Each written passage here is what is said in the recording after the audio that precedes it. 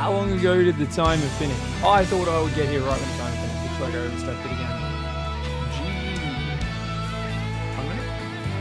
3? That long? I cut my finger yesterday, and I was trying to both shave and then do my hair without getting it wet. It got wet anyway. It just not bothered. Just a band-aid. Not even a bad cut. It's just... I literally just went to close a door really quickly. And you know when there's like the little metal bit that sticks out where like... Basically I just cut my finger on the side of it. And I didn't even notice it was cut at first. And then I was like, oh, it's bleeding. So I just like chucked a band-aid on it quickly. And I was about to go for a jog. So then I went jogging. And I was like, oh, it's like dripping blood everywhere. So I ended up just, luckily I had a few tissues in my pocket, so I just like wrapped those around it, and then I just held it, I just squeezed it for like the next 4 or 5 kilometers jogging. So I was just jogging along like that. I was like, it's not like it, just one of those, just took a chunk of flesh off and it wouldn't stop bleeding yesterday, but it should be fine. Super cut the glue. You mean super glue the cut? Kildoran? Sorry guys, this is crazy loud. 1 sec. Let me fix that.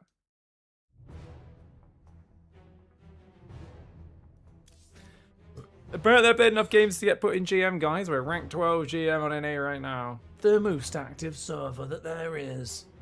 Let's go. It's also new season, so most people haven't been placed in GM yet. Actually, let's take a look. Start of the season, GM's super easy to get into, right? Oh, guys, you can get GM with 4,500 MMR right now. Now's your time. Get in here.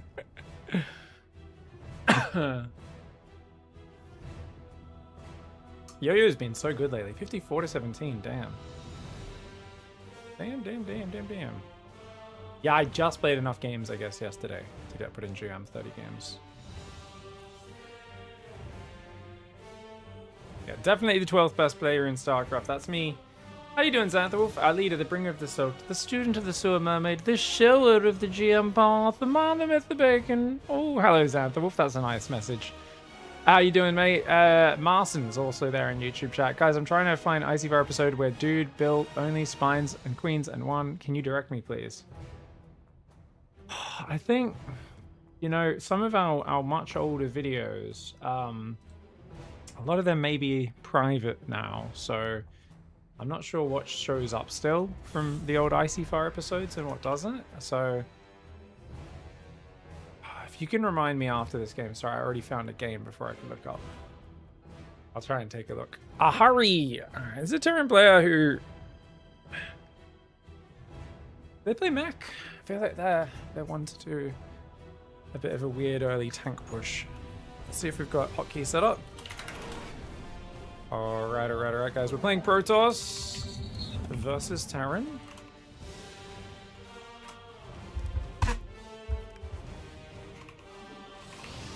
Chrono's a few seconds late, but it doesn't matter. A few seconds late is close to optimal.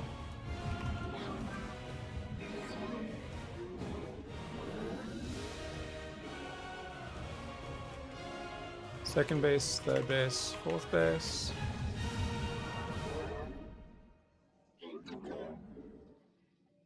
Alright, we'll go harass. Been doing some no scout builds lately, but yeah. So, we normally play 18 Nexus, 18 Cybercore. I normally expand all the way to the corner like that. Let's see what we can do. How are we doing, guys? Yeah. What's up?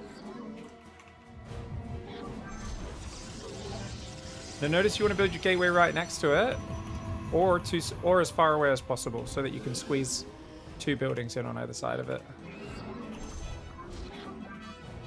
I spoke to MaxPax yesterday, by the way, guys. He started using the regular gateways.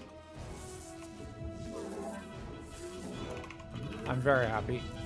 Because after, I was like, hey man, what's your, the big brain bouts versus Cyril? And I was like, I was just kind of explaining how much money he was leaving on the table by not using the gateways. And he said he's already experimenting with it, which is awesome to hear. Double gas build for my opponent, guys. So we're just gonna go home. Guys, did I not send him down? Apparently not. Okay.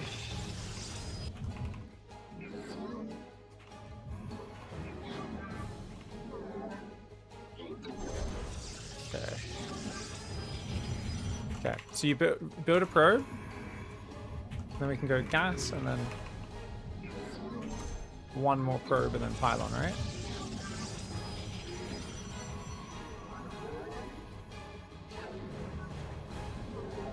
Oh, well, we only have 14 on minerals. I didn't realize. Oops.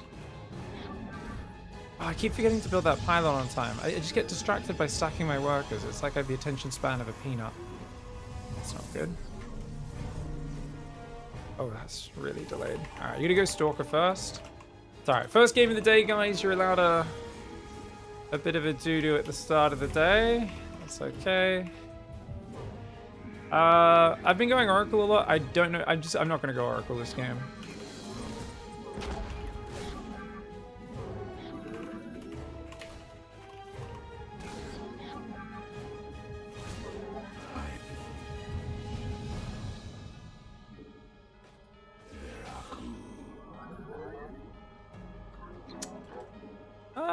You know what? I never play Blink. Let's play Blink.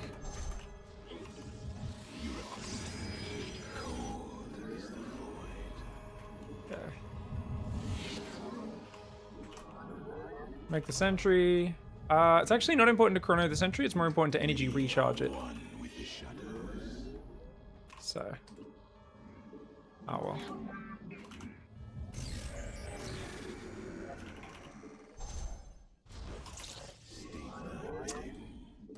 He also could come in with yeah.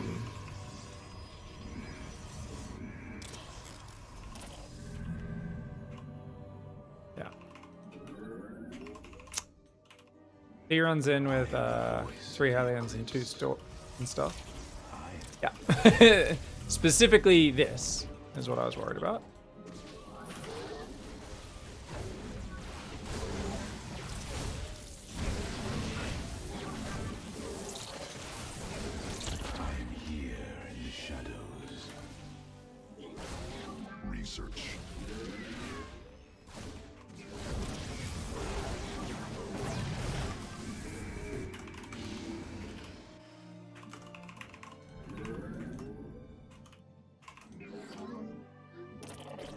Could have been worse, honestly.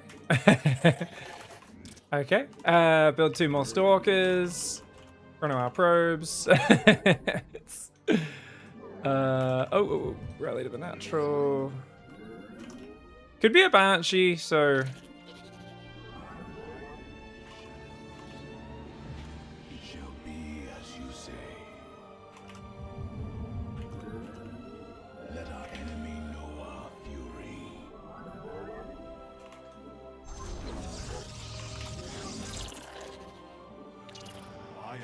Go to check the Banshee right now, because we did not have detection.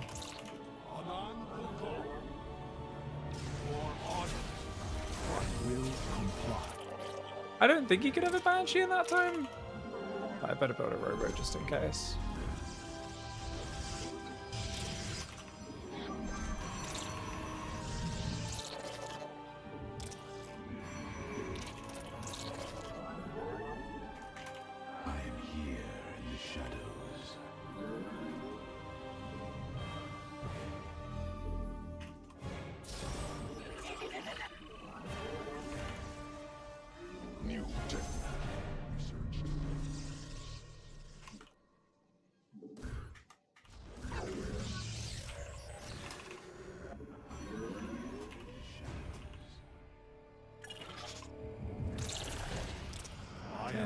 To strike.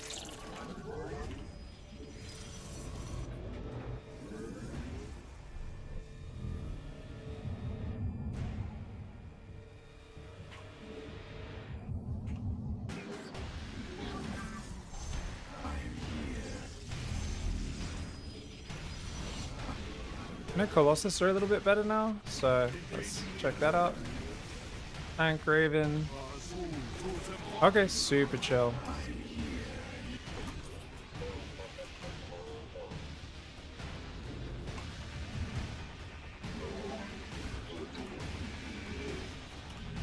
charge. Oh, we've already got charge? No, we don't. Okay. Build 2 gateways like that. The +1.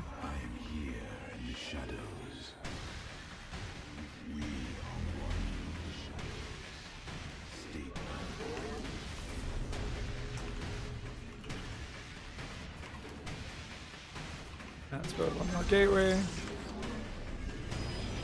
Sweet. This guy's gonna have unlimited energy.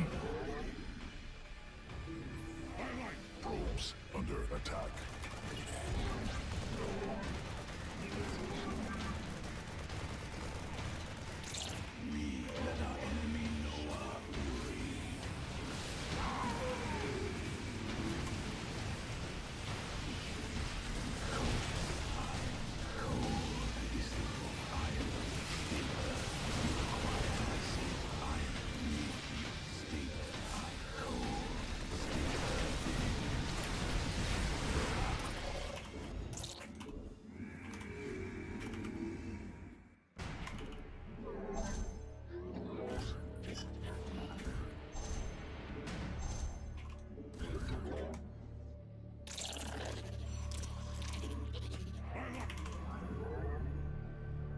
Pylon under assault. New technology researched. Yeah, we win.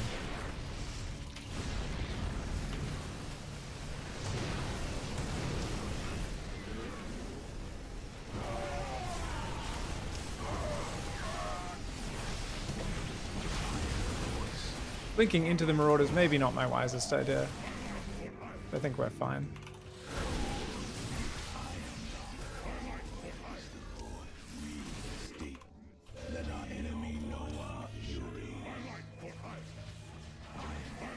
Enemy assaulting probes. Army upgraded.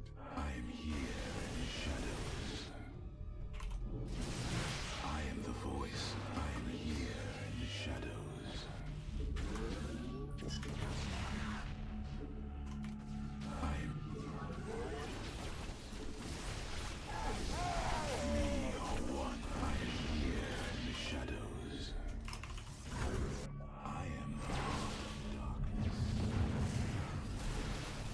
I think we could just continue. Research completed. Last game.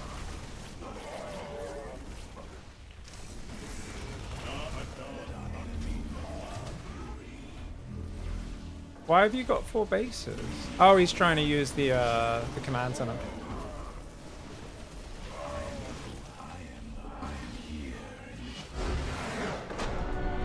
When did he build the 3rd and 4th?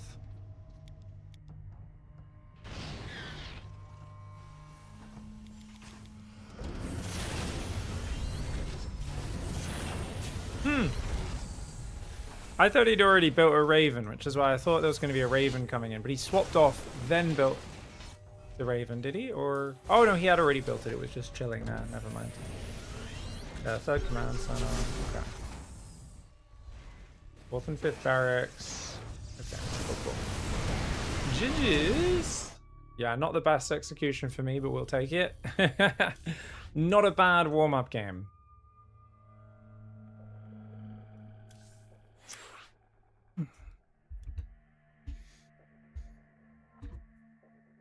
Are you sure you could put spores and spines inside an Nidus Worm? Oh, that'd be sick.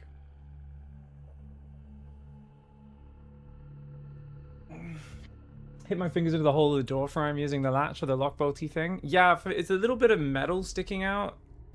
That got me. I got that with my hand, like a dum-dum.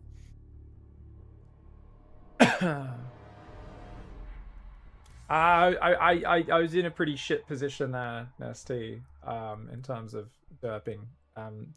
There's a point where you realize when you've got a really easy position, 0 pressure, and you float 1700 minerals, where you have to stare into the face of your own incompetence, and you very quickly need to fucking play very seriously, or you're going to have to also lose a game, which you had no business losing. So, yeah, we had to get very tense there to make sure I didn't fuck that up. Can't start the game, the day losing a game where you have that much of an advantage, man. That was, you know, I lost a bit of mining time, I guess, to the first, what, 2 Reaper Hellion pressure. 2 Reaper, 2 Hellion? But, yeah. Still. Should have had a battery up for that, by the way. Should have had a battery up. You can always go battery in the main and just get 3 stalkers at the front, like, really quickly. You could do that as well, but... Pig, you only 1 gateway because you saw double gas? I was playing 2 gate. You mean 1 extra gate Zareth House? Yeah. I mean, just 2 gate is just my standard for PvT. Just 2 gates building units keeps you safe against anything. My man. How we doing, everybody? What's going on? Go for the Nexus cheese? Oh, I don't think that's gonna happen. Yeah, the old Icy file, I don't know, man. I don't know if I can find that, Martin. It'll take a lot of looking up. Sorry. It's hard to look up old YouTube videos sometimes, man. Like, you can search my channel and see if it shows up, but... unless you can remember what it would be called, yeah. Some of the old IC4 videos are public.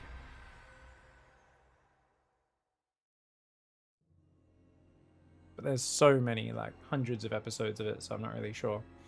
Hey, Upper Tree, what's up, dude? How are we doing? Oh. 1500 MMR difference between opponent number 1 and number 2. Cool. Alright, he's just going to out-multitask us. So it's not about winning. It's about trying to do a build order that's kind of decent. That's our only goal. Guys, we're playing Washout against Special. How the hell are we doing? What was Sal playing, by the way, guys? Was it all Zero Space or bit of Zero Space, bit SC2? What was happening? Sal 2 triggered by the Tobots reckoning. Forgot to chrono. Oops. Oops. Alright, let's go for a nice little harass, shall we? Okay.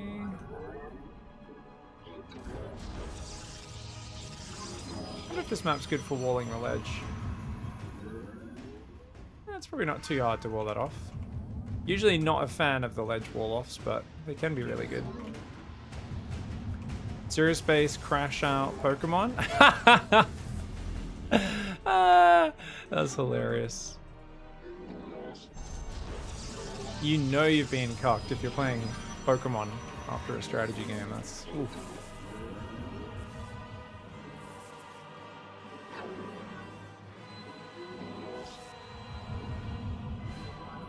Probes under attack. Okay.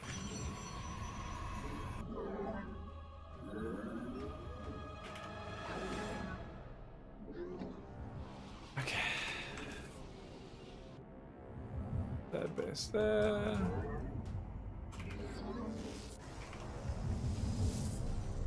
Enemy assaulting probes. Oh, he's taking the second gas, has he?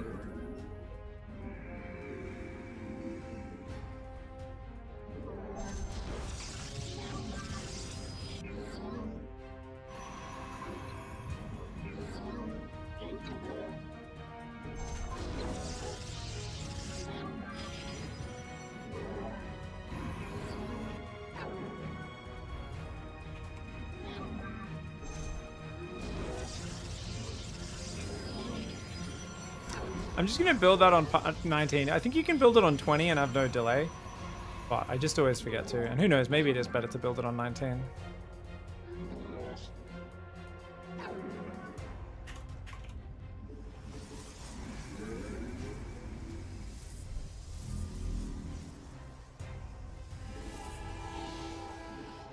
Yeah, got 16 seconds until that's out.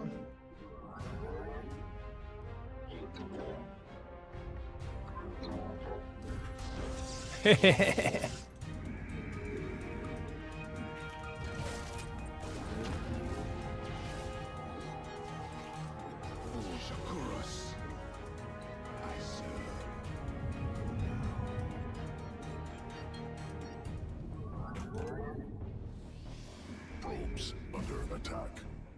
You're normally I play Oracle. Let our enemy know our fury. State that I am the voice. I am here in the shadows. We move unseen. I am Great start for me.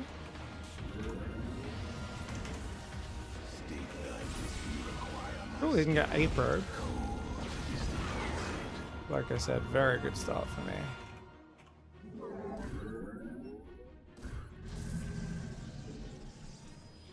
See if we can do a little pressure. I think he's gonna go Banshee. So, run some probes. shadows. Intriguing. I am the voice of eclipse. I serve. We are the shadows. You require my skills. We are one with the shadows. Complete the cycle. New technology researched. For the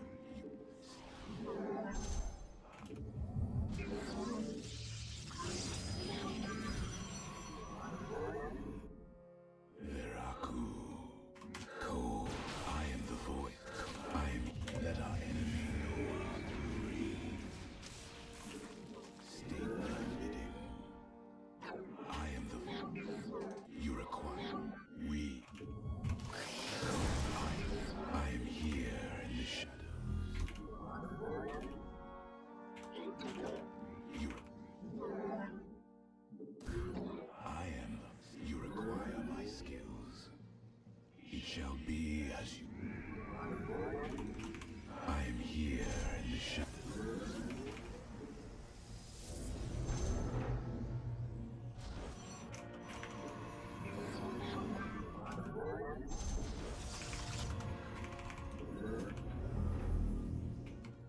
I am the heart of. You require my.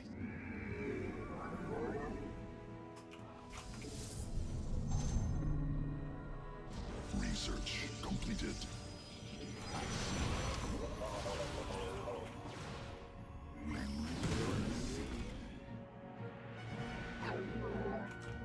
We, you require.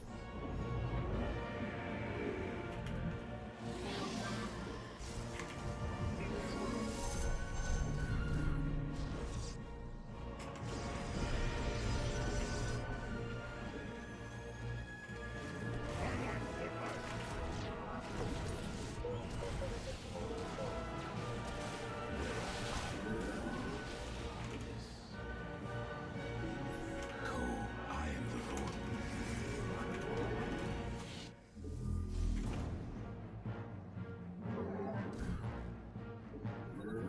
Nexus point under enemy attack.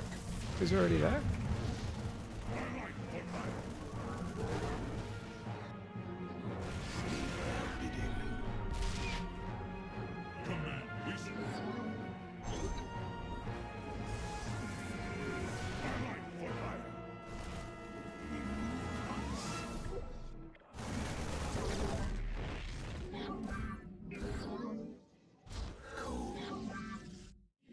We are one. I serve for now.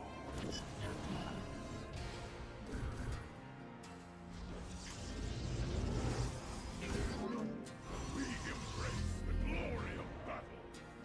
It shall be as you say. Your cold is the void. Research completed. The shadows.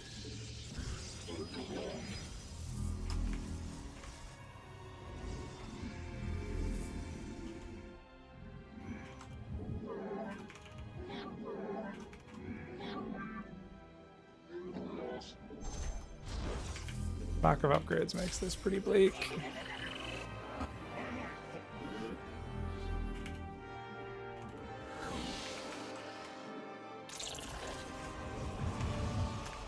Protoss forces now in combat.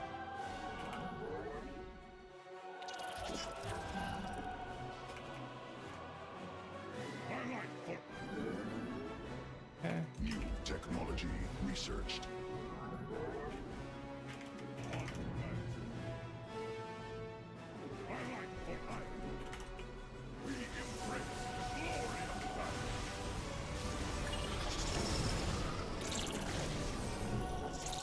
We stand as one. And turn twilight for hire.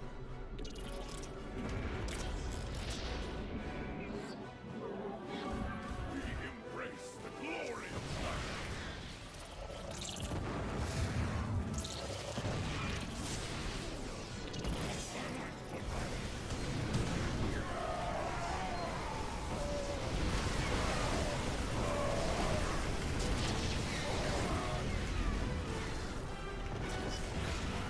Special's very good at StarCraft. Surprise, surprise. To the surprise of nobody. My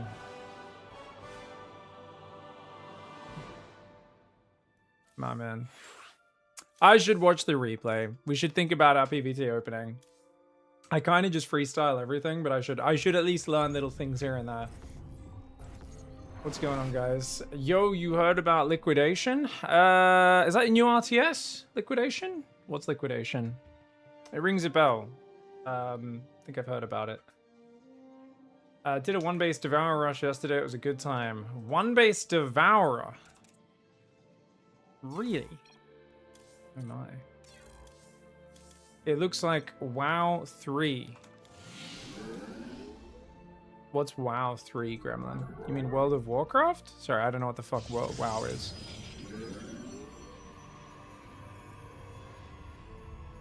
How is an RTS like World of Warcraft? I'm very confused.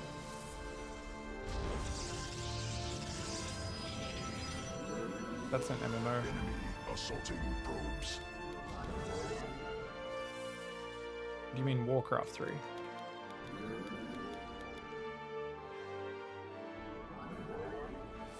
Are you talking about Warcraft 3? That's not WoW. That's just Warcraft. World of Warcraft is where they took the lore of Warcraft and they made it lame. Yeah. Yeah. Well, to be fair, Warcraft 3 is already where they did that to the Warcraft 1 and 2 lore. Let's be real. They're like, Thrall's just like a regular guy. It's the demon blood that made the orcs want to fight. They didn't really want to fight. They just wanted to hug each other. And I'm like...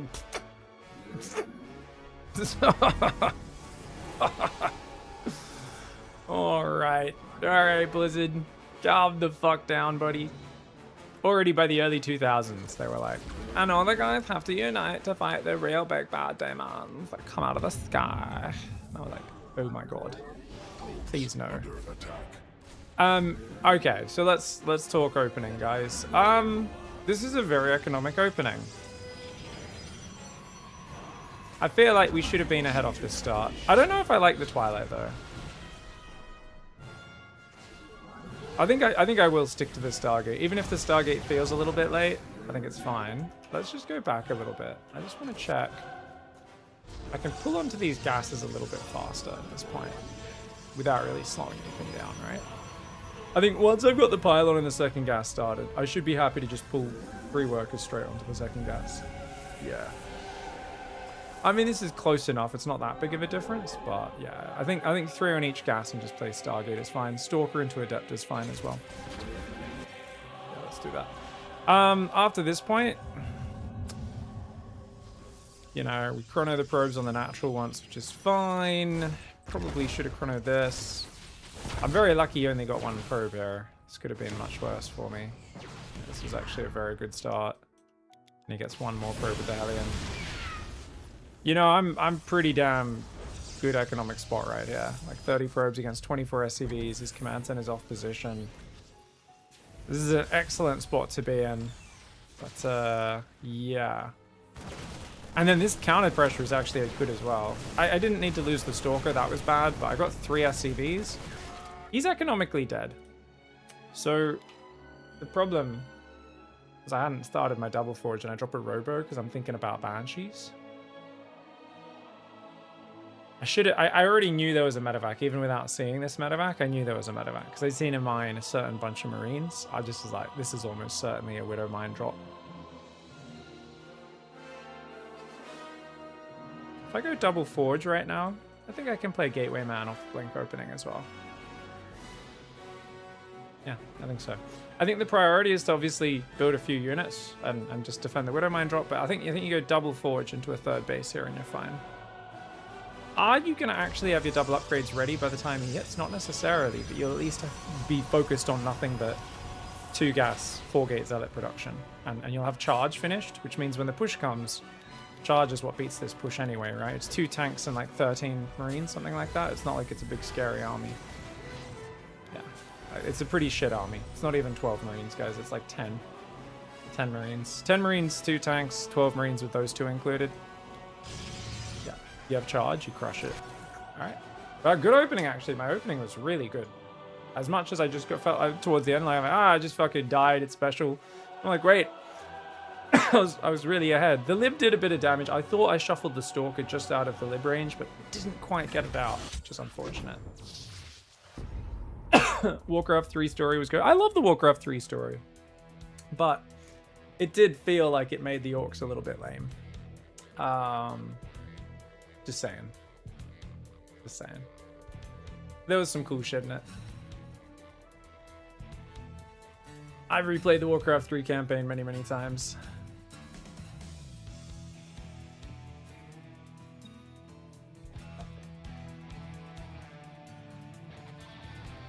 Pig, what about Zero Space You Take a Break? What's that, Gremlin? Warcraft 3 story was goated. Better redemption than Star Wars. Wait, who had redemption in Warcraft 3? Grom? Oh, we're talking about Grom. Sorry, I thought you were talking about Arthas. I'm like, I don't think Arthas ever gets redemption, bud. I love you, Helix, but killing Illidan, you know, doesn't make up for all the evil shit you've done.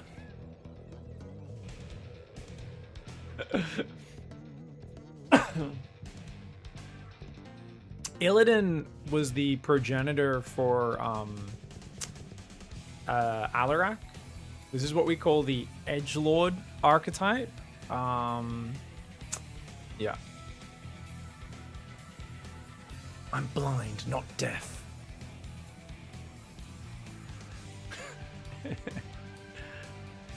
He didn't kill Illidan, just Illidan's ego.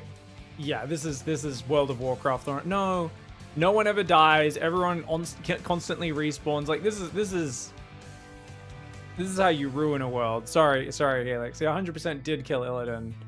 Fucking, you just can't just retcon over and over and over again. It's such cheap, shitty, shallow writing. I hate it. Sorry, World of Warcraft lore fans. It's just no one. What do you mean it wasn't even a retcon? He clearly fucking dies.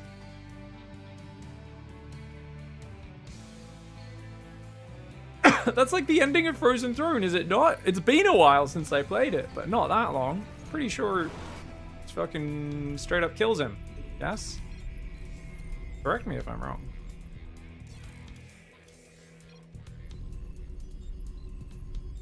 Retconning is the death of any good story, yeah. Kerrigan's not a murderess. Rainer just loves her now. Alright. Ayo. Good luck, have fun. SCV ready. Gotcha. Okay. Huh? What's going on? Look at these two grandpas fight. I know, Pi. What the fuck is this, retirement home? It's crazy, man. How much fan mail murderers in prison get? That's true, Helix. That is true. A lot of ladies out there want a serial killer to marry them. They're like, why couldn't someone be that obsessed with me? You're just like, oh my god. Oh, I should have played gas first. I should have done a gas first here.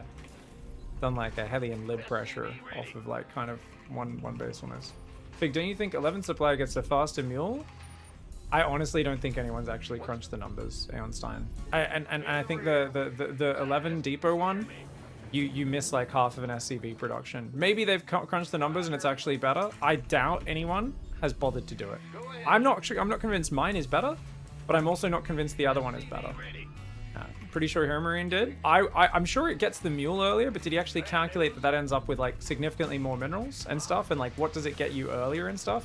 If so, let me know, and please share the link, and I will absolutely, you know, check it out and stuff. But I'm pretty sure most players just like randomly are copying what Clem did, because Clem did it at Home Story Cup, and they're like, yeah, this seems good. I could be totally wrong. Yeah, share it with me. I would love to check that out. If someone's actually done the research, then go for it. But I don't think it makes much difference. Go ahead.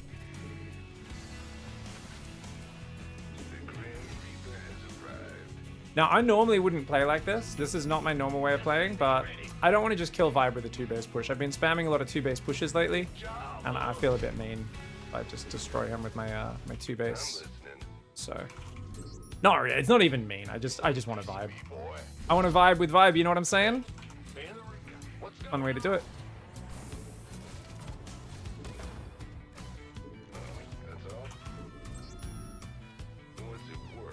I'm gonna play one gas, because SCV ready. Gas from above. I'm listening. Agreed. Oh yeah, baby. SCV ready. what? Oh, the other queen popped as well, right? That's alright. We caused a bit of a disruption. Add-on.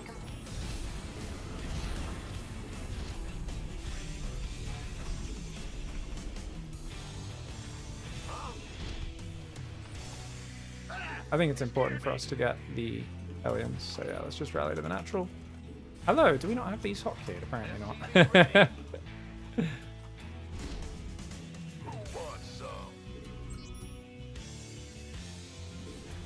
Let's go straight across the map.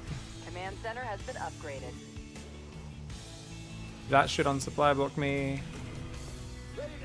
And I think I will probably Add-on is up and running. just build a Liberator straight away. SCV ready. Right on. Smoke. SCV ready. Go ahead. Ready to raise some hell. Liberator apparently didn't build. SCV ready. Let's do this.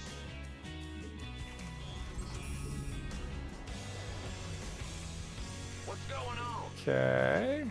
SCV ready. SCV. Command center has been upgraded. I'm waiting on you. SCV ready. Sounds sweet. Our SCVs are under fire. Ready. SCV ready. Daylight burning. SCV ready. Reporting for action. Well, that's one way to win the game. That's GG, guys. If I'd kept building aliens, we'd be fine, but I didn't, so we will lose. SCV ready. Let's do this. Are you ready? SCV ready. SCV ready. Add-on complete. Hell, Yes, sir. bad news. SCV ready. I'm in a heap of trouble. Who wants some? SCV ready. Go ahead. What's going? Ben, go ahead. SCV ready. By the Ben, what's going on? Gateway coming through. Good job. SCV ready.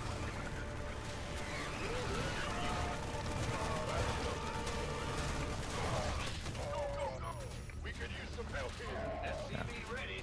GG real quick. I have no interest in trying to climb back from that. He'll be on 60 workers.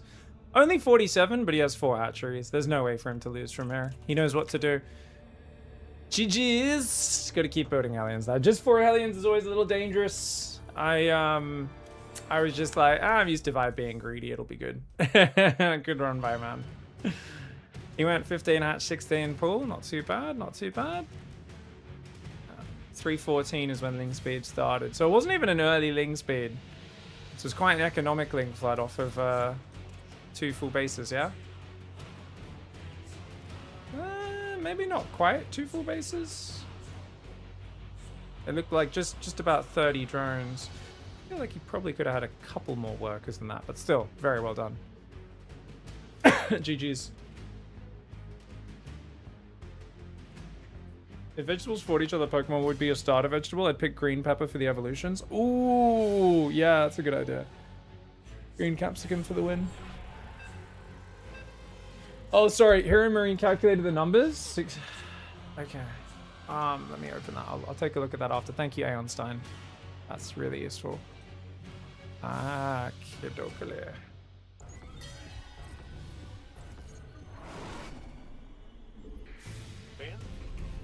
What's going? Because... Bad news. Okay. SCV ready. Okay, you go there. Big jump. Huh? And that's 17 orbital then, right? Like 16/17 for the 11 depot, yeah? Alright, I'll do it now. I'm sure it feels very similar. I'm sure we're splitting hairs, but splitting hairs is what StarCraft's often about. Small differences stacked up over a long period of time. We're on the Australian server. Okay. Sorry, I'm not used to playing on the Australian server, guys, so I might over micro and stuff, like preemptively micro a little bit when I'm not supposed to. It's going to be interesting. 13 barracks. And yeah, we'll still go 14 gas, or maybe not go gas at all, actually. Alright, this is just to get the early orbital up, get a few Marines try and deny what he's up to. Go around the map, check what his spawn location is, and we'll do a 1-rax gasless expand. I think Reapers are generally pretty overrated, but especially on a 4-player map, they're grossly overrated. 12 supply also lines up weird with the orbital. Is the SCV still halfway building? Yeah. Is it actually that weird if you go 14 gas, racks 14 gas? I don't know. I mean, I don't mind a little bit of overlap there. Yeah. SCV ready. What's going on? Okay. Yeah, this is the one. Okay, so that's where I'm meant to miss, like, but that's this fucking 6 seconds of idle SCV, idle command center just feels wrong. I don't even care if it's more efficient. I'd rather constantly build workers, man. This is like one of those ones where I'm like, wee. Once I watch the video, I'm sure I'll do it. I just forgot that you're meant to just idle your fucking thing for so long now, which feels yucky, but it is what it is. Okay, he's down here. Well, let's hope we're not being all in. This guy should have been mining this whole time. Oh well. Okay.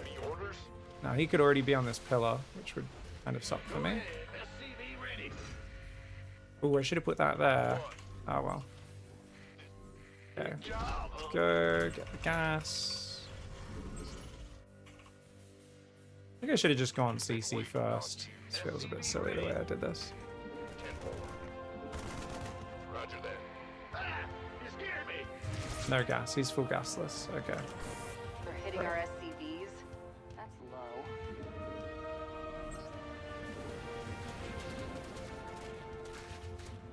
What's huh? This better be good. SCV ready. Go ahead. Bad news. I don't know why I thought he wouldn't see that. I guess he has the Overlord on the pillar, doesn't he? SCV ready. God. You gonna give me orders? Aye, aye. Huh? What's going? SCV ready. He's gasless, so there's nothing he can do here, guys.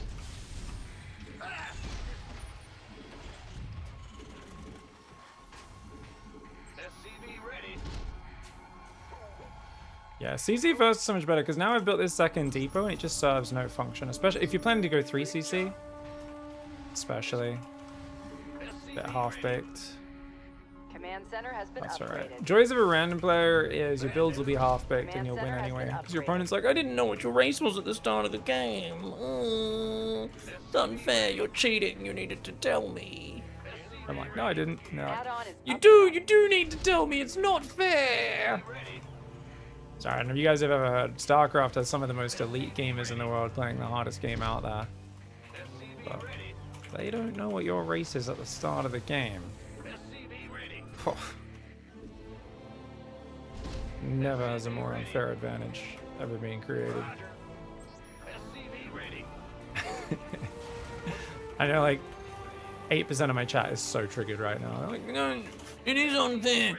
The fuck thing ain't meant to play the game. We don't know exactly what my opponent is doing.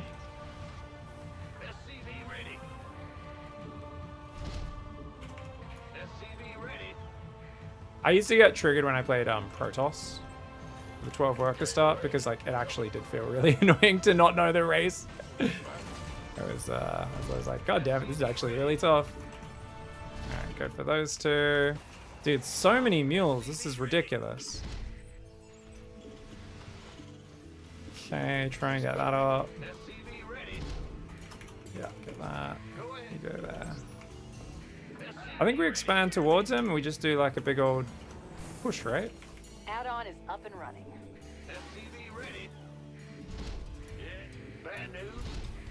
Try and go for that attack upgrade a little bit faster.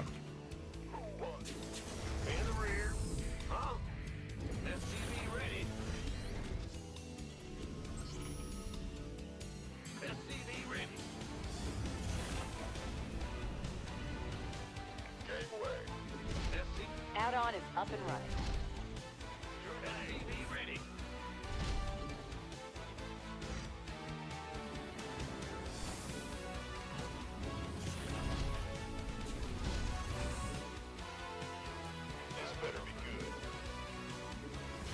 Rep command center. Let me kill this bitch. Wait, he's not there? This whole time I assumed he was there.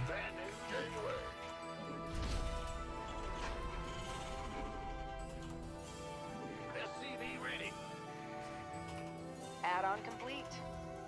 Upgrade complete. Go to depot there. Depot there. Ready for dust off. Oh, he's making roaches.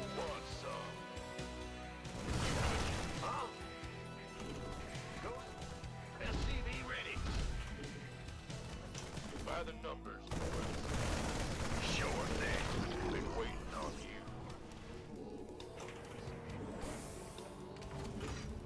SCV ready. Yeah, we could use some help. Ready for dust off. Oh, did I forget to make combat shields? Yeah. I mean, I knew he had roaches. I just didn't know how many. Our base is under attack. Apparently +2 never started either. SCV ready. Add-on is up and running. Our base is under attack. Ready for dust off. Our SCPs are under fire.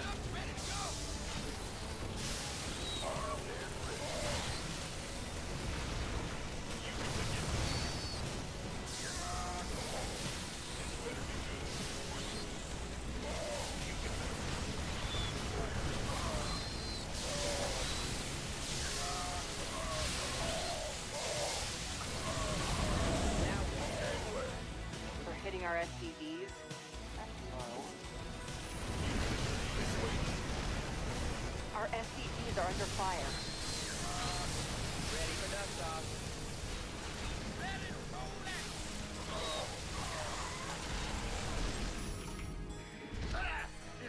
Been waiting on. Upgrade is ready for use. Confirmed. Who wants some? Got no paint, no go. SCV ready. It's go time. Research complete. What's going on? SCV ready. Aye, aye, sir. SCV ready. Somebody, get me out of this mess. Want a piece of me, boy? SCV ready. Gateway. Add-on complete.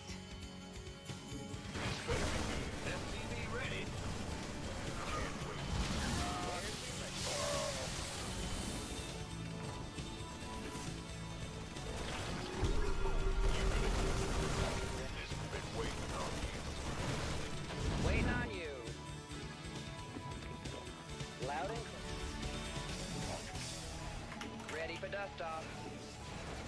Ben? Huh? Ready for dust off. Hear me. Ready to roll out. We could use some help here. Ready. I'm ready to go. Upgrade complete. This better be good. Go ahead. Who wants some? SCV ready. What's that? We could use Ready for dust.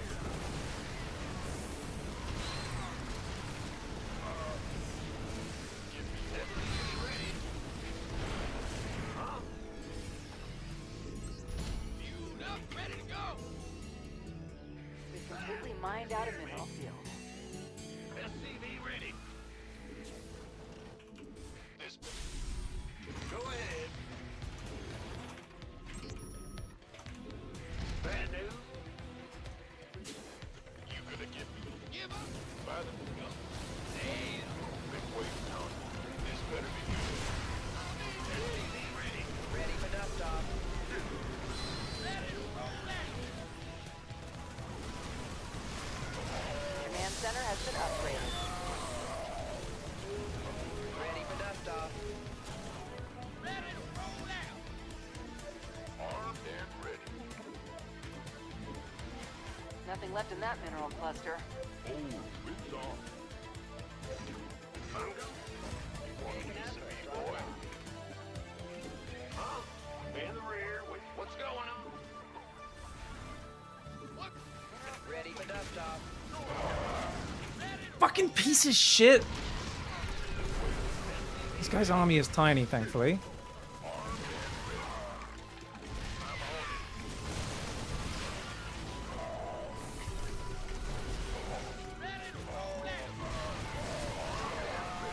You do not want to fight here, bro. Go. Gateway. Coming through. Oh, it's on, baby. Now what? Ready for dust off.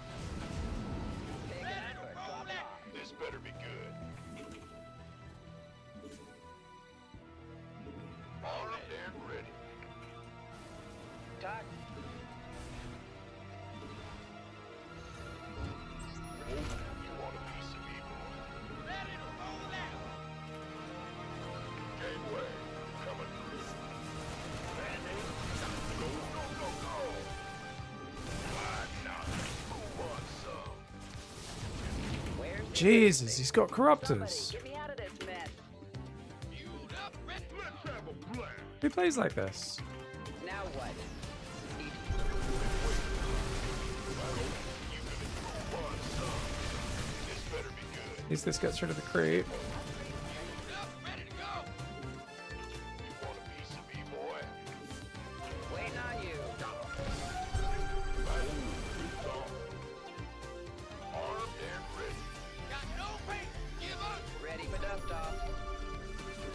Yeah, he doesn't have a big enough army to fight me. Go. You want a piece of me, boy? Can't Mineral field depleted. speak up.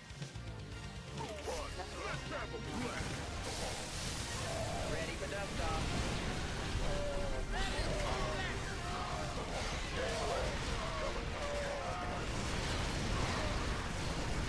SCV ready. SCV ready. Completely mined out a mineral. SCV ready. Who wants some? Go, go, go. Oh, yeah. SCV ready. Get heavy.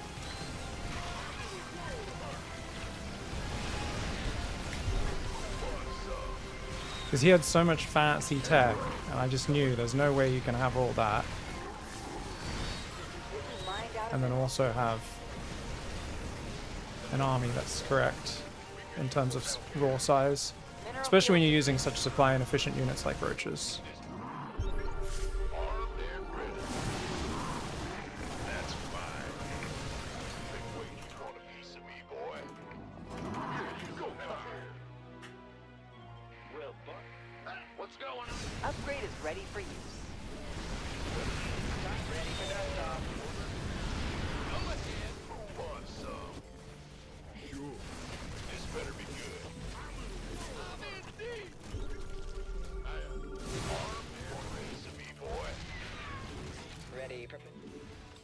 Kaboom, baby! Go on. Now what? Just say Tot, ready for pickup? got a whole lot of love. Ready for picking up? Somebody, get me out of this mess. We're done with the Ready to plunder. mineral field depleted. Oh, it's on. He's got like 57 spores in his main as well. Like, what the fuck? In the rear with I guess he's just really far ahead. I don't even know. You scared me. Been waiting on you. Speak up. A Vespine geyser's been tapped out. Armed and ready. Kaboom! Ready to plunder. Law is here. Ready to plunder. What's our target? Tanks are here. Upgrade complete. Been waiting. We've completely mined out a mineral field. Mineral field depleted. It's about to get heavy. What's our target? Big job, huh? For hitting our SCVs. Overtime. This better be good. Now, wait. This better be good. Ready to plunder. So, you gonna give me Talk to me. Go on. by the numbers, boy. Ready for pickup? Who wants? This better be good. Waiting on you. Will? Kaboom, baby! You want a piece of me? We've exhausted a Vespine geyser. Life flight's here. By the numbers, boy. We got 3-3? Almost. Big job, huh? Yeah. Let's see if we can get these bases up. SCV ready. You gonna give me orders? Upgrade is ready for you. Go, go, go. It's Lurker Broodlord. Pretty good army for killing basic units, right? Ready to plunder. You gonna give me orders? Outstanding. For hitting our SCVs. That's low. Command center has been upgraded. Why not in here? Who wants some? We could use some help here. We could use some help here. Our SCVs are under fire. Talk to me. Go, go, go. We've completely mined out a mineral.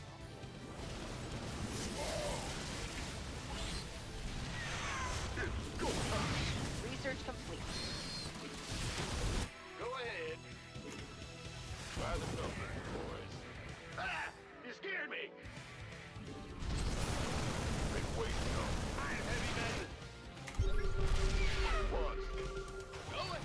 You gonna get been waiting on ready to blow. You want a piece of me, boy?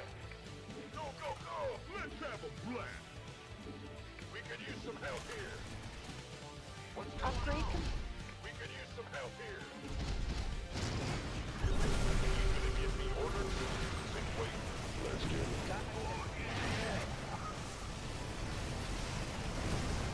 Our base is under attack. Geyser's been tapped. Our base is under attack.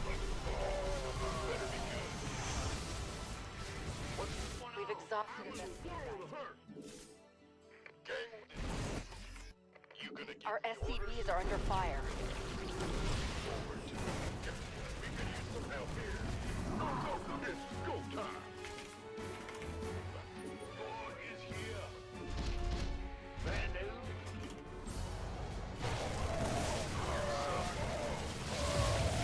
Our base is under attack.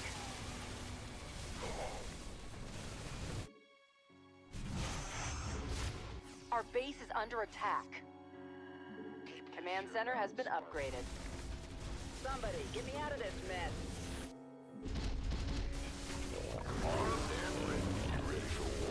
Our base is under attack. Somebody, Our get me base out of is this under mess. attack.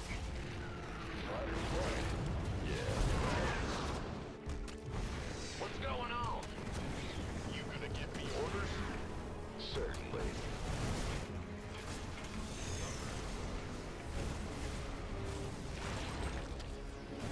base is under attack.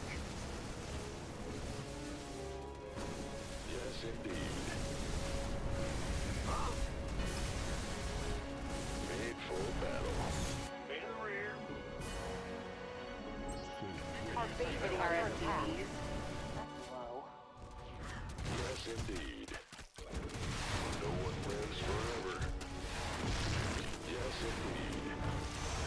Agreed. I like it. They're hitting our SCVs.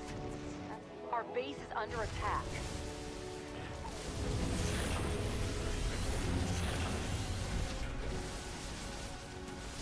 What's going on? Ah! Been waiting on you. Our base is under attack. Bad news? Our SCVs are under fire. Man. Ah! You scared me. This better be good. Roger Our that. base is under attack. That's fine. You ready for war? You gonna give me orders? Our base is under attack. Roger. Our base is under attack. Confirmed. Who wants some? Been waiting on you. Somebody get me out of this mess. I'm on. Our base is under attack. Could use some help. GG. Got me with the lurker trap. Well played. Well played. I mean, I was way behind earlier in this game, but he way overplayed his hand. He got too greedy and gave me a way back in. At the end of the day, we do end up losing. It is what it is. But This better. at least we You gonna been waiting on some good stuff. This better be good. So we're gonna go this way, and then we're gonna go back to that side. He doesn't actually know we're there, so maybe we'll just go like Wait, this. now what? Been waiting on And we'll just go like that, yeah. you. In the rear with the gear. Like that. Let's go there. Huh? Add-on. SCV ready. Add-on is up and running. Been waiting.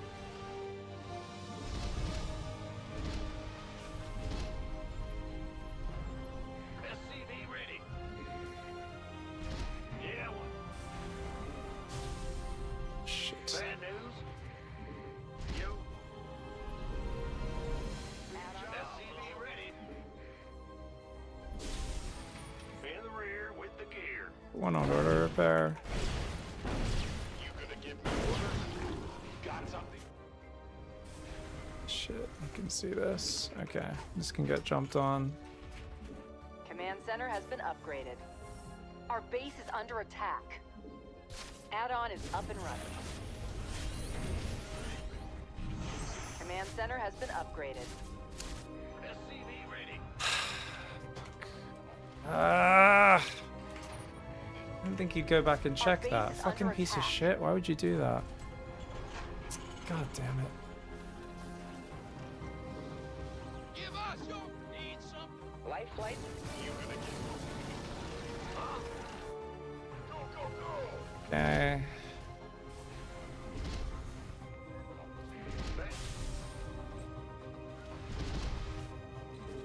You gonna It's taking me so long to rebuild. what's going on?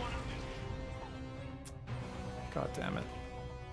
In the rear with There's the almost no gear. minerals here. If I can't get this top left corner, I'm screwed. SCV ready. But I can't defend both at once, and I had to Add-on rebuild is somewhere, so I've rebuilt here, which means I'm spread between two fronts. You gonna give Command Thankfully- center has been upgraded. Okay, upside is he SCV ready. Go ahead. doesn't have crazy mobility, right? Armed and ready. Go, go, go.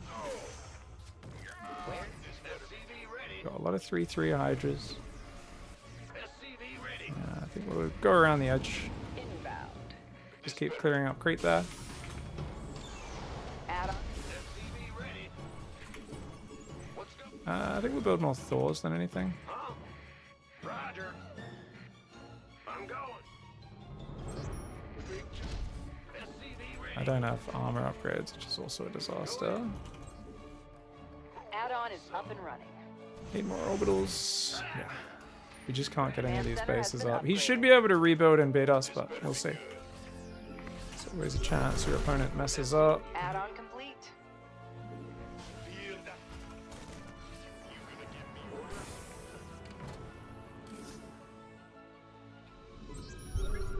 SCV ready.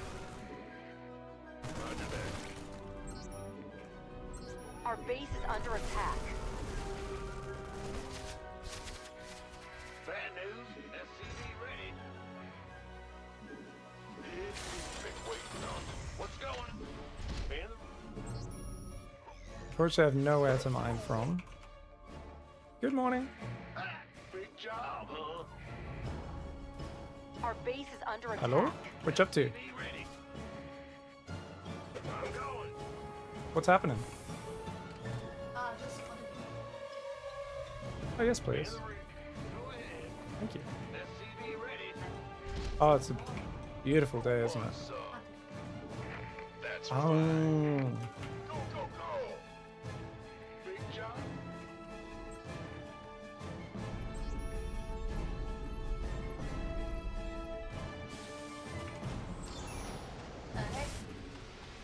By the number, this better be good.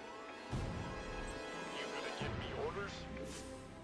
Outstanding. Want some? This creep chambers gives so much vision, so much info about what's going on, you know? He's not expanded to that. Go, go, go. Command center has been upgrade is ready for use. What's going on? Been waiting. So I needed big enough bioforce to actually beat his hydras. But look at this, he's respreading creep again. Oh, this fucking guy's a dickhead. Get heavy.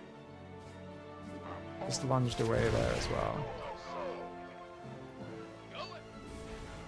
A few more of those guys would Now be good. what? Confirmed. Yeah, he's got a pack of hydras here, no surprise. Let's go down there and see if we can go in that way. By the number, you gonna get gateway. Nothing left in that mineral cluster. I heard that. Heading out. Armed and ready. You know, he's got guys right there. Light flight's here. Queued up, ready to go. By the you gonna give me orders? Bring it. Armed and ready. Want some? Will do. By the you gonna this way. You guys like that? Kaboom, baby. Go time. Ready to pick up?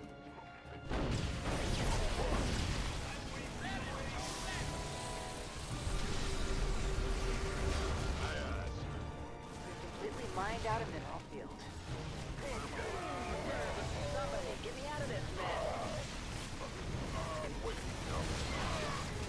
Command center has been upgraded. I think he wins now, but we'll see. Been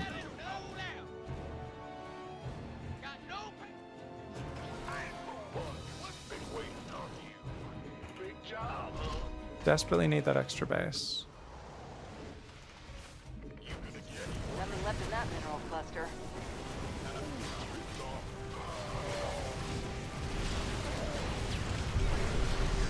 Mineral field depleted. Now, if we couldn't beat this army, then we were always going to lose. Well played. go, go, go. Sure thing. 'Cause he's got 3 fresh bases mining this whole time. If I was able to get a rebuild a little bit quicker, I think we definitely are pretty good in this spot, but Sure. Of course. Where's the emergency? Talk to me. Want a piece of me, boy? On my way. Armed and ready. not sure why he hasn't killed me yet. It's go time.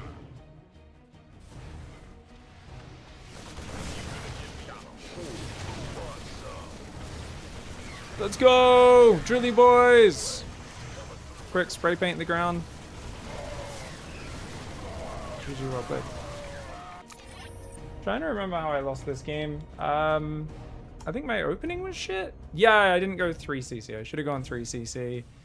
Against his roach timing, I scouted him going unupgraded roaches, so I think there was just no reason for me to move him forward with more than 16 marines. If I'd moved forward with only 16 marines and lifted my third and defended my natural ramp from the start, I think my first hold is just so easy.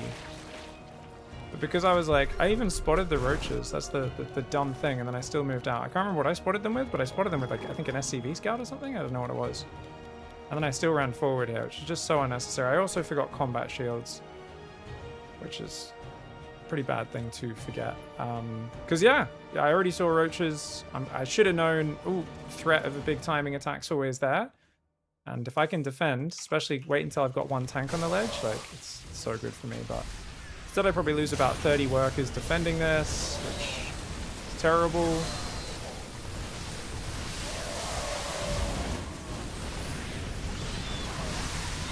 He has the tank that surrounds himself in the process.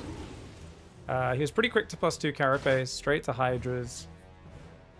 And then he went wild here. He went everything. He went Spire for Corruptors, which was smart because he was lacking anti-air and I was always going to be trying to drop my way back into the game. This obviously didn't do that much damage, a bit slow on the micro there. And you get 3 drones for like 3 marines, just fine. Got a few creep tumors. But then yeah, he was constantly attacking me with these very small armies, which was like really ballsy of him. Like, this is a crazy thing to do. But gets a tank, pushes me back, it's denying mining my base. So I gotta remember on this map, guys, you need to start building command centers in the corner, like, earlier. Obviously this miss macro is terrible. I should have been holding the bio key down here. This is just me over microing and not queuing bio up. But once we do get those queues full, we spend most of the money. I was a bit slow on gas because the gas wasn't up on this third.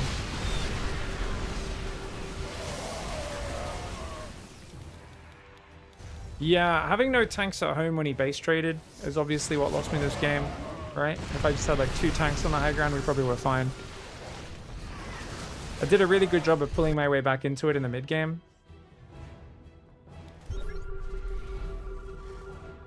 And yeah.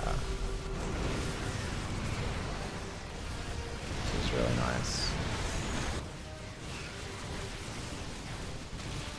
This was a good run by for him.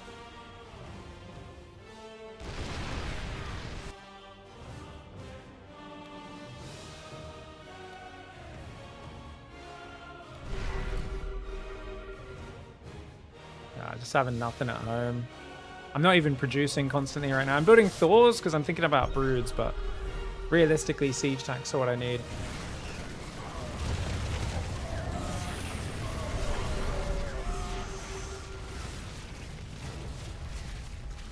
This is bad. Shout out to my opponent. Used the tubes really well to run his drones away.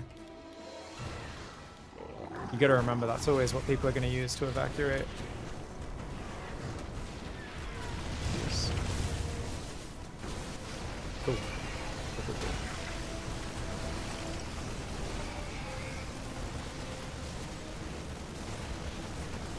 I think in the rebuild, if I just focused my whole army on the top left and just went and sat on that ledge, because there's 4 fresh bases there, I probably win. Because mules are so good, and I had so much bank. So I should have rebuilt and won. But basically I had no scans here. He'd sniped all my orbitals, so I had no way to deal with lurkers, and he killed my whole army there. And it was just like, well done. You know? Good lurker ambush. So it was me letting him into my main was bad. Me taking damage from the roach attack, number 1. Me letting him in the main, number 2. Me walking into the lurkers was bad, but also what are you going to do? I mean, I was going to secure the top left, and then those lurkers shut me down, right? That's literally what happened. I don't have any scans, you know? I should have lifted my buildings earlier, but he was really quick to thrust in, and there was a lot of stuff going on. Could have built a few command centers in the corner, but he denied all my corners as well. So, yeah. GG's. Good orbital snipes for him. Turned the lurkers into a game-winning unit. Oh, what's up, guys? Pig has 40% of the views in SC2. Oh, in the category? I mean, I think not that many people browse categories. Most people watch streamers, right? Oh, that's Nina. Ah, I was like, this player is shockingly good at like just being down and dirty. She's gotten much better with Zerg. Good hustle. Good hustle from her. Beginning update on the PiGosaur qualifiers after the no-shows. You're talking about Pigfest? Pigfest, you're talking about. Yeah, the new qualifiers are up for Pigfest. Sorry, I should have already put that out. That's tomorrow night. Did I not tweet that? Seems like a thing I should have tweeted. I DM'd all the pros about it.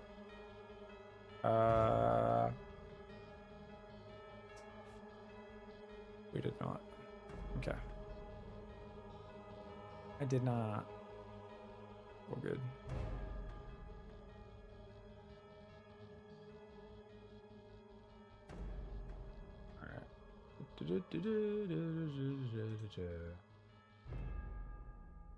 Links in chat. I don't know if we have like, do we have a qualifier link? Check. Pigfest. I mean that will have the info there, but there's the new bracket right there. Pigfest qualifier 1 has been rescheduled tomorrow night.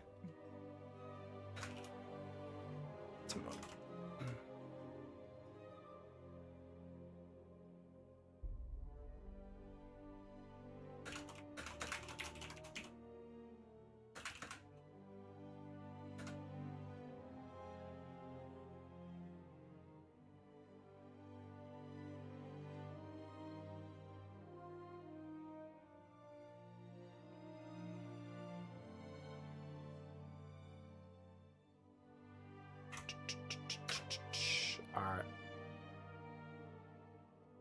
Yeah, let me spread the word on that. What's up?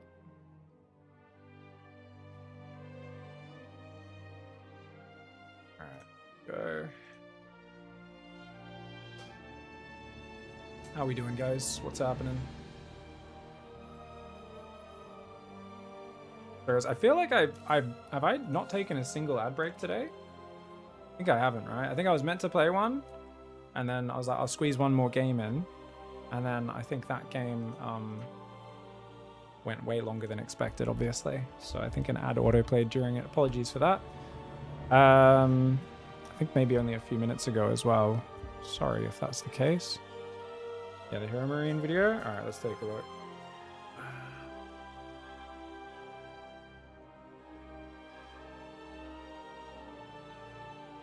And we're gonna start like a new series here. Let's go take a look. So as you know, my last video was about the PTR, the first edition. If you guys want to play today's cup, today's open cup, guys, it's PiGosaur 93 today. Let me just get that listed. Change the stream title to that as well. Looks like I don't have time for salt mines. We'll do salt mines after PiGosaur. Sorry, guys. Just got into the rhythm of ladder and game happened. Let me change the stream title on both of our things. Sorry about that, guys. I thought we'd have plenty of time. Half an hour game schedule ruiner, hey?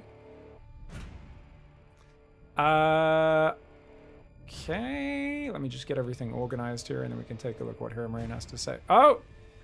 Fuck you, YouTube. Sorry, YouTube's trying to like always log me out of my... I have to log back in constantly. It's so stupid. Stop being a dickhead, YouTube. Why are you being a dickhead? If you guys want to help support today's PiGosaur, please use the tip button, by the way, guys. One of the best ways you can support the channel and help us cover these weekly tournaments. Help support today's PiGosaur Cup. You can hit that tip button. Help support today's PiGosaur Cup by tipping here. And then there's a bracket for the tournament. In case anyone's not signed up. I'm going to pin that on YouTube so YouTube viewers have links. Let's also update the YouTube title since that refused to update before. Stupid thing.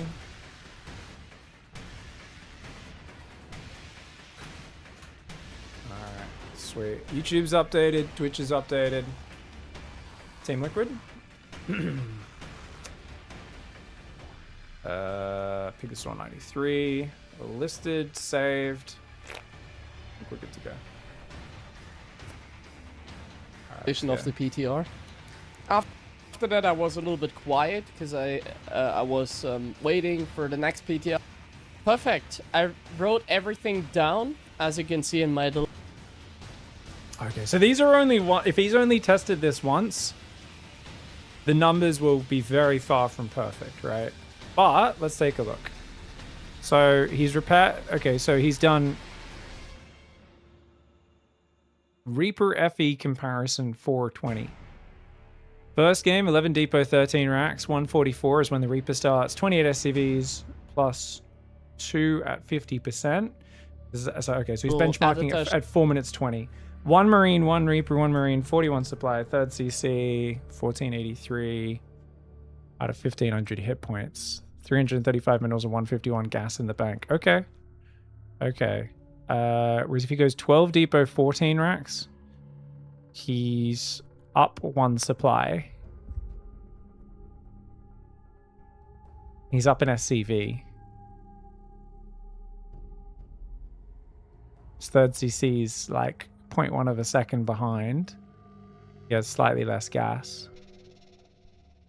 Then 3rd game, 11 depot, 12 racks, 138 Reaper, 28 SCVs, 41 supply, 260 minerals, 117 gas. So this is the build, or actually I was teaching people 11 depot, 12 racks, 12 gas in my initial guide. This is my initial guide, which I haven't adjusted or adapted, even though I'm not doing it much, just because I'm not the biggest fan of a Reaper opening, but I know most Terrans love Reaper openings. But and then there's 4th game, 11 depot, 13 racks, and 2 Reaper, 144 Reaper, 41 supply. I mean, they all look very similar in terms of game state. 3rd CC is slightly further along there. Obviously, you need to test more than one to get like a fully accurate thing, because there will be little things that you're missing out on, especially if like spawn location's different and stuff. But overall, this to me looks like 12 racks, 14 gas is the best, because you have 1 more supply. I guess your Reaper's later though, which does cost you. But economically, you're up in an SCV. You know what I mean? I guess you're half an SCV behind in production compared to that one. I don't know. Let's see what he says. Sheet on my little notepad. So this is the comparison at 420. So the first game, to summarize again, it was 11 depot, 13 barracks, and this is the standard Reaper expand into 1 Reaper into 1 Marine. And here, for example, we have the Reaper at 144. We have SCVs, 28 SCVs, and 2 are like 50% done. Then we have like 1 Reaper, 1 Marine, and 1 Marine at like 30%, and 41 supply, and 4 Hellions, of course. The 3rd CC is basically done, and this is also interesting, like the amount of minerals. And then if we compare it to this one, so this one is the build where you have the Reaper. This is on the 400 mineral CC? Yeah, that makes sense. No worries. It shouldn't change anything, right? Einstein, right? Everything, it should be similar, right? Since the cost of the command center shouldn't really change. What's more important, basically? Non-stop producing workers? Or getting an SCV up, or getting the mule faster is kind of what we're testing, yeah? Reaper, like 5 seconds later. It's the same build, just with the difference that the Reaper is later and you don't cut SCVs. And therefore you also have a later orbital. And then, so what I'd want to know is, does he cut orbital production with this build as well? Because you'll see, a lot of people will go 17 orbital with this. They'll just, whereas I'll go all the way up to like 18 and make the orbital. I will build, because the like you said, it's like basically halfway through the SCV when the orbital's finished. He hasn't listed which one he's done here. I have a feeling he, like most pros, just idles the command center. I could be wrong. Let me check really quickly. He does it in this game. Let's confirm. In the beginning, I opened up last game the Reapers. Like I made short Reaper timing for some reason. We have to look into that one. Worker micro might be very important in the very beginning. This is timed out. But yeah, in this exactly game, the same. The command center finishes at the same time as the barracks, actually. The Reaper at 149. that is, honestly, 149 is not too bad. But that is 5 seconds later. And especially in TVZ. So it actually, no, 12-14 actually times out nicely. It times out at the same moment. The SCV finishes at the same time as the barracks. So, because I think Anon, I don't know, you or someone in chat said, oh, it times out weird if you go 12 deeper. But that actually looked like it timed out perfectly. So I actually, I think 12-14 is better. Because it times out so nicely between the two, yeah? When you can, like, micro a little bit around with the Reaper in the very beginning. A 5 second, like, earlier Reaper, to me, sounds amazing. And I think we might even... Well, it's the 11 depot where you have to wait, like, 5 seconds idling your thing. And that's the build Clem was doing. And I was just like, this build smells terrible to me. My view was... Because he's idling his barracks... and he's idling his command center both for like 6 seconds on both or something. It's super gross in my opinion. Whereas I was always like, if he's I don't know, I kind of feel like at least just do a 12-12 and hit an earlier Reaper pressure if you're going to do that. 12 barracks, 12 gas. Even be able to get it earlier than that. I think the Reaper timing in the third game that I showed you was insane. I really have that's just, and it just speed up. Like I said, no real mistake. Yeah. Okay. C is like also pretty much done. Like this is like as close to being done as possible. And then quite interesting enough, like look at this. We have like the same amount of money, a little bit less gas, which is normal because we took the gas later. We took the Does he have a conclusion, by the way? The gas at like 14 supply instead of 13. So we obviously have a little bit less gas. A little bit more gas with dollar guides. But this is, I think, the superior start. You don't see a clear difference. You have a little bit more gas, which I guess is nice. You have like the mule faster compared to in this game. And therefore, having like one SCV a little bit earlier, like really a little bit earlier, I don't think it's like that big of a deal because it's like an SCV that you have like 6 seconds like faster.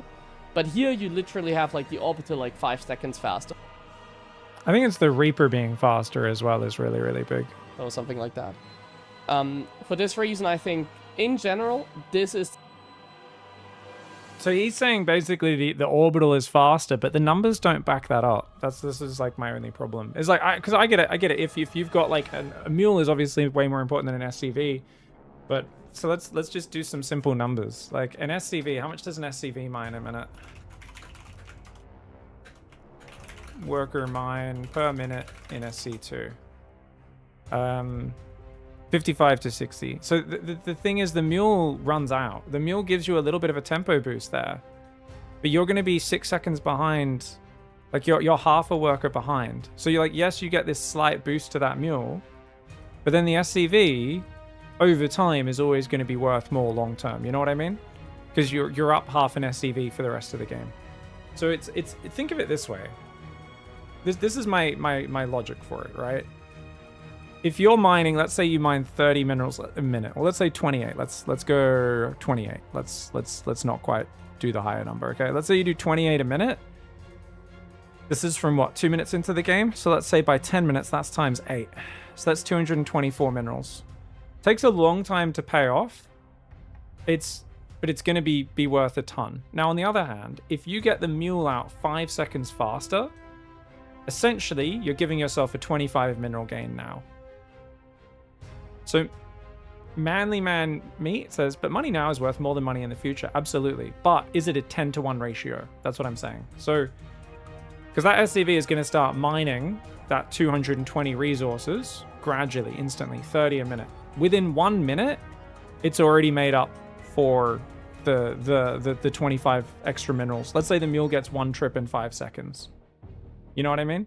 But the total minerals that the mule mines is still capped at 225 per mule. So all you're doing is speeding up the 25 minerals by 5 seconds. You know what I mean? And that's what I'm saying. 1 minute is a lifetime in SC2. Yeah, it is a lifetime. But 25 minerals is also like, it helps, but it's not that crazy. You know what I mean? So it's this thing where you're like, I think the SCV is clearly worth more long term, unless I'm doing some really, really sharp all in. Too much anxiety? It's not anxiety. This is what we call critical thinking, Pink the Siberian. So this is what we call using our brain in a strategy game. A lot of StarCraft players don't like this. They just want to copy a build order and not think at all. You know, like there's very, you know, that's the good thing about StarCraft is it's much like real sport. There's people who are very cerebral about the tactics and the strategy, and there's people who run very fast and kick ball very good. And you could choose what to focus on. Yeah. The first mule is paying for the... Guys, you don't need to account for the orbital cost. That's fine.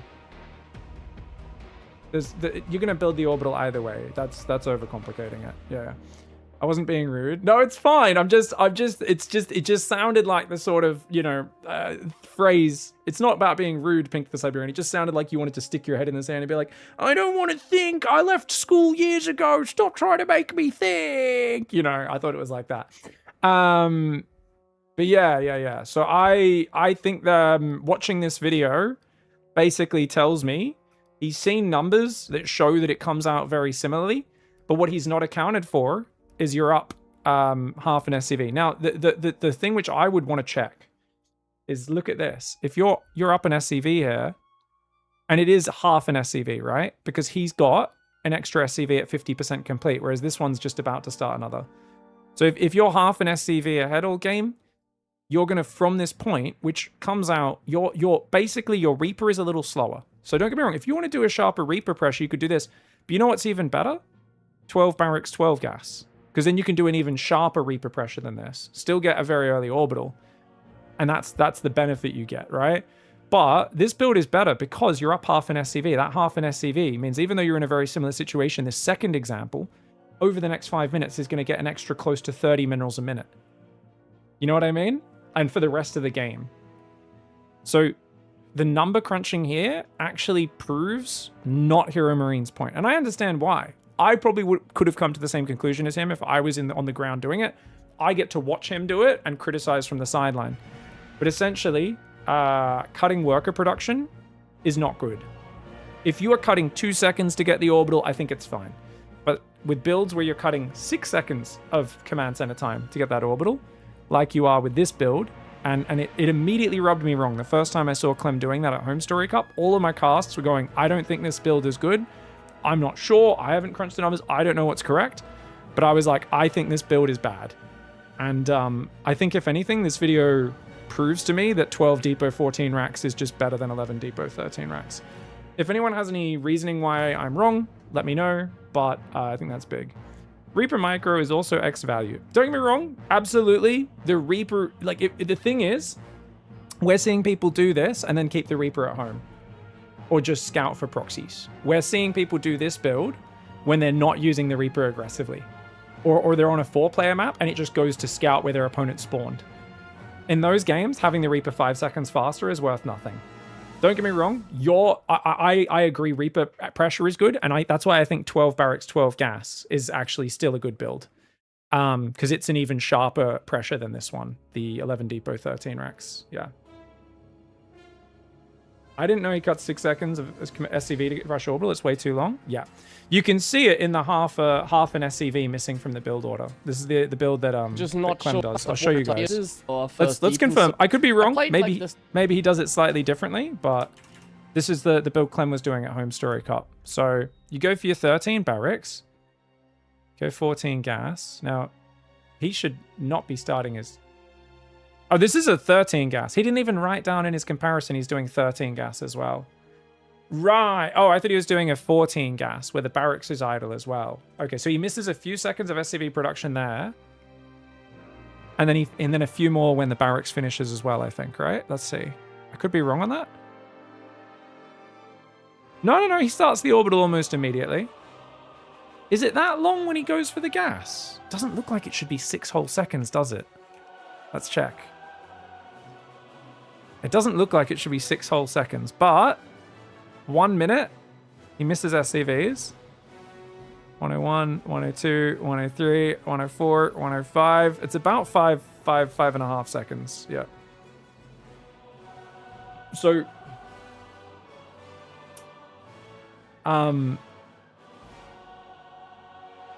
if you do 13 barracks, 14 gas, which is actually Clem's version,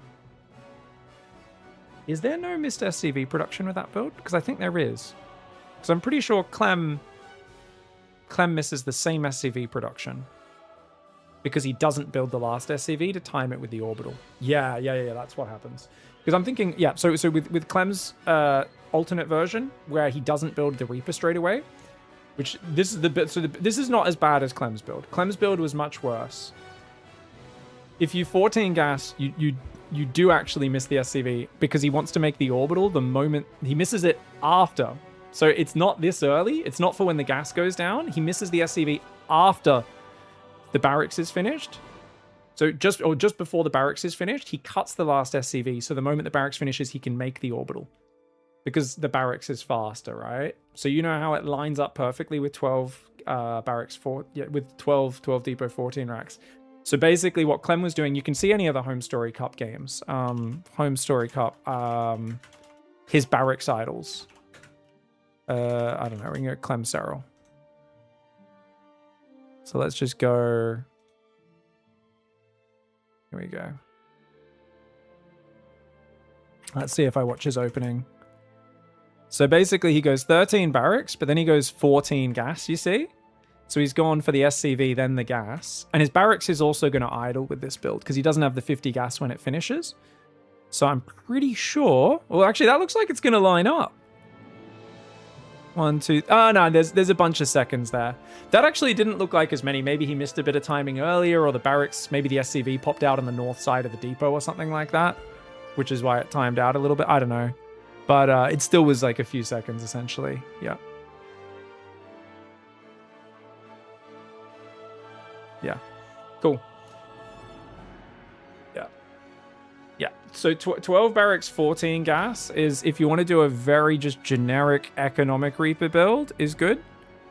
Otherwise, it's 12-12. I really expected to have to redo my guides, guys.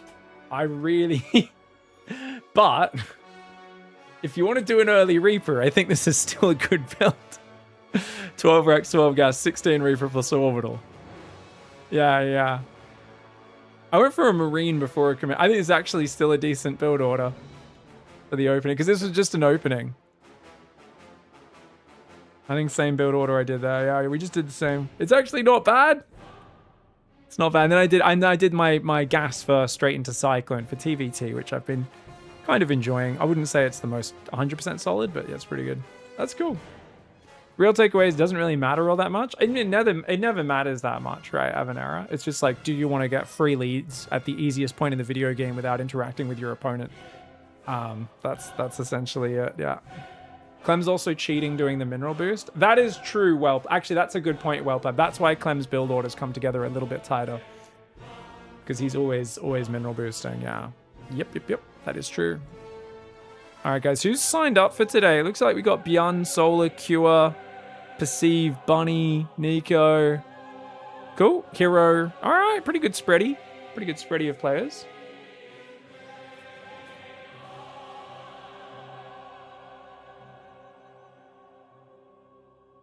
Can immediately proxy the racks while not putting any SCVs to get a Reaper at 210. Hey! What, an 8 racks Reaper, Halo Legend. I think it might it might be faster to do it. What is the fastest Reaper, do you think? 10? It would probably be like 10 depot, 10 racks or something like that, right? Because I imagine if you do any less than that, you don't even have enough minerals to build like the barracks, the gas, the Reaper on time, right? My man. Hope you guys are doing well. Mana Corner don't want none unless you got Beyond, son. All right, guys, let's play an ad break. We'll be back in a sec. It is time for the PiGosaur Weekly Cup. And brackets live in a couple minutes. We're still missing check-in from Roxas and Hatsu. If you guys are watching my stream, you are getting a call out in the in-game channel to get over there and get checked in very quickly. Otherwise, I think I was going to start the tournament without you, my friends. All right, don't go anywhere, guys. I'll be back in a minute. BRB. The U.S. Air Force. Brought to you by the U.S. Air Force. Bombing hotter than Maru in an international land. Yeah, there could be some good opportunities for promo if there are. Being in dire straits, because if Dark can mine the middle bases, which he's mining that left side, he might be able to win. If he keeps denying this, he's been very slow to take the right side base. He still hasn't fully saturated the left and taken the gases. These are both big mistakes, I would argue. But you know what? He's just everywhere. He is everywhere. Shades of Dark versus Maru on Neo Humanity from Masters Coliseum. I know that's an online tournament, not a big LAN. A lot of people forgot it happened. Go back and watch Dark versus Maru on Neo Humanity and watch Dark hit Maru in 17 angles simultaneously and Maru just unable to keep up. This is that game. This is that game again. This is exactly what Dark's specialty is. You give Dark momentum, he has a fat smile on his face. He is flowing into every single opening. And look at this, burrowed banelings. Oh, please resaturate this mineral line. Thank you very much. Get racked. And then he reburrows them again. He's going to do it again on the mules that just dropped. Clem watches. He drops 5 mules and the banelings instantly kill them. I mean, don't. That's what my Terran brethren told me. When I play Protoss, I'm only allowed to bring 2 IQ with me. So he has to like kind of rub them together. It's a little bit like trying to create fire without having a spark. You know, you've got to use a lot of friction. And that's essentially Sal off racing as Protoss. It's, you know, he's basically just there with 2 sticks in the woods for like friggin' 3 hours, rubbing them together, trying to get some sort of flame to catch. If we can get him again, we can optimize. The earliest. So, because we had harassed him, it should be a little bit later. If we recall now, he shouldn't be able to get me, but we distracted him. Oh my god, again! Again, that's so... do you know how hard it is to actually get that picture perfect 2 games in a row? 2 games in a row, I got the recall bugged out by the perfect grenade timing because I'm leaving it too long. That's actually wild. Normally that's like 1 in every 15 games. Shout out, guys. Look at this. Oh, look, I'm watching Twitch. Maybe I want to go watch Comeback TV because I'm like, Pig's commentary is stupid. Petite penis commentary. Petite penis, pig, couchon, ugly, petite penis, fromage penis, so tiny. So maybe we want to support these guys, right? Because that's how they commentate all the games. You click the resub button there, but you're like, I don't want to pay $9 Australian for a subscription. That's messed up. But wait a second. I have Amazon Prime. I can click this button, get a monthly free sub with Prime Gaming. Click the sign up button right there. And it takes you, so you can connect your Amazon account. Once you've done that once, it's always connected. I don't have a Prime membership, so it doesn't work. And then you can just subscribe it'll give you the option to subscribe with Prime. You can use it once a month. It will not auto renew. People go, oh, why doesn't it auto renew? If I come over from YouTube. Talk to me, boss.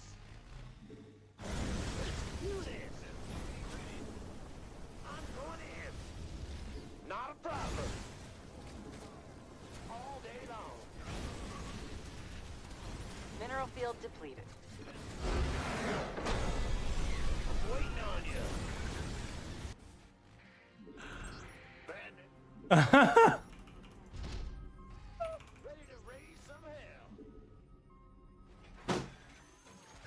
That's the dumbest game of StarCraft I've played in a while. This guy didn't believe in spore crawlers, man. Now, Just got a whole lot of love. ready for pickup? Talk to me, boss. Where's the hot action? Don't got a whole lot of love.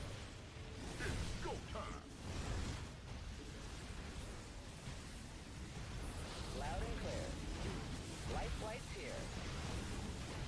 Here's your stop. Understood. I heard that. Oh, micro! Come on, come on, come on. Let's go, lads. Let's go. Warning. Class 10 Zerg flyer detected. Yeah, class 10 dick in my butt. Scanners show Gosh. the largest Zerg signature I've ever seen, and it's headed your way. Holy shit. The underlying racism that threatens, or worse, to creep into the SC2 GOAT discussion is not cool. Come on, Glakavan. Guys, don't even... Can we just be honest and stop being so politically correct? We all know what people are just fucking... They don't have emotions. They look different to us. They don't speak our language. They're impossible to understand when they try to speak English. They don't speak our language. They don't have emotions. And they're called Finnish people. And we love them anyway. We fucking love them anyway, okay? We love Cyril. We loved Elfie back in the day. We loved Wellmu. They're a bit weird. They're a bit different, but they're fucking great, okay? And they're very good at StarCraft, and we're okay with them, okay? We love our Finnish people. Hey Pig, my friend Stuart is watching your stream. Can you give a shout out to Stu Pidas? Hey, welcome, Stupid Ass. Thank you very much. I hope you are having a great day, Stupid Ass, and welcome to channel Stu. Or should I call you Mr. Pidas? Either way, got a bit of pizzazz going on. How you doing?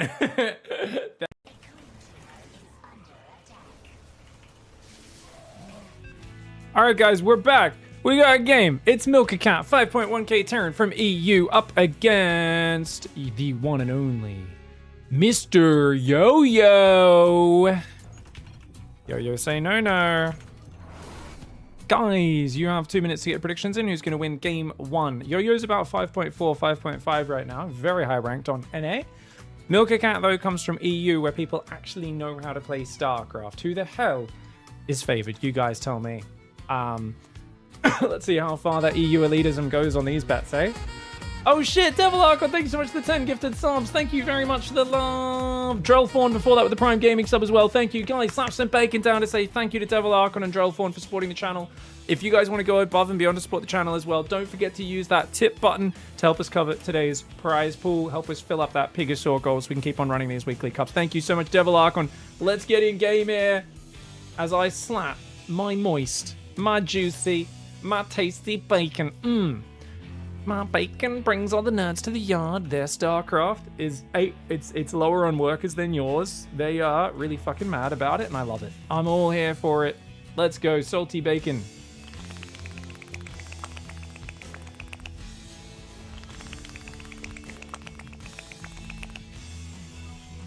Nah, what's up, fam? How we doing? Thank you for the love, mate. Sorry, just appreciate you so much, Devil Archon, going above and beyond and allowing us to continue commentating this StarCraft action. Alright, guys. We got Milk Account here in the bottom right side of the map. We've got Yo-Yo in the top left. Yo-Yo saying no. Yo-Yo's been incredibly good with Zerg. And I think the problem for most Terrans against someone is Yo-Yo is... There's a boundary with Zerg players. Like, there are Grandmaster Zergs who are pretty good. But there's a point with a Terran where you will be able to get advantages, but the Zerg player is above a certain IQ where they realize attacking into really good Terran army setups is how you lose ZBT. And they just never do it. They just refuse to take bad fights. They just run away, give up expansions, expand elsewhere.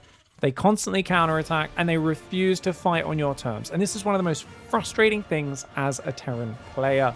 It really is very, very, very annoying. And as a result, yeah, we find ourselves in a situation where Milk Account is either going to need to go for something like Mech with some longevity, is going to need to have some good Turtle Ghost Lib to close it out, or is just going to need to have such a decisive early and mid-game and kind of early late game pushing style where they can overwhelm Yo-Yo. But that's incredibly multitasking heavy usually.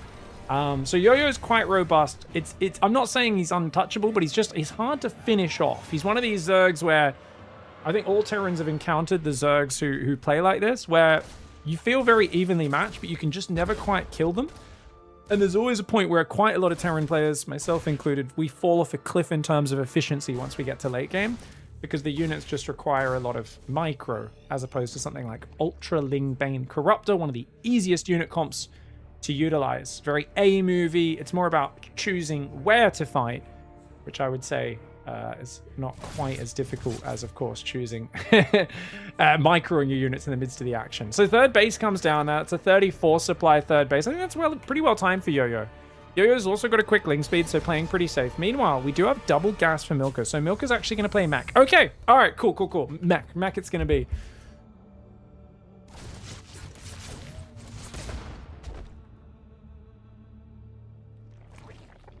All right, Queen's going to be going for creep tumors. We'll see what happens.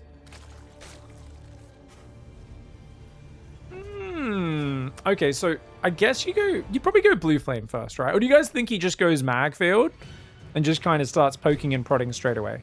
I'm always torn. I think both are good options. There is going to be an Overlord sacrifice, and the Marine's standing off there just having a bit of a jerk. Or he's got his hand down his pants. Jesus Christ. You're on anti-Overlord duty?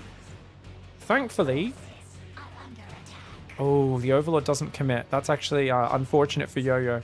Yo-Yo, and he's pulled away. If he sacked that Overlord, he would have seen the second factory. Now he doesn't know. That looks like a starport's just about to land on it. He does click the Overlord in. Okay, he's on his toes. Blue Flame does begin siege tank building already as well. Whoa, Milker Cat, guys. Where is Milker Cat from? Can someone, Jamie, can you look up Milker Cat? This is a GM player, so they might have an Aligulac page. We might know where they're from. This is giving me some fucking proper old school, like, goodie vibes. You know what I'm saying? Hellion Reaper roaming in, grabbing a drone or two. Roach Horn's on the way, as well as a bunch more drones. Yo-Yo's got to be careful not to overreact, right? Like, you know, yeah, you want to go Roaches, but you got to keep droning, and you do want to get drones on that third. But protecting it from Blue Flame, of course, not the easiest thing to do. Still building tanks. Guys, this is a 2-base tank orbit. It's a tank Hellbat push. Tall! Tall! Uh-oh, the Hellions are in. The Hellions are in. The Hellions.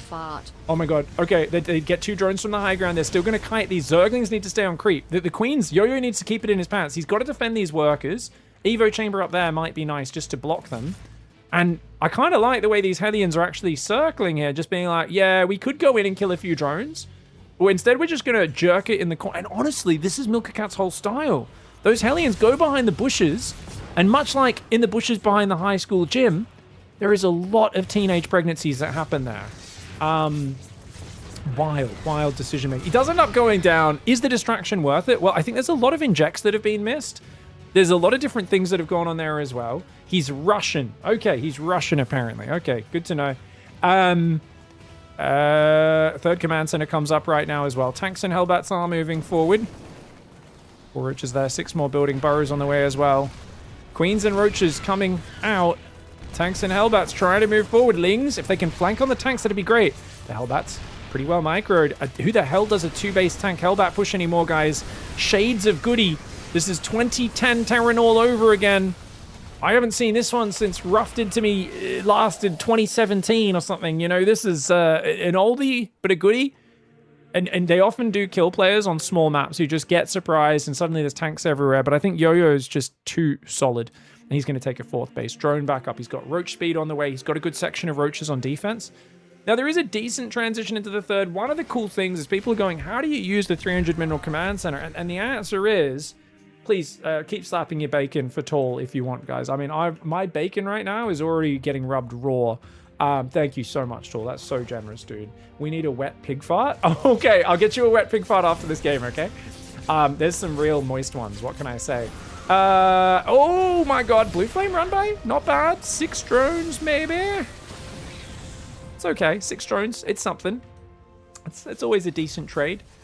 And we're going to go 4th and 5th factory. Vehicle weapons, mag field. Just building 1 Cyclone. I do like trad mech, guys, traditional mech, as opposed to battle mech. I think I love when a player gets like 3-4 Cyclones so they can roam the map. Gets kind of the opponent to react as if they're going for battle mech, but then actually doesn't really overcommit to it. And I think that's quite nice as well. But I wouldn't mind a fast 4th command center. I think especially with them being 300 minerals, and it's so expensive normally to start a command center, then make it into an orbital. But just saving the 100 minerals, and you don't have to spend the 150 for the orbital until a minute and 10 seconds later. It's a very nice delay on that extra bit of expense, you know, which is, of course, a larger percent of the overall cost. Turrets are going down right now, of course. Mech players do tend to come with a severe case of Tourette's syndrome. Hellion Cyclone coming forwards. Watchtowers there. A few Overlords on the way. +1 range infestation pit. Drones are going to run to that side as well. Now, Yo-Yo is going to go infestation. Do you guys think this is just classic? Oh, I was going to say, is it old school Viper style? A lot of Zergs have been enjoying that now that Vipers can abduct tanks again. I've not had many games where I've done it because I literally have just been so conditioned to think Viper's poopy against Terran now, and I've got to remember that they're actually good again. Swarm host. Are we going to go Nidus as well? Surely. This map's too big to just run Swarm hosts across and throw the locusts. But it's 13 Swarm hosts into a hive. No Nidus Worm. Not my favorite move for Yo-Yo. Then again, there's only 2 Cyclones. It's not a lot of map control. Battle Mech is really good at shutting down Swarm hosts because it's very mobile. Siege tanks, which is the main focus, are not. +2 vehicle weapons on the way. 2nd armory coming in. Milker's transition is pretty cool. They haven't really got enough damage to be in a great position, but the fact that they're exerting some presence on the map, you can kind of look at this and you can go, oh yeah, if they get max, like this is pretty good. If Yo-Yo's not very decisive. Unfortunately, this is Yo-Yo we're talking about. Yo-Yo? You're like, mech, I'm gonna play mech. Yo-Yo's like, no, my name is Yo-Yo and I say no. It's time to go to Dicktown. It's a big Ravager, Ling, a Roach, Swarmos timing. Now, the Alien Cyclone, unfortunately, gives up map control at the wrong time. There's almost no Hellbats. Like, well, there's actually none. But you gotta morph these Hellions to Hellbats to try and guard the tanks. You gotta quickly unsiege, and morph Hellbats, unsiege and morph Hellbats now! You're gonna lose them all! Oh, no! They're gonna all die, man! They're all gonna die! Oh my god, there's like 5 siege tanks just went down. Oh, and the Alien Cyclone gets caught. Milka Cat has officially entered to Dicktown by way of Goochville, and I gotta say, guys, there is a real taint to that odor in the air after that one. I mean, we are talking about some absolutely scrotal aromas in the vicinity of this area. Milka Cat, the sound of sadness echoing in his ears, which does sound vaguely familiar to 2 round objects being placed on your forehead. It does hurt, man. It was like I said, you give him another 30-40 seconds, you let him get 2-1 upgrades in a minute, you let him get a bunch of Blue Flame Hellbats, unsiege the tanks. Maybe you can get to that maxed out mech army where your opponent really struggles, but don't throw in the towel yet. Gonna catch the Swarmos, and they're gonna maybe have to throw the Locusts just to defend themselves. Yeah, which means a bunch of Locusts got used just defensively, which is already a win in of itself. You're still on 3 base. Milka Cat looks very practiced. Like, Milka Cat's in a bad spot, but Yo-Yo's only building Roaches right now. No Banelings, no second Evo. Just Roaches, Ravagers, Zerglings. Yo-Yo is like both playing very well, but also there's an element of Sue in how Yo-Yo's playing. Now, for those who don't know, Sue is the best Zerg in the world to never know how to transition off of the mid game. Yo-Yo needs to do big damage. I think he'll be able to. Locusts come in, Ravagers dropping Biles, tanks going down. Oh, actually only 1 tank fell in. Bit of revenge here for the Alien Cyclone as they do chase down a few of those Roaches. Going to try and secure this command center. Now, going for a planetary is a big commitment because you can't lift that from the Locusts in the future, but yeah, no speed banes is a little interesting. Lings are obviously good against Cyclones and tanks, but Banelings are really good at like clearing Hellbats, blowing up planetaries, smashing into SCV lines. It's a lot of Zerglings. It's a fragile army. Blue Flame Hellion might be able to deal with this. So many Hellions. Nicer ducks though on the Cyclones. The Lings are trying to spread out. The Hellions are doing pretty good. Very good attempt to defend, but the Roaches, the Ravagers, and now the Locusts coming in. I think the numbers might just be there for Zerg. Yo-Yo jumping on top, abducting a few siege tanks as well. One of them got killed as he abducted it, so he abducted a corpse. That's just desecrating the dead of your enemy in a war. I'm sure there's some sort of war crime for that. Don't know what that's called. What's it called if you, I guess, desecration, right? Desecrating the graves of your opponent's fallen soldiers. Anyways, 3-2s on the way as well. The Lings are 0-0. There's still no second Evo, which is crazy for Yo-Yo. I mean, Yo-Yo's engagements have been so good. Yo-Yo is smothering Milka Cat. I feel like right now we're criticizing Yo-Yo for skipping leg day, but he's literally got the pillow completely over Milka Cat's airways in the hospital bed. And I don't know if this, you know, oh, you didn't work out your calves. You forgot to do calf raises and squats. And he's like, do I give a fuck? Well, maybe he should, because that was not the most efficient wave. Locusts are going to come in here. What will they get? He's only getting like 1 tank. I think he got a Cyclone over there. Another tank almost goes down, but not quite. Dude, Milka Cat's hanging on from a very bad position right now. Just hanging in there. Finally, melee carapace does start up here. Yeah, normally Banelings are a big part of how I finish games as a Zerg, because you can just make 20 Banes and just blow up the planetary and all the SCVs. Obviously, Ravager Ling might do it. This is very Rainer coded. Yo-Yo having faith in his abilities as a big micro Zerg. Biles taking out a lot of the repairing SCVs. The way he spread the Biles across the repairers was really sick. He's going to try and do it again, but you want to try and wave it in a magic wand. It's actually very hard to execute if you're not used to it. Locusts come in from the north, though, clear out many of the rallying Cyclones. And yeah, you want to basically hold down rapid fire and zip your mouse around in a curve really quickly. It's actually very hard to do. Most players fuck it up, even pros when they try it. But it feels really good when you get it just right, where you go, and all of them land, and you kill like 20 SCVs if they don't react. +3 vehicle armors on the way, high sec auto tracking. Milka Cat realized the reason they were losing this game is they did have a low sec drive. They need to take some Viagra and get that boy ramped up. 2 libs are going to go for some harassment, but there's already a Spire almost finished. And Yo-Yo is just being relentless in this game. Hasn't really been spreading creep for a while, but that is totally fine. PF's the only reason he survived? Yeah.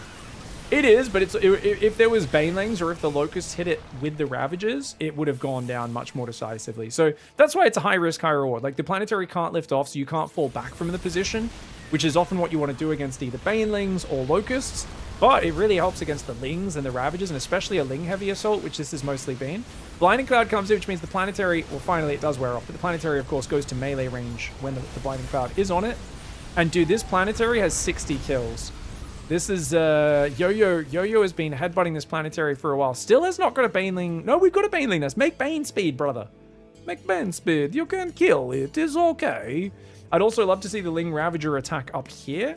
I feel like could have rotated this attack angle, but like I said, Yo-Yo has a bit of Sue in him today. Sue is famous for attacking the same angle repeatedly, even when it's like going really poorly. Both libs did go down now, guys, but it looks like they did a little bit of harassment damage. I'm not sure if you got any damage in the main.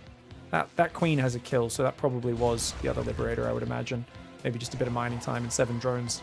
But yeah, Sue, I remember when Sue came back in, like, was playing Data C in a few of these maps, and my god, I've never seen one man throw more armies away on one angle. Yo-Yo, though, 75 kill Planetary at the end of that game. But GG, well played, man. That was a good attempt. Now, we're going to go to EU for game 2, guys.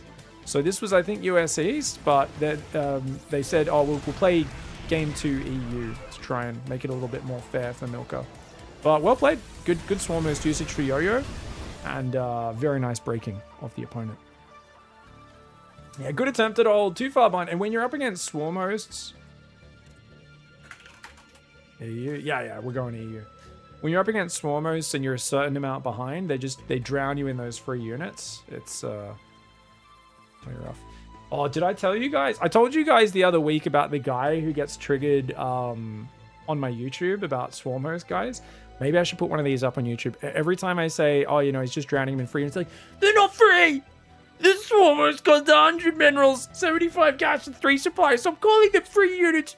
You're part of the fucking misinformation that's got them nerfed to oblivion, and why now we can't. They're not a good unit anymore. They used to be a good... It is this... You're like fucking has the craziest rants in my YouTube comment sections. I'm like, you're so fucking stupid, dude. The thing is, they're still a good unit.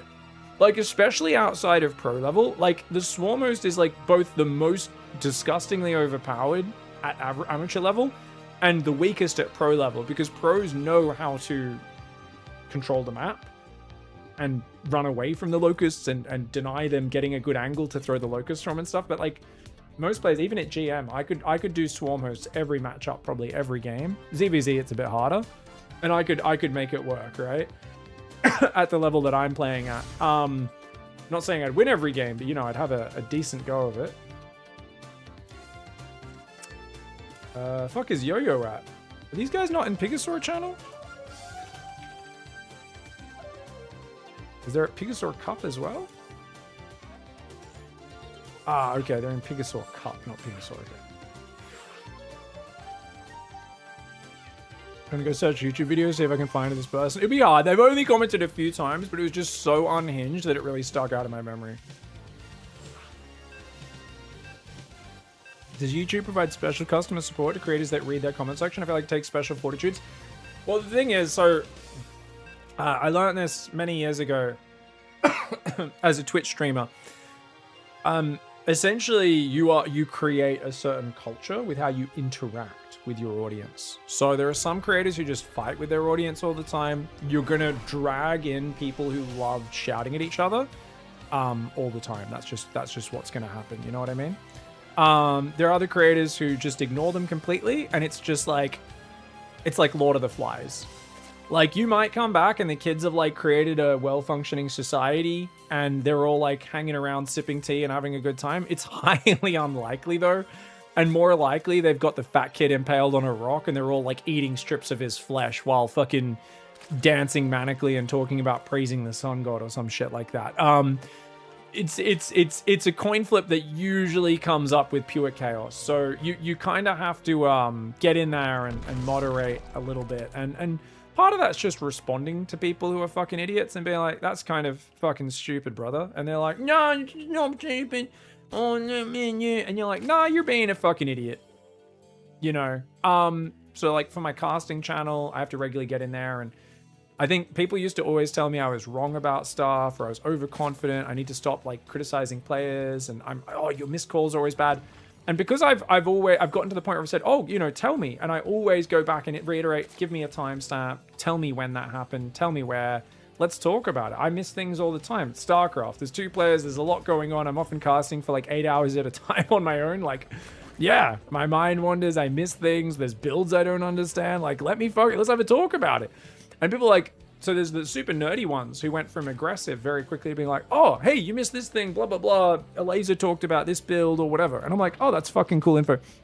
But it's also pushed the crazy ones. It's much more obvious who's a crazy fucking idiot and who's like just passionate.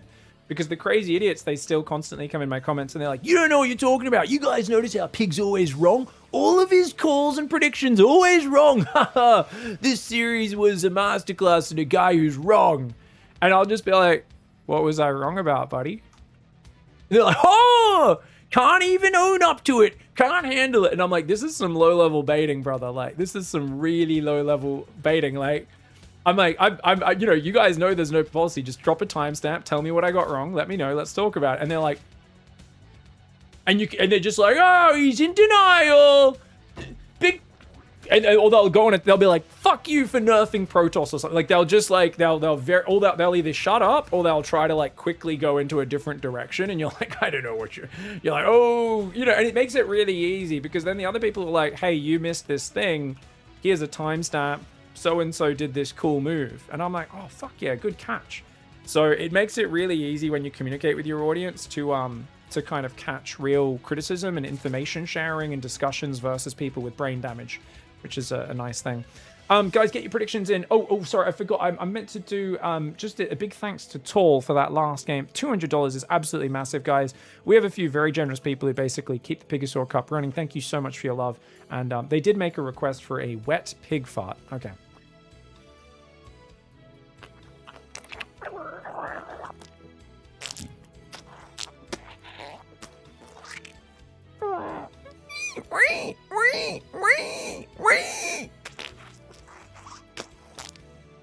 There you go. That's just for you, mate.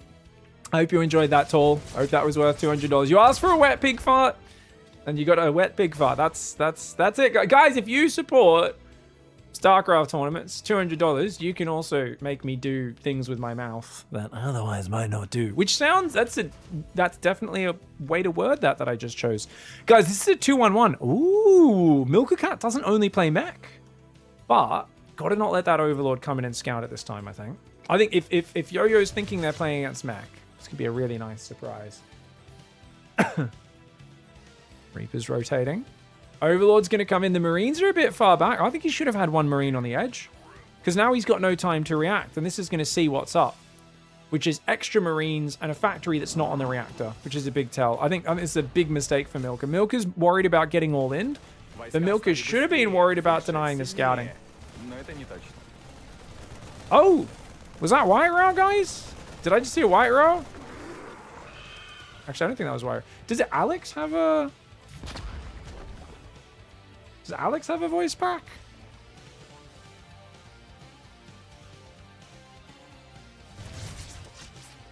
Reaper's going to go to the right side. Oh! Let's jump away. When you go to players' visions, you do get their voice packs, guys. What voice pack do you guys think Yo-Yo uses? Let's go to his camera.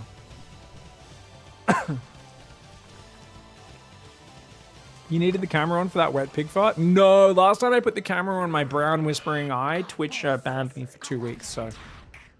Yeah. I've used up all of my excuses. 3 strikes and you're out, they told me last time I got the old whispering eye of Sarlacc out on stream. Sorry guys, yeah, we can't be doing the wet fart noises on camera. It's not allowed. Lair's on the way, 3rd command center does start up. Yo-Yo playing early Carapace, 8 queens. Very high queen count, good creep spread. Surprisingly hasn't pulled the Overlords back. I normally like to pull the Overlords back versus a 2-on-1, but it's kind of, I think, just happy to lose an Overlord or 2 to see where the attack's coming from. Sinister, thank you very much for the big tier 1 7-month resub.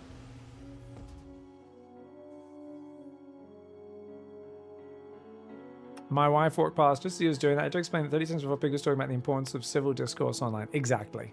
Yeah. There's a proper place. And I'm watching on YouTube. Yeah, I can see you guys. What's up, YouTubers? YouTubers, Twitch chatters. This should be an easy defense for Yo-Yo. He's got like 4 or 5 transfusers there, plenty of Zerglings, and can just drone behind this. Considering he's got 3 mineral lines going, he's adding a few more gases now. Spore Crawl is going to make this an expensive move. The Queen's not targeted the medevac though, and that really puts a timer on this. You got to get out now. You got to get out now. He's waited too long. Oh my lord, Milka Cat. Guys, by the way, what is with players? What is with Russian players and having weird names to do with milk?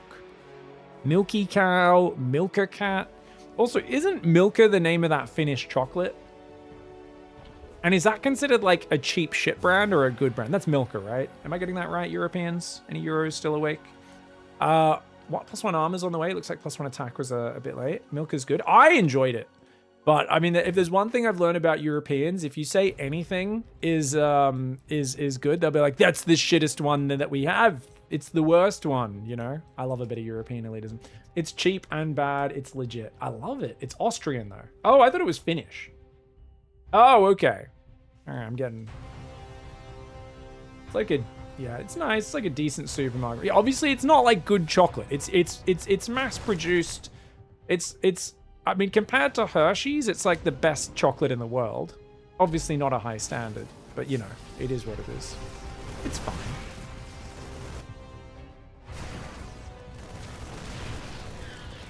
Cadbury's worse than Milka? Ooh, don't know about that. Depends. If you're having British Cadbury, yes. British Cadbury is trash these days. They got bought by an American company, and they decided to replace everything with corn syrup and palm oil. Marine's trying to run back. Lingbane Queen coming forwards. Ooh, tank's gonna go down. Marines need to get out of here. I think you've taken a pretty good trade as Milka. Even focuses a few Banes down. Dude, good micro. Normally when I want to watch a mech player, guys, I'm expecting mechanical incompetence. No offense, it's just I play mech a lot because I'm mechanically incompetent. But Milka's looking pretty decent. Little slow on the worker transfer, to be sure. But 2-1s coming in. Drilling Claws. 4th command center, nice and early. Still building tanks, which is going to give you a bit of insurance. I'd love the tanks to stay on the high ground in like a real defensive area. Yeah, there we go. That's that Chad Hammer setup. Hershey's exist for one thing only, and that thing, one thing only, s'mores. Oh, can you buy a s'more that's pre-made? Can't you just use any chocolate for a s'more? Isn't it just like chocolate and marshmallow and the graham cracker, as you guys would call it? We'd call it a graham cracker. That's how you say that name in Australia. It's fucking Graham, mate. Oh! And it is an old man name.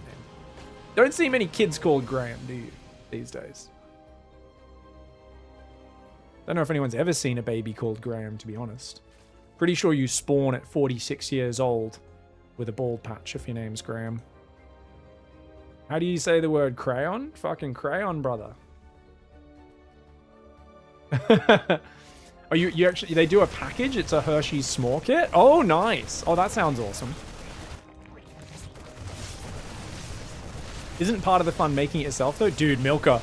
Milka butchers the queens! Holy moly! No queens left. You've only got 4 queens. You're on Massling Bane, but the hive's not done. There's no infestors. Okay, Milka keeping the supply really good. Unfortunately, boosts the medevacs a bit far forward there. That pickup micro looked so dodgy. It's fine. It works out, but it looked dodgy. So we've got a second factory. It's going to go on the reactor. 3 more barracks. We'll go tech labs. And 3 2s on the way. Yeah, no, good macro for Milka. I mean, I think Yo-Yo could be hitting some sort of pressure. I hate this depot, but guys, you want to leave the inside of your wall open, not the outside, so your units can get between your bases without run-bys getting straight in the middle line. I know this is like OCD, but I hate when people do this. You know what I mean? It's like when people leave that depot raised and the units have to go in and around the barracks every time, and I'm like, what are we doing? I hate it. All right, so this is not even a serious attack. Speak of the devil, notice that they didn't even get shot by the tanks at first. Marines and Widow Mines on the front as well. Milka needs to pull back. Milka needs to get out of here. Milka needs to get out of here. Okay, good pullback from Milka. But 18 workers going down in the natural at the same time. That drop still not finding an opening. Oh my god. And Chad Hammer went down. Chad Hammer went down on the high ground, guys. Oh no. And now her little cousin goes down there as well. What's the cousin of Chad Hunter?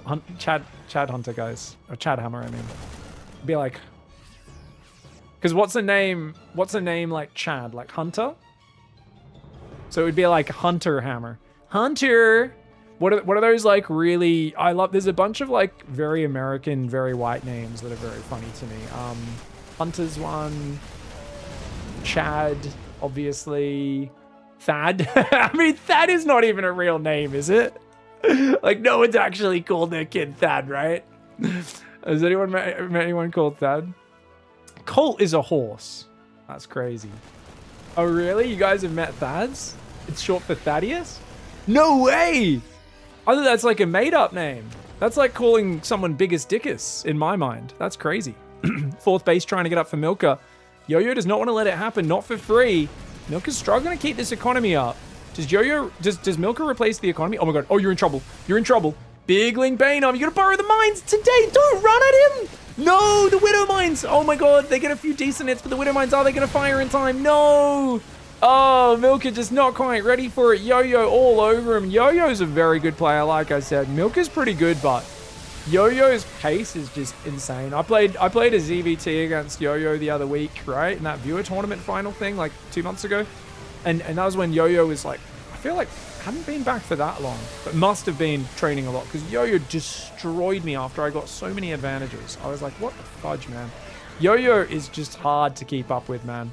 Very, very good, solid player. He's only on 4 base now. He can take a 5th, take a 6th, and just keep on rolling. It's hard to take him down, man. He's so solid. Pig, how to make the game of this glowed exhaust trail so bright and glowy. My games are seating on an extreme, but it still don't look this good. This is a skin. So this is a... Is this Tyrador, guys? It might be the Tyrador skin. It's one of the fancy skins. Watch out. Zergling's getting in the 3rd. There's an attack on the front, but it's a pretty small army. And deep on creep against Ling Bane, guys. Doesn't feel good. Oh, get out, get out, get out, get out, get out, get out, get out, get out, get out. Oh, no. Oh, man. Ling's on the 3rd. The Marines up there are killing a few drones, which is nice. Like, Milka's doing a good job of, like, keeping it somewhat messy, but 26 workers to 62. The old upside down of the numbers always hurts, doesn't it? When your opponent has, you know, you're on low numbers, your opponents have the same 2 numbers for their worker count, but in the opposite order, that always hurts. Bad Castle, best linebacker ever. Oh, is that like a real sports person, is it?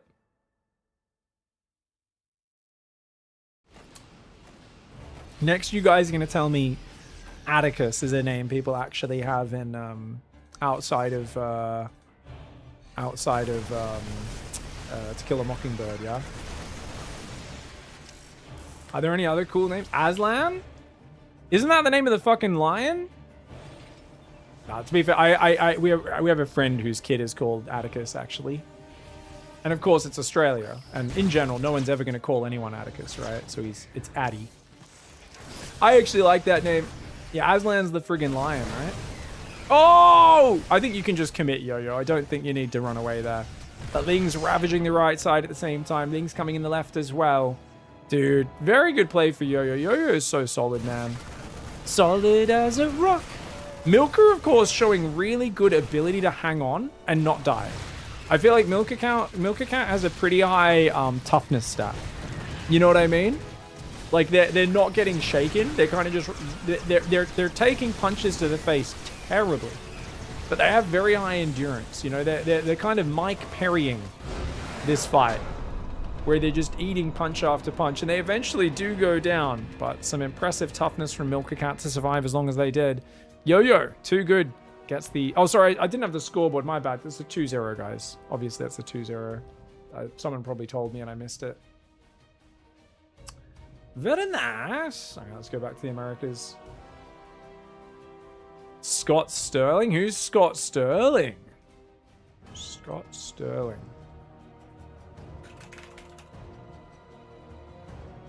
What the fuck am I looking at?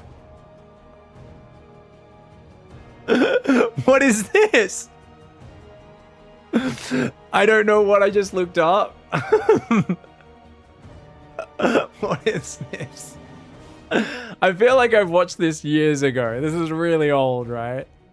This is just like a made up thing, right? This is 100 million views. Well, I'm gonna get copyright claimed for this. Hold on. Let me make sure I got another game lined up first.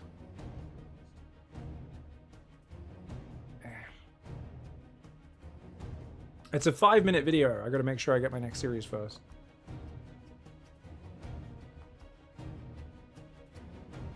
Just that photo of him like with the fucking ball in front of his face. I was like, oh, this is immediately cracking me. I've probably watched this like years ago. Hey, let me check it out.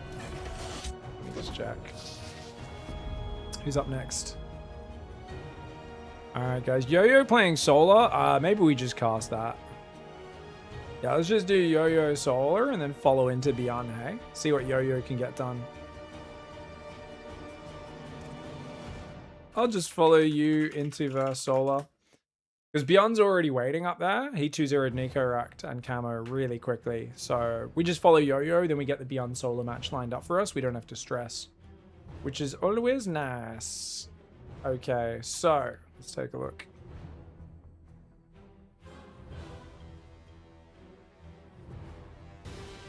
Oh, you guys hosted so fast. Nice. Sorry. Sorry, Yo-Yo. Oh, man.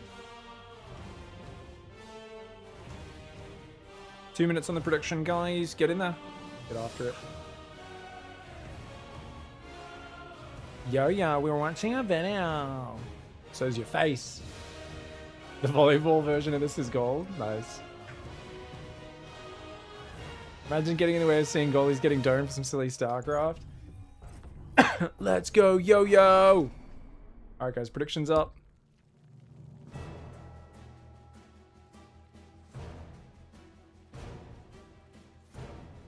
Alright, guys. We've got Yo-Yo in the bottom right side. Pig Viewer Tournament Champion. But now, in the PiGosaur Cup quarterfinals. Is it quarterfinals yet? I think it might be. Up against Solar in the top left side. Solar. A very scary Zerg. And one has to wonder, what have you both got in store for each other? Yo-Yo is going to go for the aggressive opening. Solar's gone 11 Overlord. Cyril. Guys, Cyril influencing the matter. There's copying him. So that's it's 11 pool, guys. And then, when does the gas go down? Or is this... Oh, is this a macro build? Ah, maybe. Maybe. Does it do just to extractor trick? Or... No, it's 11 pool, 12 gas. Slow Baneling. Slow Zergling, slow Baneling attack, guys. Alright, so Yo-Yo builds an Overlord now. We're building a bunch of Zerglings. But it's pool first. Solar playing exceptionally safe. Ah, nice safe play for Solar. Good call against someone who you're stronger than. 3 workers onto gas. Yo-Yo was hoping, of course, for the hatch first. Russian Pig doesn't exist. He can't hurt you, Russian Pig. Indeed.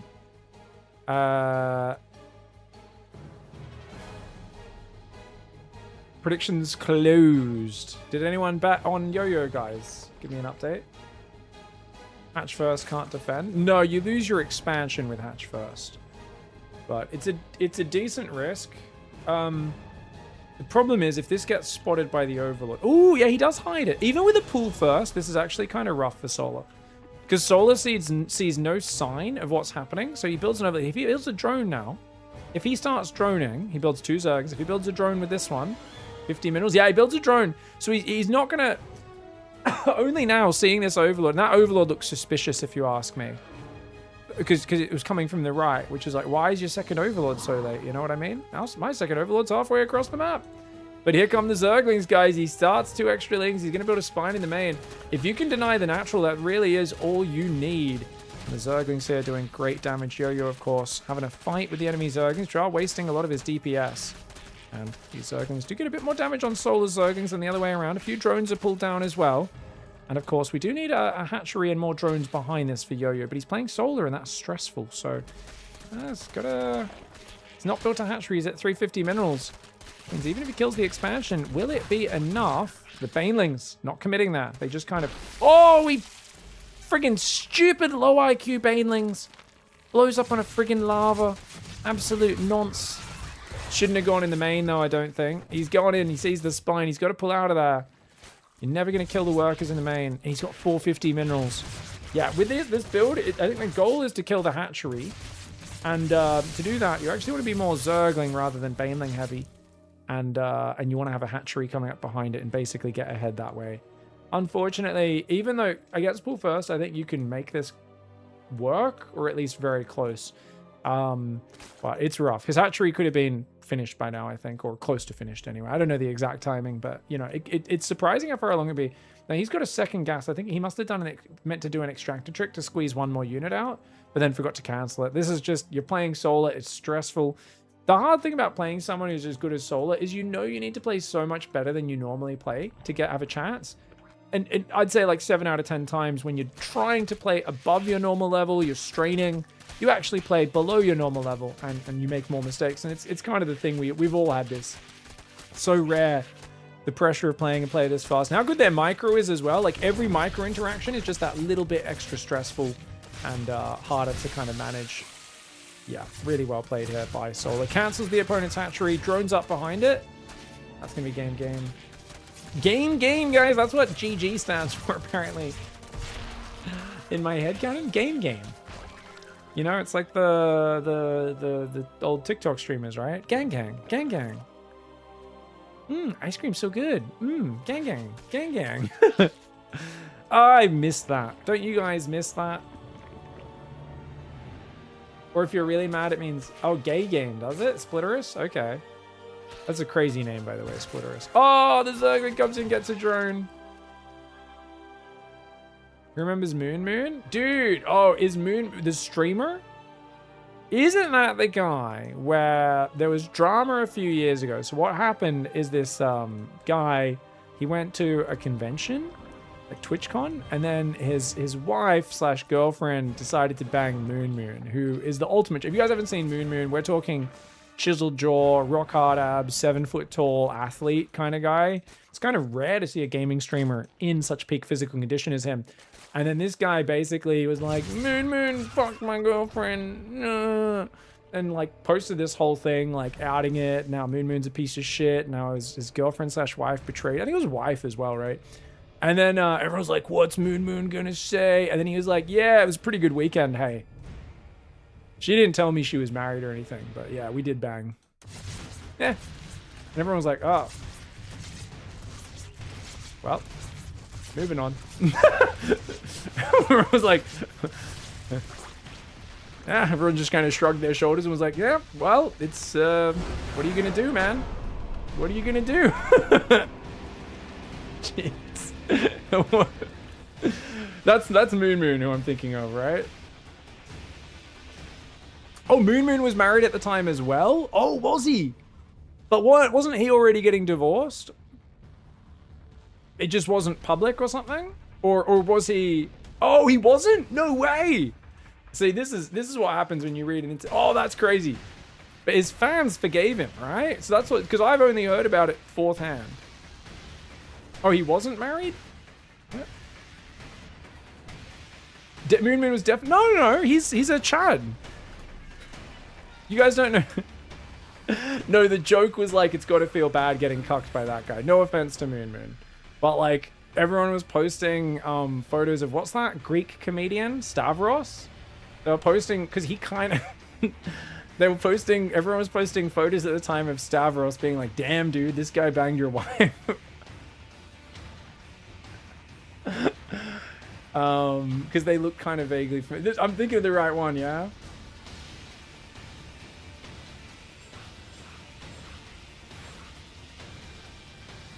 Moon streamer. Let's see. Yeah. Okay. Yeah. This guy. But everyone kept editing it to make it to combine Stavros's face with his. So I kid you not, I've never watched his stream, so in my mind that's actually what he looked like. I forgot he looks like this. I literally thought he looked like this. Everyone was photoshopping him and being like, they're like, damn, dude, that guy banged your wife.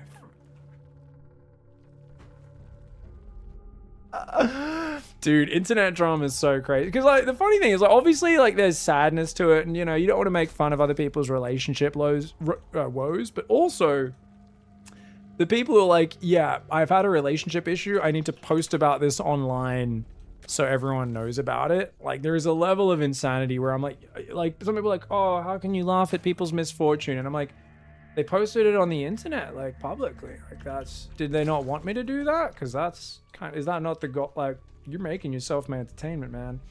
All right, guys. Solar in the top left. Yo-Yo in the bottom right. My man.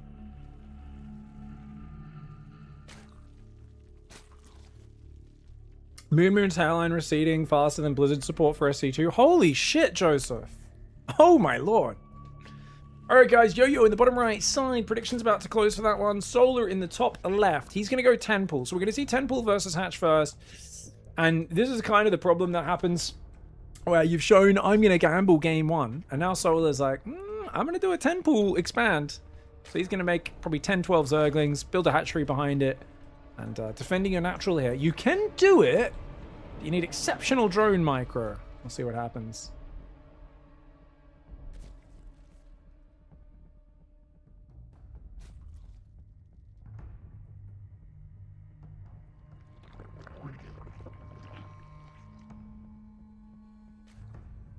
Here we go. Sorry, guys, for getting so distracted.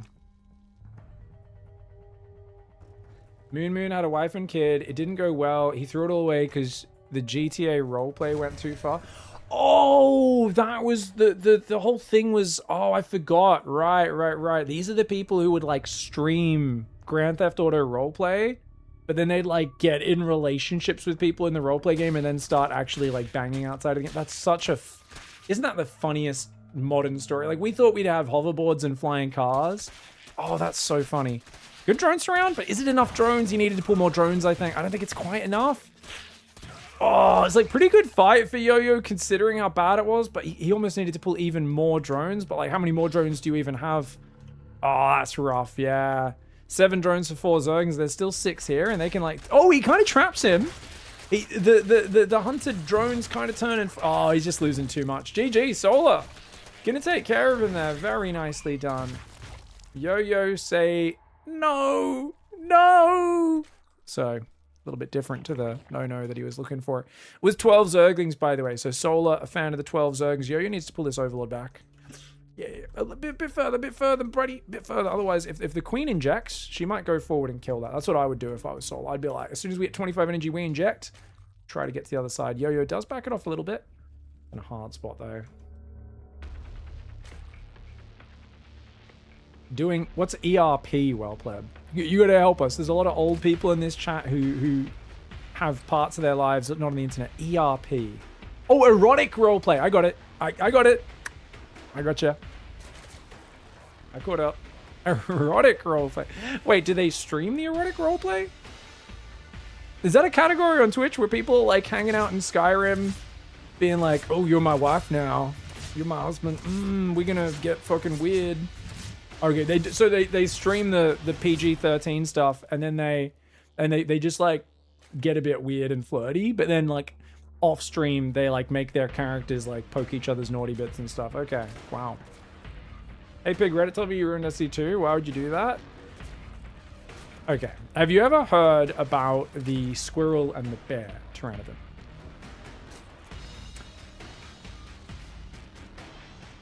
Anyone heard about the squirrel and the bear? Basically, right, there's a squirrel and a bear. And they're both taking a shit in the woods. And the bear turns to the squirrel and it says, "Hey, buddy, do you have a problem with shit sticking to your fur? I always have shit. It's always sticking. It's fucking really bad. Do you have this problem?" The squirrel's like, "Nah, man, I don't know what you're talking about. That's fucking weird." So the bear picks the squirrel up and wipes his ass with him.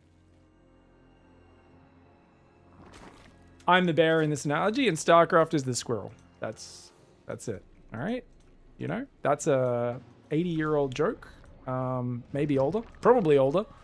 And yeah. Why not, man? Why not? That's well, I'm pretty sure Eddie Murphy told that joke in Raw, I want to say. I believe it was an answer to, you white people need to stop fucking ruining my jokes at the water cooler in your office by trying to retell them. So I'm gonna give you guys a joke that even you guys cannot fuck up. Except I think it was a rabbit, not a squirrel. Overlord goes down. Lings are gonna go for the flood. Let's go! Alright. Uh-oh. Yo-Yo needs to wall off. Yo-Yo's been behind all game long. He don't got no wall off, though. The queens have denied. He's gonna go for it. Gonna get the wall off. Gonna get the wall off again, but it's gonna die almost instantly. No time to get any hit points on that bad boy. He was going for his own Ling Flood, but he's still at half the Zerglin count. He's just so far behind from the early game. Solar miles ahead. And hot diddly damn. What did the squirrel do next? It complained on Reddit. It was like, the bear ruined my fur. Where's the hashtag shit stain variety? Yeah, I don't know. Something like that, I guess. The analogy's not really fitting anymore, okay? Only 6 drone kills. Honestly, I thought that would be game over. I think the Ling Reinforce probably will make it game over. Roaches on the way. Carapace as well. Surgeon gets cleaned up in the main. Solar just so clinical here. Off of the opening. It's not hard to beat, to be fair, but, you know, is what it is. He's got 3 gases. Lair's almost finished. Little Ling poke for Yo-Yo. Sees no drones on the 3rd. He's like, well, I have a 3rd. You don't. Well, you don't have drones on it anyway. Ling's going to try to run in from 2 sides. The old multi-prong, one of the better ways to get back in game. But with no drones exposed on that 3rd, the only way in is through here. This here is the Whispering Eye of ZVZ. You didn't update the score? Fuck me, I keep forgetting to do it. Thank you. Sorry, Helix. These Lings running around. For that joke I follow, thank you. Funky Fritters, Soul Count, Sinister, what's up? Ling's going to run around. Oh no, careful! Careful. Solar both defends and attacks well. Yeah. You don't get to be a mid-game master like Solar without being very good at these early stuff. Send you a box of Hydras? Dude, I don't have any Hydras. Hydras are out, right? Because all I have Roaches, I have Zerglings, Kerrigan, Nidus Worm. They just released Ravagers. I think they released Hydras, right? They just didn't come with the box that I got. The game releases later this month. Ooh, really? Awesome. And Yo-Yo's going to tap out. Understandably so, guys. Solar's going to speedrun through to the semi-finals against Beyond. No big surprises there. Prediction? Solar. All right, guys. We're going to play a very quick ad break. Don't forget, be careful if someone asks you if shit doesn't stick to your fur. We're going to go over to Korea. We're going to get the Solar Beyond series going. And that should be awesome. See you guys in a few minutes. BRB.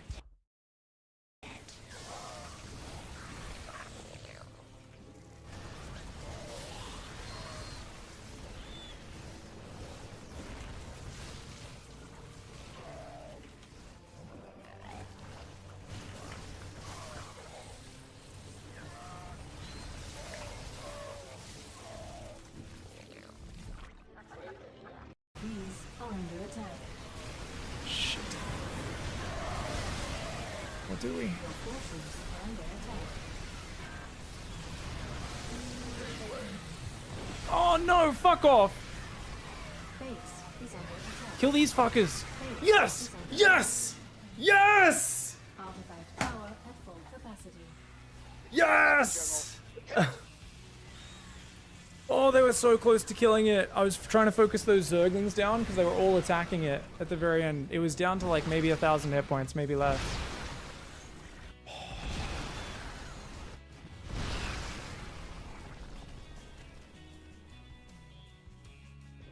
Oh. Oh god, that's so hard. The medevac ferrying the SCVs to the high ground was actually it. Shout out to Eon Blue in the chat. And here we go, Ultra Link Bane, man. The snipes are so good though. Clem's in and out micro. He's back and forth. This is the difference, man. When I watch Clem doing this, I'm like, if I stim towards that army, I lose my whole army. Doesn't matter how much I focus on it. It all dies. There's a giant army in the main as well. I don't know. Without infestors, without any comeback units, I don't know what Raynor could possibly do here. The man needs to pull a rabbit out of a hat. He needs to pull more than a rabbit out of a hat. He needs to pull Cyril's pet guinea pig out of a hat. He needs to pull something absolutely insane out of a hat right now. Man, that'll do it. What? What? No. What? Oh, the snowballs. Oh, you're gonna kill my children on their way to work? I can punch your children as well. Say those High Templar before getting... Oh. Can I do an instant rewind? I want to watch that again. Sorry, guys. Good spells. The problem is, he doesn't have enough army to capitalize on those good spells. A few good, neurals or whatever, it's not going to make a difference if you've only got a handful of units. But now he's got a big Ultraling army. Time Warp does go down. He's got plenty of Overseers this time. Much better than last time. He doesn't have any Microbials though, or Blinding Clouds though. And the Immortals are doing pretty well in this corner. Trading out. What? Did 2 Ultras just phase through the Immortal Archon? Did you guys just see 2 Ultras appear out of the ground? I don't know if the replay just glitched. Or was there eggs? Oh, was there eggs? There must have been eggs in the middle of that fight. There must have been... I didn't even realize there was eggs in the middle of that fight. 2 Ultras spawned on top of the army. I couldn't see them underneath everything else going on. That was actually really good timing of those Ultras. Oh, I get so hard when I see Clem play on the stage. My baguette just gets so stiff. It's like it's not even 2 weeks old. You know when you leave your baguette for like 3 weeks and it just gets so crusty? That's what I see Clem playing Terran. That Marine Micro is insane, TKL. I mean, I don't know if you understand. It is a monumental stiffy we are talking about. Yeah, well, okay, I didn't really expect it to be that graphic, Funker, but you're a passionate guy. We're all excited here. We've been looking forward to this event, pouring our hearts and souls into it, so let's just roll with this and not talk too much more about your crunchy old baguette, because we got Cyril and Hero coming up in a second, man. It's gonna be a fight stuff and all that, but these pro gamers apparently prioritizing injecting their hatcheries and sending their lings into each other mineral lions. Virgin detected. Houston, we've detected an anomaly. There appears to be a lack of sexual encounters for the professional gamers going on, and because of that, they're optimizing their lava injects and actually winning the video game. Yeah, I don't know, man. I think probably they're just lava injecting. They're probably just producing units a little bit. The Zergling wrap. And we are back. Hello, ladies and gentlefolk, zealots, Zerglings, Marines, douchebags, wankers, dickheads, and poopy brains. I hope you're having a fantastic day. If you want to help support the future of the PiGosaur Cup, as well as today's Cup, please help us out.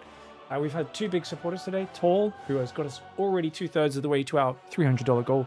Please help us out. $5, $2. I know when someone like Tall comes along, and they're like, give us a moist fart, and they drop $200 down, people get intimidated. They go, I can't drop $200, that's crazy. But every bit matters. Use the !tip button. I'll give you a link there. If you're in YouTube chat, pinned comment, click on that if you guys want to help support today's prize pool. Daily subs, bits, help us fill those goals if you'd rather support in those ways as well. We appreciate you all very much. Prediction is up. If you're on Twitch, you can gamble. That's right, guys. Gambling is fun. I love gambling. Come to Twitch if you want to gamble with imaginary currency that has literally almost no value. You can technically, I guess, use it to make me do some stuff occasionally, but yeah. Even then, I ignore those half the time. Can't gamble in Europe?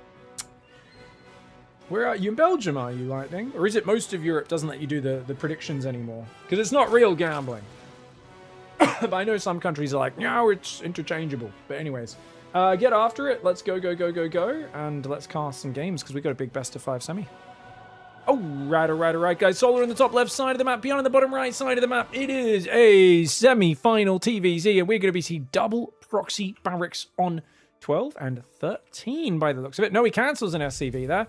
Double 12 barracks proxy. So it's a 2-racks Marine Rush. Now, it's so funny. Everyone was going 16 hatchery, 17 or 18 pool early in this patch, and I was going beyond.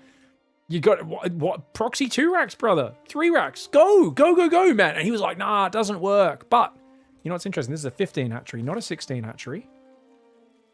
People have gone back to 15 hatchery, have they, guys? I was originally doing 15 hatchery, but all the pros were doing 16, so I started doing 16 because I'm too lazy to actually crunch the numbers. And now they've gone back to 15. Was I right all along? Well, to be fair, I was doing a 15 pool as well. This is a 17 pool. Still a pretty late sporting pool. The Overlord has not seen this. Now, do you go with the first Marine and start building a bunker, guys? Or do you wait and surprise? I think you go straight away and start building a bunker as quickly as possible. But that does give up what you're doing. And, oh, does it? Yes, it does. Just barely on the edge. Shoulder sees it, and he's like, whoa, the Overlord's got to go to the pillar. But the barracks will be able to lift off to kill that later, potentially. And the Marine comes in. Now, he doesn't know Solar's seen him with the Overlord, because he didn't see the thing. So Bjorn's trying to hide back there a little bit. And he's like, okay, let's get out of here. The SCV's run away. He's got 3 Marines. That's a lot of drones being pulled, though. A lot of mining time being lost. The first 6 seconds just starting. 17 seconds till they are ready. Massive amounts of mining time being lost, and he restarts the bunker there. And this is worth it for Beyond because he's wasted so much mining time. Solar, I think, overpulled drones initially. You're meant to pull your drones in waves normally, whereas Solar's done kind of the Rogue style defense. That being said, I think Solar's a bit better at defending than Rogue with these situations. Beyond's got to be careful. He's got 5 Marines. He's got to keep those protected, but he can't protect the bunker. He's got to pull back to the barracks, and he's doing pretty well with that, but he can't get surrounded. Can he get up against the edge? He tries to wriggle away, and he does. Oh my lord, that's game over. That's game over. He's going to kill every drone. Every single drone will die here. And that is a disaster. Solar has to tap out. GG, well played. To analyze that, guys, really simply, since we're going to jump straight into the next game, guess what? It is very simple. You need to pull the drones in waves, because if you pull all of them at once to fight just 1 Marine, 2 SCVs, or 2 Marines, 2 SCVs, that's way too many. And if the Terran just runs away and doesn't let you get the fight, you're losing too much mining time. So you're meant to pull like 5 or 6 drones, then another 5 or 6, and then the extra ones. As the Marine count grows, the drone count needs to grow. That extra 100, 200 minerals you mine turns into queen spines, things that can actually defend. YouTube title is still Salt Mines? No, it's not. I changed it. Did it not get updated properly? Why not just slap down a spine? Well, if you just slap down a spine, don't do anything else, they will kill said spine crawler, Gungadi. That is the important thing. Let me check that YouTube title. The title on YouTube says PiGosaur 93 and then Salt Mines. So Salt Mines is happening next. Yeah. I'm going to do it after, because I didn't end up getting time to do it before the tournament started. You throw one down on the high ground and then move it down, there'll be bunkers up by then. The hatchery's going to be dead, right? So don't get me wrong, you can build a spine crawler. Oh. Hold on. They changed map. Don't you dare start without me, you fucker. Sorry, guys. I get triggered because people start games without me all the time. But yeah. So you can absolutely build a spine, Ds or D, if you pull less drones. So building a spine is good, but you want to build it in front of the natural. Usually you can build it in the mineral line, but it takes a long time to root. So usually you'll build it in the front, but then you need to basically control space. So usually you pull like 5 or 6 drones. 1 goes after the building SCV, the rest go after the Marine. And then it's like, I don't know the exact numbers on the 8 worker star. I don't know the exact perfect way of doing it. But way back where we played against Proxy Racks all the time, Heart of the Swarm, Early Legacy, whatever. I as a high level player at that time, which I'm absolutely not anymore, I get that, had it down to a fine science, as most players did. But, it's essentially it's in waves. I don't want to speak authoritatively on which numbers they should be, but yeah. Sure, well played. I'll check that. 1 sec. All right, guys, here we go. Solar in the bottom left, Beyond in the top right. It's going to be a 2-Rax Reaper by the looks of it. Beyond wanting to do the pressure openings. Now, was that a 10 depot? I think it was 11, but quite an early depot there by the look of things. So he's going to go for that 13 barracks on the natural, guys. So it doesn't quite have the money for it. Yeah, that depot was quite early. But better early than late, I guess.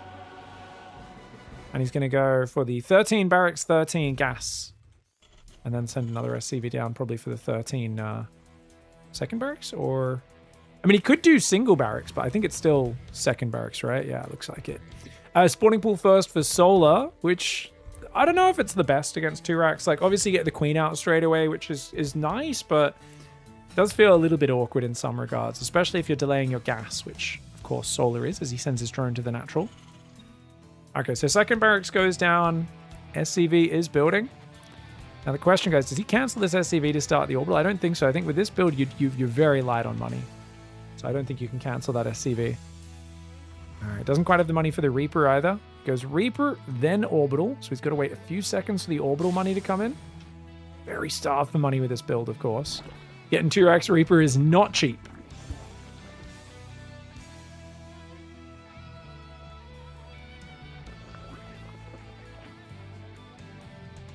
Pig, you gonna play the new Warhammer 40k RTS? Yeah, well, you mean Dawn of War? Of course. Dawn of War is a franchise in of itself. I only really liked the first Dawn of War that much. The other ones were kind of went in a different direction. They were alright, but it sounds like it'll be fun. It's made by the Iron Harvest guys who made a fantastic campaign in Iron Harvest, even if the multiplayer was a little slow and some of the combat felt slightly clunky. So hopefully the campaign's very good. And who knows, the multiplayer might be really fun as well. I'll definitely screw around with the multiplayer and play the campaign when it comes out. I think it's out in like a month or two. Reaper's going to poke in here. Doesn't find any damage just yet. You can see we've got 100. Is it ling speed and pull off gas? Okay, so it's ling speed. No pulling off gas just yet. There are 3 Reapers out. Command center is now on the way. It's going to be rallying to that second gas. Reaper's still poking around. I love that there's this little, I don't know, alarm light going on there. Just in case you miss, there's a Reaper ledge here. I think it also maybe blocks a siege tank from sieging up. Because I don't think you can path over that little thing, right? I think the Reapers have to go around it. So I think they might have specifically threw that there to make sure that doesn't get down. The creep tumor deny is really annoying, actually. It's actually very annoying for Solar. Because he really needs to get the creep out front as well. Third command center comes up after factory in the main base. Tech lab and reactor are there as well.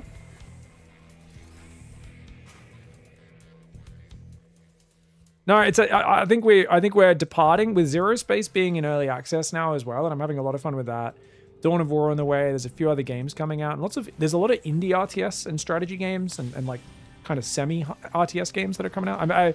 I feel like after years of very depressing RTS news, we're starting to come out the other side of that. Someone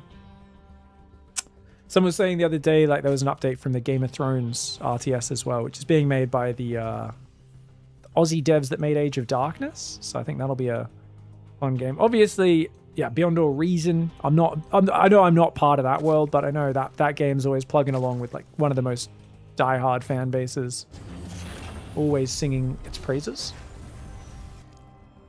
It's been nice. It's been nice. Things were very positive around 2020. All these RTS were in development. A bunch of them crashed and burned, unfortunately, and got a lot of negative press. And I think it's taken a while for everyone to wash that bad taste out of their mouth and start getting excited for things again. So it's cool. Early Carapace is really nice against heavy marine pressure, but we can see this is the Banshee build Q used to love doing. Actually, wait, it's only defensive though, no cloak. This is a bit of an odd build. It's one Banshee for safety. A few Reapers zoning the Zerglings out. He's trying to just deny Solar's vision without getting them all surrounded. He's like, where are you? Where are you, boy? Complete. Shoots down the Zergling. And then he's just going to go double eBay. So it's just kind of full macro mode for Beyond. Solar. Lair starts up. Now, you guys might wonder, what style will Solar play? Can you believe it? It might be Lingbane Hydra into Lurkers and Vipers.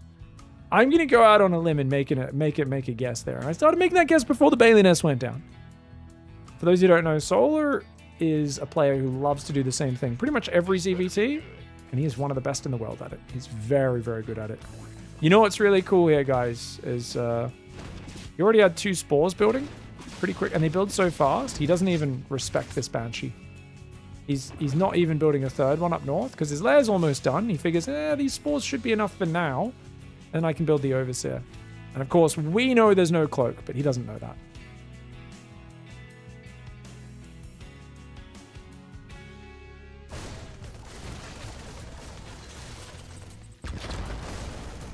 Marines and Medevacs coming forward with the Reapers. The Banelings are morphing. Oh my gosh, he stims in. Yeah, denying the 4th should be an easy pick, I think. But he doesn't just want the 4th deny. He wants to kill a lot of units as well. He already gets 1 queen, gets the hatch cancel. Oh, these Marines are stuck. Oh my god. Oh, are they though? No, Banshee goes down, but does manage to clean up all those Zerglings, and I think that's not bad. Obviously, the Banshee would be good for defending run-bys for the rest of this game, but it's a good trade for Beyond, who's going to come right back in. He says, no fourth base for you, buddy. This is the only good fourth location, and Solar, a little slow. He could have, when he saw the scan, pulled that drone away, but must have been in the middle of starting something. +2 Carapace Baneling speed on the way. Still playing just one Evo Chamber. He's trying to secure this area, but Beyond's trading has been excellent in the last minute. He can't really drop in the main. There are spores there. Be a one-way trip, potentially, if he goes in there. I'm not a fan of this style. Hellions are so handy in this matchup. I think it's bad if you do this style every game. It's good to mix in there when the Zerg's not expecting it. Oh, Baneling's coming forward. The Marines pick up. It's okay trading here for Beyond, but you got to be careful because you did have delayed extra barracks production, so you don't have a huge army to follow through with. He's got his starport back on a reactor now, but a big supply block. Oof. Does a supply drop there. Has 2 depots building. This is a massive, massive supply block. Ouchies. 2-2 starts up for Beyond, but it's behind the +2 Carapace, and now with the Hydras and Groove Spines on the way, Solar's going to be really good. You know what's great about Solar? He never forgets the second Hydra upgrade, even if he only queues up one at a time. He's like really good at remembering it. Better than almost anyone else. Oh, gosh. Beyond saving it to the last minute, as per usual, focusing down a Baneling or 2 wherever he can. He's thinking about pushing, but because these medevacs just got delayed by 20 seconds because of the supply block, he's kind of like hesitant on this move out, and he could have denied this base by now. I think this base, put a tank there, you know, you can deny it.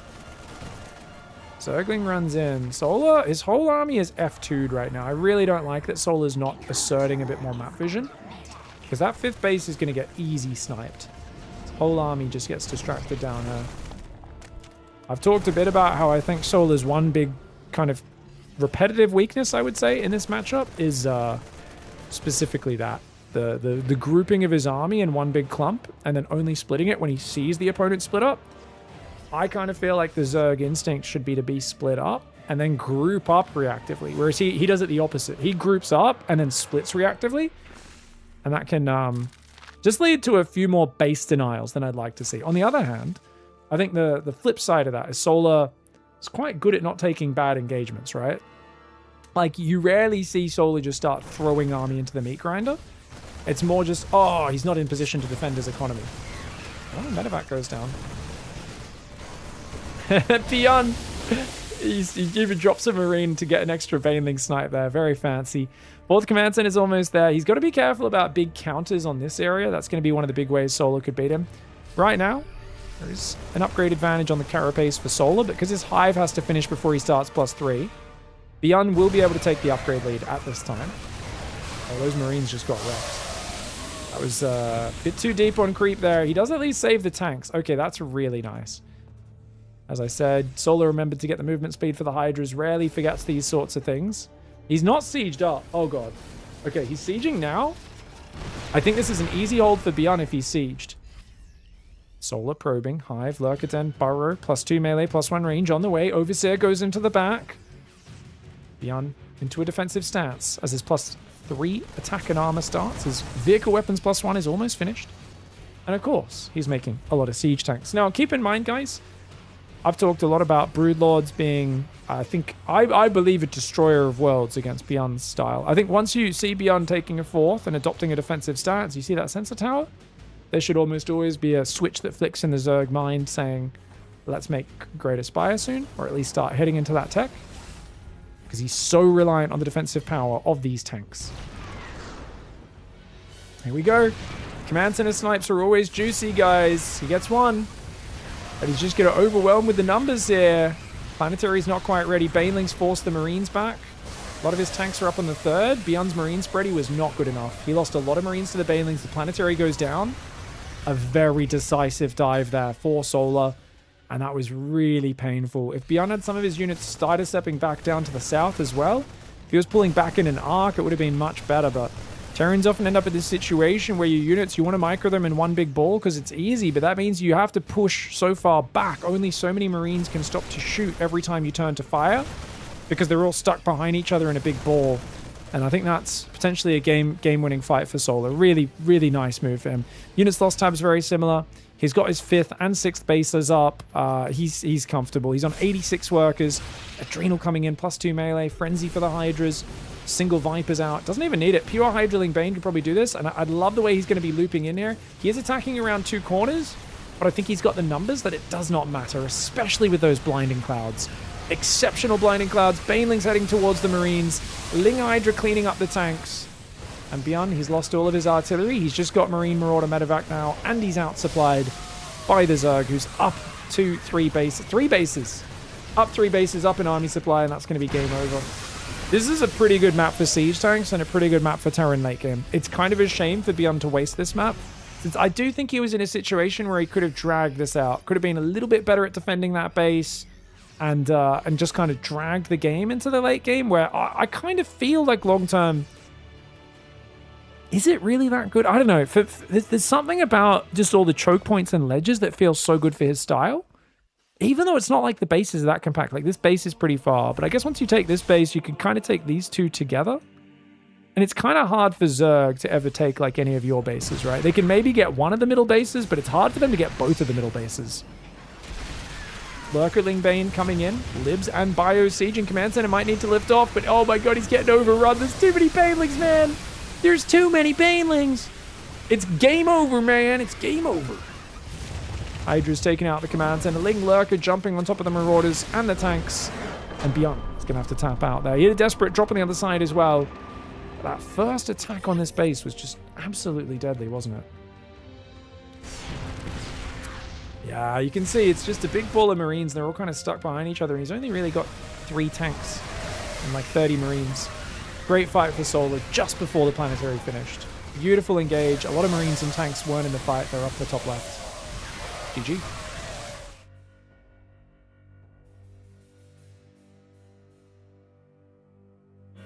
My man.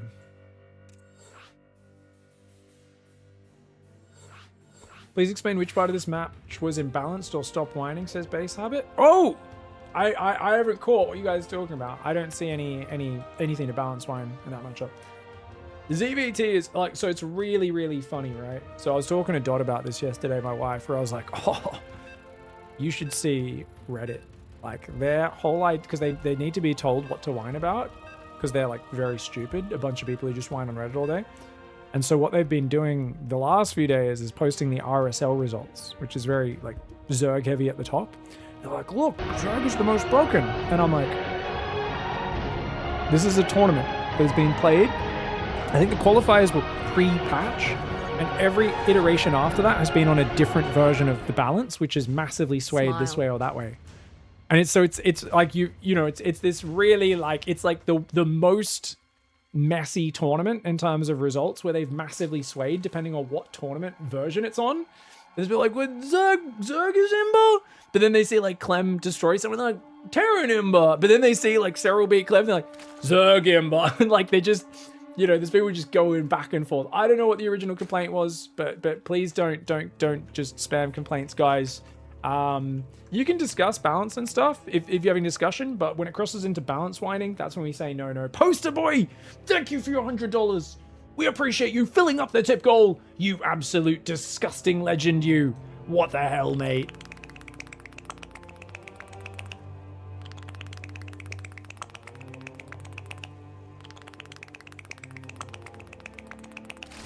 That is the moistest bacon slap to say thank you. Mama, man. I know this is crazy, but balance results from a single tournament as evidence is questionable. Oh, yeah. Who knew? Giant Orange, right? Who knew? I think all races feel a little bit broken in their own ways right now. I have no idea who's best and who's worst. I also have a feeling that Cyril is the only person who's putting proper preparation into this patch. And even I might be overestimating the amount of preparation he's putting into. But I've been very critical of Protoss players, especially. I had a chat to Maxbax, really encouraging him to use the gateways and just getting a bit of theory crafting going, because I think he might be the guy we need to teach the other Protoss players how to use it. All right, guys. Solar in the top right. And oh my, he's about to see an SCV from a sussy angle. And that's right, double barracks again on the 4-player map. This is a huge gamble. And it's going to catch a rather late spawning pool timing. Went down about a minute 38, minute 37. So it's a 17 pool again. But notice this time, Solar's just pulling 2 drones to start. You meant to pull 5 or 6 initially. I think 3 drones might be a little light. And normally you want to have them already... Oh, he's already... No, he's chucking a rogue. He's pulling... I mean, he can always tell these guys to mine from the natural now that the natural's almost finished. But this is a lot of mining time he's going to be losing. Not as much as the previous one. It's a lot. You see, and the way Beyond backs off. This is the problem with pulling so many drones. Unless you can get us around to those Marines. He's going for it, Solar. He says, let's go hard or go home. Overcommit. And we live or die by the pincer. Some people live or die by the sword, but we live by the way of the drone pincer. He's managed to take out 2 Marines and both SCVs. Almost both SCVs. Not quite. Didn't quite kill the other SCV guys. So he gets 2 Marines and an SCV, but he loses 7 drones. Did he use that time to get up a spine crawler? No, he did not. He's got 6 Zerglings that are going to loop around a queen on the way, but that's still a lot of mining time. And I call this the rogue response because it's not correct. For those who don't know, rogue has the lowest win rate against proxy barracks of any of the top Zergs. He's one of... Rogue doesn't even like... He just doesn't like microing. I gotta say, he likes to just win with strategy and choices. And like, I know that... And it's weird because Solar's normally much better in these spots, but I think he's actually going to be behind in the follow-up because it's so hard to get out of this situation. Gasless, no ling speed. The Marines could come in at any moment. He has to keep building slow Zerg because he can't afford a second queen. He can't afford a spine. I think a spine crawler should have gone down because a spine is very good versus Marines. Marines have 6 damage. Spines have 2 armor. Spines have 7 range versus Marines 5 range. So spine crawlers are like scale very well against them, especially with queen transfuse. Slow Zerglings do not scale well. As that Marine count grows, Beyond could push in and force a fight here.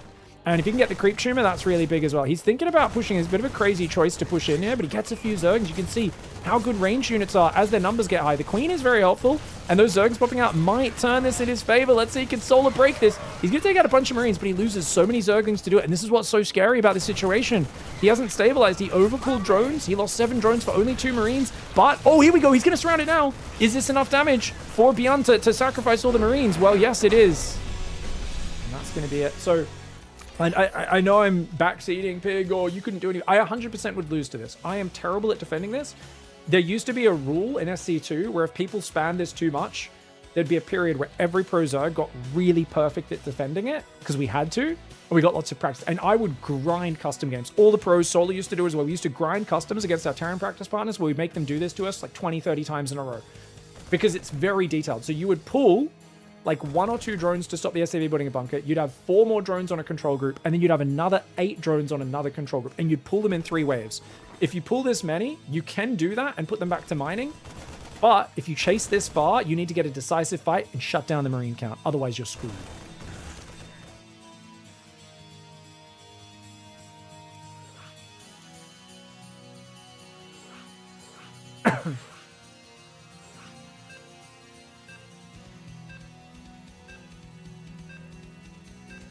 Take a look at the latest balance report. What's the latest balance report say, HVK? I don't trust like any stats in StarCraft, but maybe some of them are actually good. What's the latest balance report say? And is it to do with pro players, ladder play, what? I would expect, just off my own intuition, that Protoss is way down, ladder and elsewhere, because a lot of Protoss has the biggest changes that they need to adapt to, right? Everything's like different, it's hard to adapt, it's challenging, it's difficult to do that. And the other races can kind of get away with suboptimal adaptations of what they're doing. Sorry guys, we didn't have a prediction for that last game, that's my bad. Let's get a prediction up for game 4. Beyond versus Solar, you have 1 minute. Let's go. But yeah. I think if the Protoss play rate is way down, that's kind of the bigger concern is just players go, oh, it's too different and not getting used to it. But I also think the pro players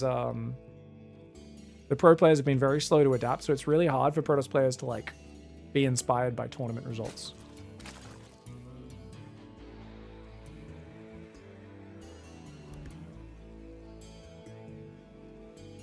All right, guys. Solar in the bottom right side of the map. Beyond in the top left. It's going to be a 13 barracks by the looks of it. Oh, 13 barracks, 14 gas. Okay. Interesting. Slightly more economic build. I think you're better off going 12 depot. We were looking at this earlier today. I think 13 barracks, 14 gas off an 11 depot is suboptimal. crunched the numbers on this earlier today. We looked at Hero Marine's video, and pretty confident he came to the wrong conclusion that the 11 barracks 13 gas is the most optimal. Don't get me wrong, Reaper pressure is very valuable sometimes, but especially this build, which Clem was using at Home Story a couple of months ago, is I think the weakest of the builds. There's lots of lost building time in the SCV there while you wait for the barracks to come in. And whilst it gets your mule 5 seconds faster, so it gives you 25 minerals of the 225 that mule's going to mine 5 seconds earlier, gives you a very small tempo boost, but getting that extra half an SCV out, an SCV mines 60 minerals a minute, just under that. So having that half an SCV for the rest of the game mining, which basically works out to about 30 minerals a minute, it's actually a bit more efficient. So in general, unless you're really prioritizing a fast Reaper pressure, the best openings involve non-stop worker production for Terran. I'm sure people are going to tell me I'm wrong on that. I look forward to it. If someone has a good argument for it, we'll take a look at it and check it out. But I think we're pretty... No one, when we went up through the numbers earlier today, no one really had a great counterpoint. Overlord's going to go down. It's going to be a 3 racks. Okay. Cute opening here for Beyond, guys. So a 1 racks expand, gasless into 3 racks. I like the 1 racks expand builds, especially if you catch an Overlord. Feels quite good. I often, on maps where they don't get to the pillar so easily, I would make like 3 or 4 Marines and actually walk across and try to snipe this Overlord as well. But he had to lift it for the pillar on this map, so can't really do that here.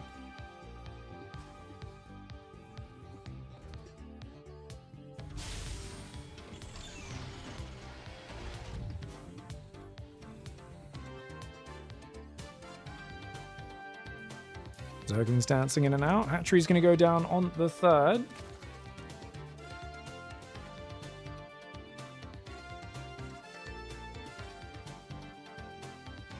Listening to Pig talk about nerd math build order efficiency makes me want Dark to come back already. Hey, Yin needs Yang to exist, okay? I agree. I want Dark to come back as well, so I can talk about how to play efficiently and then watch him win while...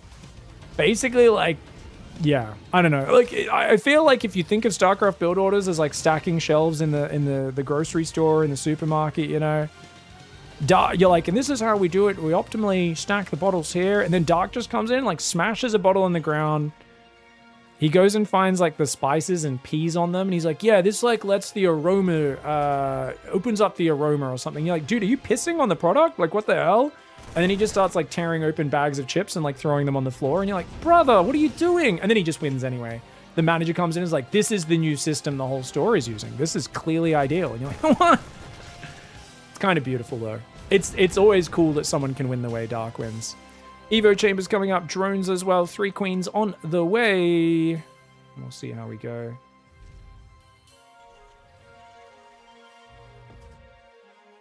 Interesting. Yeah, I like the new upgate versus Zerg. You can't put pressure on them. The second Adept arrives at minute 3. Oh, I think the Adept change is crappy. I do agree with the... I don't know why the Adept and Reaper take longer to build, but the actual gateways themselves, you can hit a sharper Glaive Adept pressure or a sharper charge pressure off just 2 gateways, and it's very, very nice, actually. It's nice. Here comes the first Marine pressure. Stim and Shields coming in. Lings, Carapace on the way. Bailey Nest almost finished.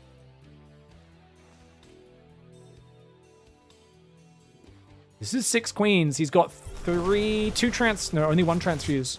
But in 5 seconds, he has 2 more. 5 seconds, he has 2 more transfuses. Yeah. Stimming into that would be crazy when you see that many Zerglings. He's trying to bait the Zerglings into a bad fight. Good fight for Beyond. Really good fight for Beyond in that corner. You can't fight in that corner, but the queens do get some damage. Nice pull back on the weak queen. Pull her back, pull her back. You know he's going to focus her. Solar goes for the jump on. Baits another stim, and it looks like he's going to... Yeah, I think he should loop around and stop Beyond getting home. There's no way you want to let these Marines get home. Solar, you've already built so many Zerglings, brother. The moment stim runs out, that's free. That's 10 Marines for free. Solar playing a bit scaredy cat there. That's a missed opportunity, guys. The weakness of these builds is their immobility and the fact that if they overextend, they can't get home. He just let him home. That's a big mistake for Solar. And I think what goes from what would have been an amazing hold if he caught those units. It's just kind of it's a fine position for both sides. Like, this is very playable for both sides. Yeah, be untraded 2-1. You got your 4th up. Your Carapace is now in. You got Bane speed started. I don't think you're in a bad spot as Solar. I just think he could have been in an exceptional spot. And actually, this is a 2-base push. Oh, he's going to bring a tank. Tank on that ledge is really scary. Good choice for Solar to break these rocks. Yeah, otherwise the tank on that ledge is very nasty. There we go. Marines coming forward. Queen's rotating around. Tank's going to drop on the high ground.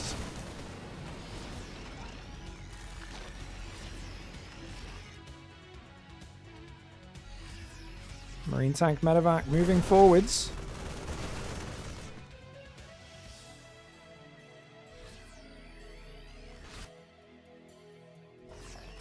Alright, Marine tank medevac's just chilling on the ledge for now. Beyond just chilling.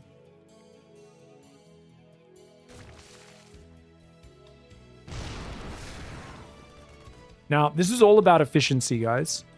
Solar, 60 drones, perfect. Problem. We have seen him crush the first push so many times in this situation and then lose the game. Sick flank though. Beyond doesn't see it. Beyond doesn't see it. Beyond doesn't see it. Here comes his reinforce. Oh god, he's getting caught on both sides. Oh my god, he saves the tank and only a few of the Marines. He's got more Marines there. He's going to bring his whole army back. He loses a few guys, but it's honestly not the end of the world. Because he keeps his tanks alive. And he's got a drop going towards the main. There's only one spore there. Solar needs to keep looping around and kind of constantly counterattacking and stuff. Like, send a Zergling in. If you see the tanks there, crush the army on the map. But you've got to pick your timings just right. And with +2 Carapace this early, I think it'll be easy to do so. We've just seen so many games like this where the Terran just is patient and eventually finds that one amazing fight where Zerg gets wrecked. All right, Marine tank there in the middle. Marine tank here as well. Ooh-wee.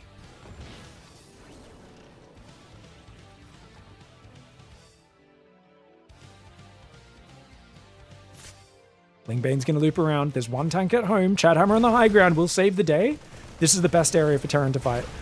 Chadhammer defends the natural, but the Lingbane's going to flank. Solar needs to pick a fight. If he gets a 3-pronged surround, he can do this. But he needs half of this army to come from this left side, the other half to come from this right side. Bjorn, trying to be hard to pin down. He moves, and this is great for Bjorn. Yeah, that's a great fight. Gets a bunch of Banes. The tanks take some damage. Remember, you can drop mules now, and they auto-repair upon dropping, which is really cool. He's going to rotate around this right side, try to work that ledge to deny the 4th. Still no 3rd command, and he's building an armory because he's realizing I need to go 2-2. Remember, the bases take much longer to mine out on this patch. The Liberator's going to hit the left side. They do get spotted coming, but I don't know if Solar noticed it. There's a lot of pressure on him as these tanks take position on the right side of this map. Massive Marine spread. He's trying to bait Solar into a bad fight. Beyond here, being very patient, as is Solar. Solar needs to take this middle base, I think. Oh, whoa! Big doo-doo, big doo-doo, big doo-doo. Okay, guys, the Libs, I think one of them may have flown in there and got killed by the Queens. The other one going around the very back now. Lingbane getting ready to surround this. Here we go. Solar, does he go for it? No, he doesn't. Never mind. Libs coming in from behind. Good siege up there. Indeed he will. More Marines coming. Here we go. Massive surround. There's not enough medevacs. He can't evacuate. Oh no. Beyond has to leave so many Marines behind. He did not have enough medevacs, guys. The Liberator goes down back there. Only 2 drones fall. And that should be a game-winning hold. 1-1 against 1-2. The upgrade advantage for Solar is so big. And yet I'm still not ready to call it. Even with no 3rd command center, this feels like it's game over. I'm not ready to call it because I've seen Beyond wizard his way out of bad spots with these failed 2-base pushes so many times. And yet this clearly is massively Solar favored right now. Infestation pit's about 4/5 of the way done. Lingbane Hydra needs to gather. He needs to loop around this. See how he goes. Lib sieging up. Marines and tanks as well. Here we go. Lingbane surrounding it all. Tanks going down. Medevac's picking up and pulling away. Beyond has to tap out. And Solar holds on. He's going to force a game 5. My man. So HVK, so your argument is Protoss is really bad. So look, I'm not saying I know for sure what's going on in balance. What I'm saying is I know that I've watched a lot of games of pro Protoss players not use gateways and fuck up their build really badly. And I think a lot of like the charge pressures that I've seen and the glaive pressures have hit a minute later than they need to hit because they're wasting their money on extra gateways and making warp gates rather than gates. Now, if there's a bunch of games I've missed of players who are playing optimal gate builds and they're just really flaccid and they're not finding the mark, I will be checking those out, and I'm still learning and deciding things. But when it comes to adapting, I've seen a lot of pro Protoss players, mostly classic, trap, and max packs were the ones most recently who were not using the gateways. And that's, in terms of balance, I look at their games where they're losing to Zerg, and I look at very suboptimal play from them, where they're doing builds where they could hit a minute faster with the pressure and just like have more units when they hit as well.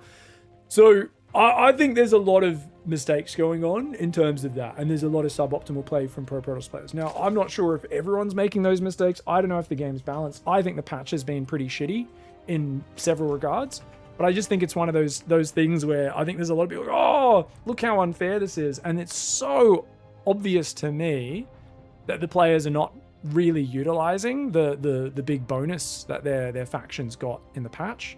So that's what I was talking about there. But yeah, doing a time without warp gates around 4 to 5 minutes is good. It's like if you're gonna do a charge pressure, blink pressure, anything, it's clearly far better. You don't need to play warp gates at all. You can go warp gates either after that or even after your 4th base is actually better, in my opinion. I think you should play regular gateway until 4th base. If you start building your units the moment warp gate is finished, just out of regular gates, you can actually hit sharper, harder pressures. It's really powerful.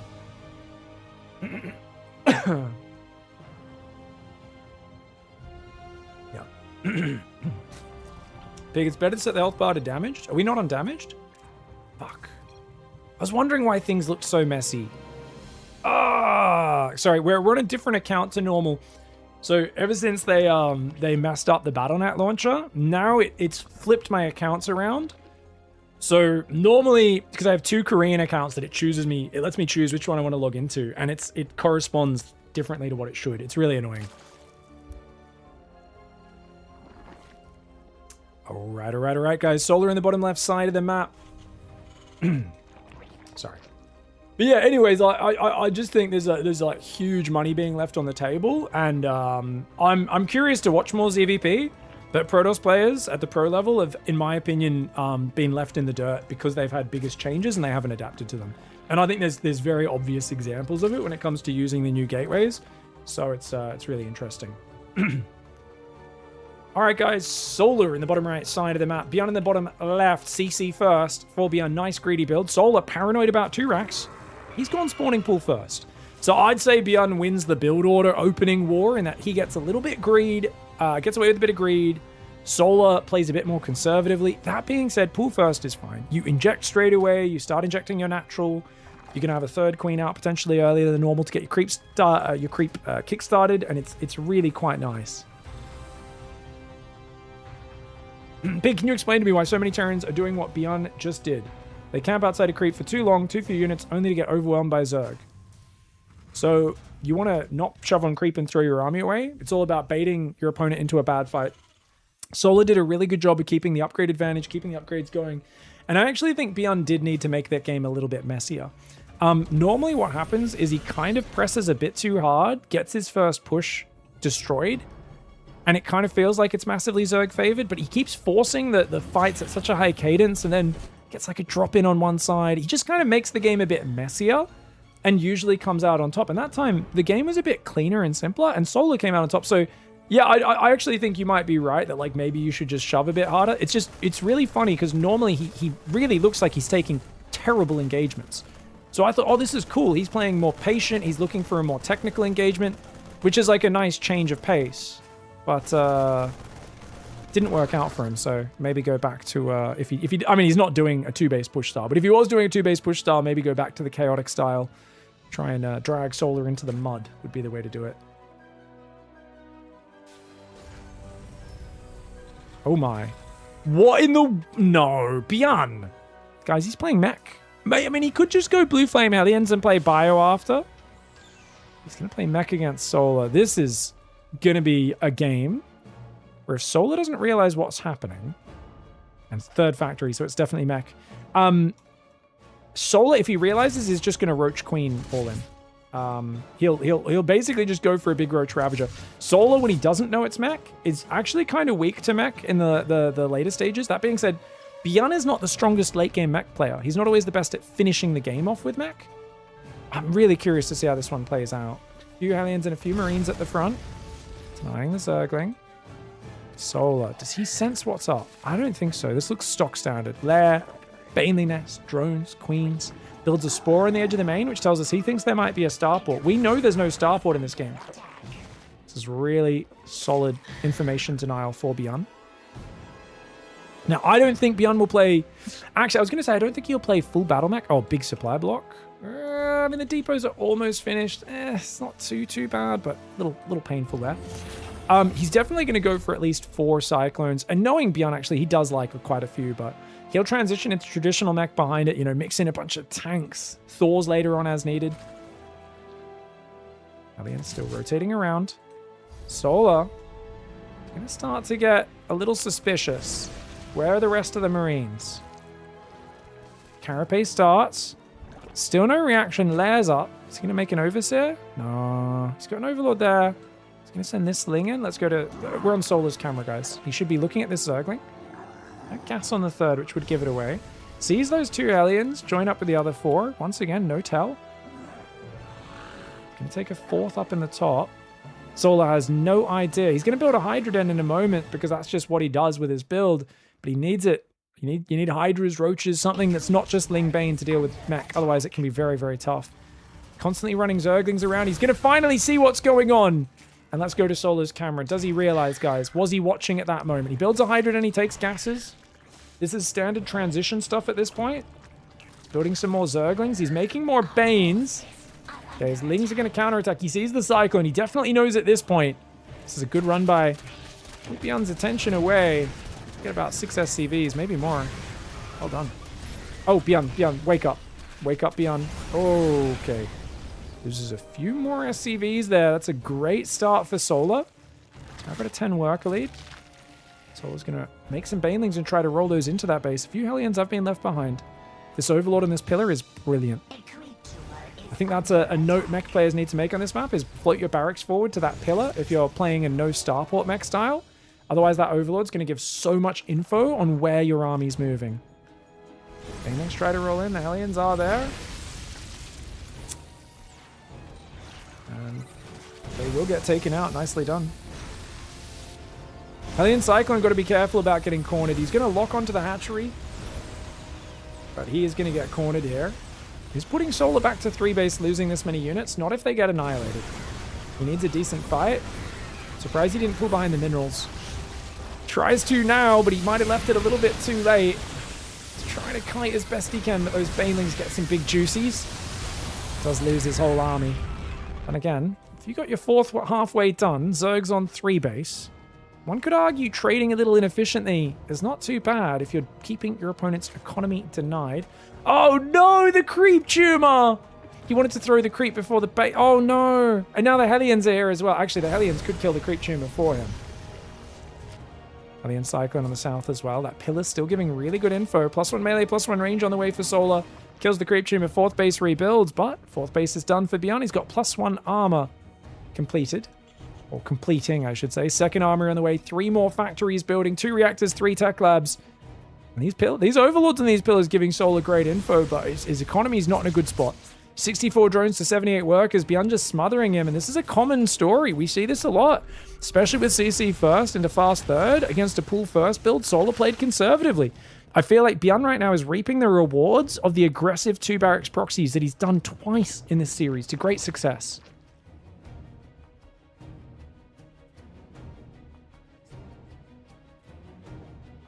Infestation pit coming up. I don't think Hive gets you out of this trouble though. 7 more workers building. Solar needs some really good fights, and we've seen it. Battle mech is not as efficient as traditional mech. If it gets caught on creep by Banelings, oof, it'll go down. Good spready. Beautiful spready. It's well worth it. Hellions are cheap. Banelings kind of expensive for Zerg. Hellbat's getting in there. Going to roast a few of these Zerglings, but they'll get surrounded. And actually, good pullback. Let the Hydras and Queens deal with it with their range damage. So 1-2 is on the way for Beyond, as well as servos to allow him to fast transform. He's got 5 siege tanks building at a time now. He's got a 3rd reactor. So it's 1, 2, 3, 4 tech labs. Actually, is it 4? Surely it's 5. 1, 2, 3, 4. Yeah, 5 factories with tech labs, 3 with reactors. Cyclone army's massive. Where are the Hellions? It's weird to be caught with no Hellions here. Hellions are normally the anti-Zergling unit. He's going to loop those around and join up with this. But he accidentally brings them in from the wrong side. A little bit sloppy there for Beyond. He's happy to kite here. He's got such a big economy. 90 workers, not just that. Mass command centers coming in. And these are every command center is you're saving 100 minerals, saving 100 minerals, saving 100 minerals, saving 100 minerals, saving 100 minerals.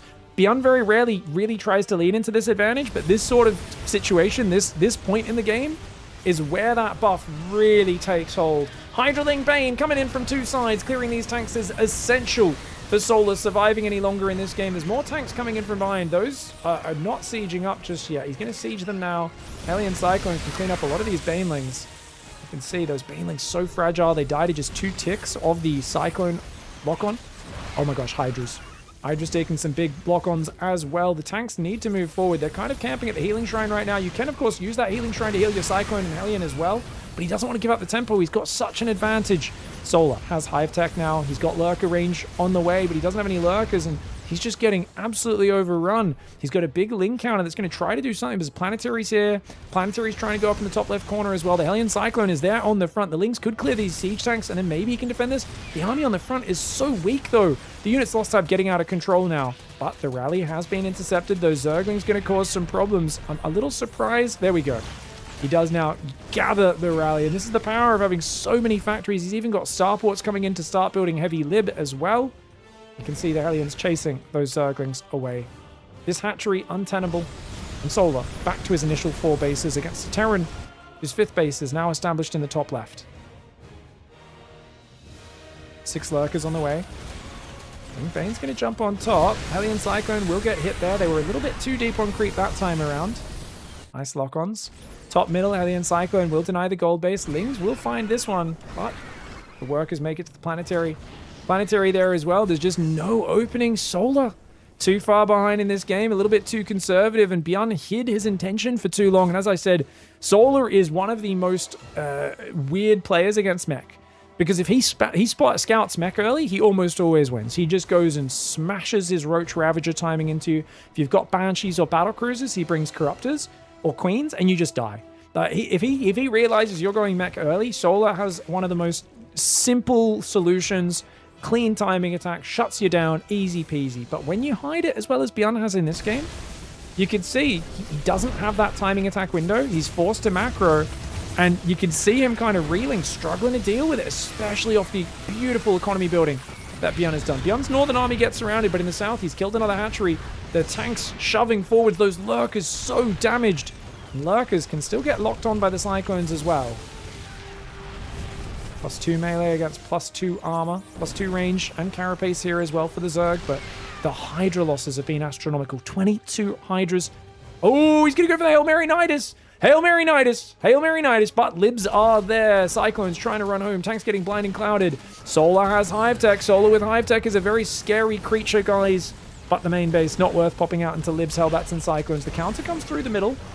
Few Hellions and Cyclones are here. Beyond's got to be careful. He's got about 1 billion production facilities, but right now there's this moment where Solar somehow has pushed him back to his side. If he could clear up some bases, some economy, this could be a really big move. He's got a Nidus. He's going to pop some Lurkers out in the middle as well. Dude. Beyond's so far ahead in this game, but he needs to take a good fight now. Can he make it happen? Oh, he corners the Hydras and the Banes. This is so good for Beyond. So good for Beyond. The Hydra Bane absolutely getting wrecked. There are some things down here. They take out a sensor tower or something. There's Lurkers there. He's got to be careful. They were hoping to catch the army coming back, but nice rotation. Oh, there's a Planetary here as well. Dude, he's built Planetaries everywhere. Where can you even push? There's Planetaries on every angle. The Lib's doing pretty well there. The Hydras will take care of them, but a bunch more Hydras going down, and these are losses which Solar's struggling to handle. He's building a 5th and 6th base down this bottom side. Beyond protecting that top left 5th is so important. You can imagine if he never got the Planetary up there, it's so hard to secure it in these scenarios. but Solar is bleeding units out. Beyond's finding efficiency. And look at that. Lurk is so weak to those Cyclone lock-ons. One of those Lurkers barely got inside, dodging that last rocket. Excellent game for Beyond. And how many orbitals is he at, guys? He's got 8 orbitals, 3 planetaries. He's feeling pretty good. He's going to set in some Lib harass around the map, trying to pull the pressure back to Solar's side. He doesn't want to be stuck defending. He's got +3 armor, +2 vehicle weapons. +3 Rangers coming in for Solar, but he's forgotten about the other upgrades. Has been playing with that double Evo for a while. Hellion Cyclone tank comes forward. Lingbane Hydra. Having to spend a lot of units to get any damage. Lurker up north. Oh, I love the Lurker harassment. At the same time, though, Lib's coming and kill 7 drones on this side. He's just going to siege on the Queen. Why not? She moves around, though. Nice attention to detail there. But, oh, Lurkers get caught by the Hellion Cyclone, as does the Nidus and the Overlord. That's going to get cleaned as well. Hydras managed to defend the top side. Drones return to mining. Lurker's going to go down. He built a turret next to the Lurker. That's hilarious, guys. Did he build that while the Lurker was there? Or was that there the whole time? Maybe it was there the whole time. But if it wasn't, because the Lurker will automatically attack the planetary as it's an attacking building, as long as Solar's attention is elsewhere, you can technically just move up next to it and build things next to it, which is hilarious. Midas goes up in the main. Solar's far behind in this game, but he bought himself a little bit of room. Unfortunately, he's not got the bank to even remax now, and Beyond more and more command centers coming down. As long as Beyond can continue to secure new bases, he's going to be massively outmining the Zerg player whenever he does decide to drop mules. Right now, he's not dropping mules, but he's got a big gas lead, and he's got a bank. Liberator in the main, Hydralisk. Oh, who wins? Oh, the Liberator barely survives in that fight. Cyclone Hellbat in the top side, clearing creep. Anything to push the Zerg map control back. Lings coming in from this side. Hellion Cyclone will be doing A-OK, as will the siege tanks there, getting some good shots off. Those Zerglings taking big damage. Liberator will get revenge. The Spore Crawler's like, you killed my friend! Does take the Liberator out. I like to imagine Liberators, or not Liberators, Spore Crawlers kind of have like a face on them. Like, you know, people, you think it's just a building. I like to imagine it's kind of like the, what's like the grandma tree in Pocahontas, you know? There's like a wise old lady on the side of every Spore Crawler, you know? A few Libs getting abducted. Cyclone Hellion trying to pull back. But Solar, every time he has to turn and run, the Cyclone and Hellion is there harrying his every move. It really does feel like you're playing against the Mongols. You know, you're playing against some Cav Archer Civ here, some dirty, you know, they know how horses work. They've grown up on them.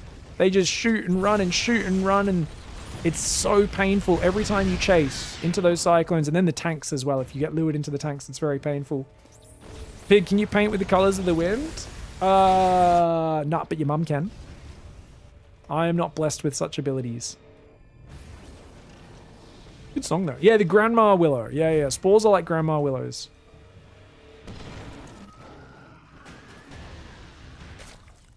They need a skin with a face on it, I'm telling you, man. Nidus Worm up here does go down. I think Beyond's gonna... I mean, he should win this. How could he lose? Lurker Nidus has not been working. There's a tank. There's plenty of turrets. Solar's... I mean, you know, it's like... You always want to see a player who's behind make a big comeback play, but he's so poor. He's desperately just trying to remax and surround these armies. If he had a few Banes to clear the Hellbats, it's be a little bit nicer. The Lings want to surround the Cyclones. There we go. It's a good fight. Unfortunately, he's not got many bases. And look at this. It's just a Liberator Cyclone push with a few tanks behind it. Oh, Lurkers get smashed by the Libs. The base is going to start losing its mining. The Cyclones will lock onto that base as well. Lurkers and Vipers coming forward. And it's so hard to engage. He doesn't even have Viper energy. I think the tempo is too high. You don't have time to kind of do what you need to do to get efficiency here as Solar. Finally, he abducts a few of those Libs. Hydras lunge forward. Lings on top of the Cyclones. It's actually a good engage for Solar. But in the context of this game, he needs each Hydralisk to kill 4 Cyclones. And that's just an impossible level of efficiency. This is only the semi-finals. This is sick. I wonder if Heroes made it to the other side of the finals. Yon and Hero have had some bangers lately. Hydraling Bane trying to dance. Abduct on the Cyclone. Very nice. Hydraling Bane, can he bust this position? The Hydras struggle to deal with the Libs. He's got to move those Hydras forward. They're kind of stuck behind each other. He will take care of the Libs. And that was a valiant effort. Breaks out. Is still dead. but at least he managed to push him back from that position. Solar knows it. He can't remax any of those units. They are irreplaceable. Units lost have a bit too out of control. End of this game, 9 orbitals, 3 command centers were up, plenty more building all over the map. There was a lot of planetaries as well, guys. I think the planetaries were really smart, especially this one defending his natural. This one in the top left getting up was really big as well. GG, well played, Bjorn. Kind of funny to see, right? Bjorn actually really struggled in the standard games. He did a 2-base, but he didn't really play much standard, did he? Well, he struggled 1 standard game he lost, 1 2-base push he lost, but he won 2 barracks games, and he won the mech surprise game. It's cool to see Bjorn winning with variety there, but definitely I think struggling to play like generic standard against Solar right now. And that makes sense. I mean, I always think Solar is one of the best standard Zergs. I think the best way to take advantage of him is to try and take some gambles, so hats off to Bjorn for finding a way. GG, well played. My man.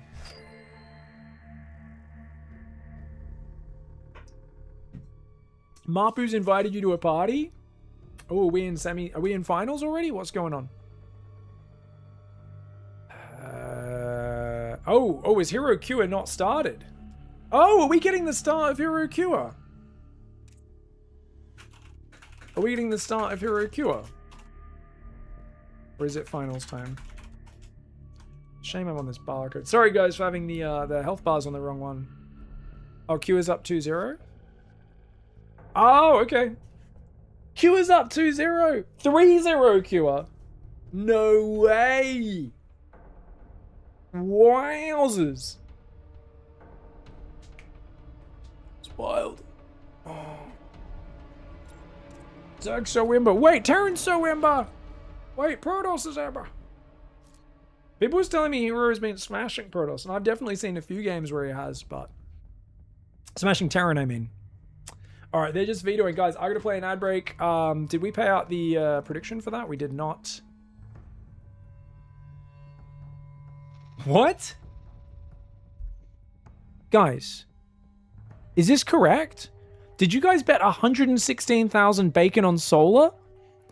And 1,800 on Beyond? Oh my god. Aphrodite with 1,000 bacon was the biggest voter on Beyond? Oh no! Sorry guys. Oh my god. Oh, that's a brutal loss.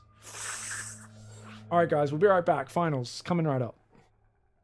Finding insane efficiency. Look at that. Oh my god, that was cinematic. Oh, man. I don't care how fancy you are, though. Can you stop that many? That's a lot of Ravagerling Bane, man. That's a lot of Ravagerling Bane. Oh, my lord. The Immortal out front. The units are pre-spread, but is that enough? Trying to pick up Ravagers, but only one at a time. The Psystorm. The Psystorm is big, but there's only like 2 of them. Oh, the Banelings. The Banelings in the top left. Banelings did clear out half of that mineral line. Nice Storms on the Link Bane. Zealots going forward. There's more Banes where that came from. Phoenix are getting hit by Biles. The Creator Phoenix Micro is insane! Dude! Creator does it again! Another epic hold with the Phoenix. Unfortunately, the Immortal moves in, but he saves it. Drop and dodge. Drop and dodge. Oh, the Bile does take out the Phoenix. Creator almost gets 300 IQ style points, but it was still pretty damn cool. You know what? They went too deep. It's a robo building. It's a long shot. Can he get it? When behind Dark Shrine. That's what they say, guys. That's a saying we have in StarCraft. Oh my god, these stasis traps are utterly ruining right now. Lots of probes going down. Stalker's running in right now. He's like, okay, let's try and get the Oracle. Dude, he's going for he gets the Oracle. He gets the Oracle, and he recalls out. Oh, Geralt with a Maples level play. 300 IQ. He only lost 6 probes at home, and now there's no detection until that robo builds an observer. Holy shit, Geralt just pulled off the most unlikely play. And this is what you need to do. If you're stuck on that train, you need to do some James Bond shit to get off that train. You're on the train to Dicktown, you need to like jump out the window, climb on the roof, and then have a hand-to-hand knife fight with like 6 different henchmen on top of the moving train. And that's what Geralt's doing right now. He's like, I will get off this train before we reach the destination. Dicktown is your town, and I'm not going to go there.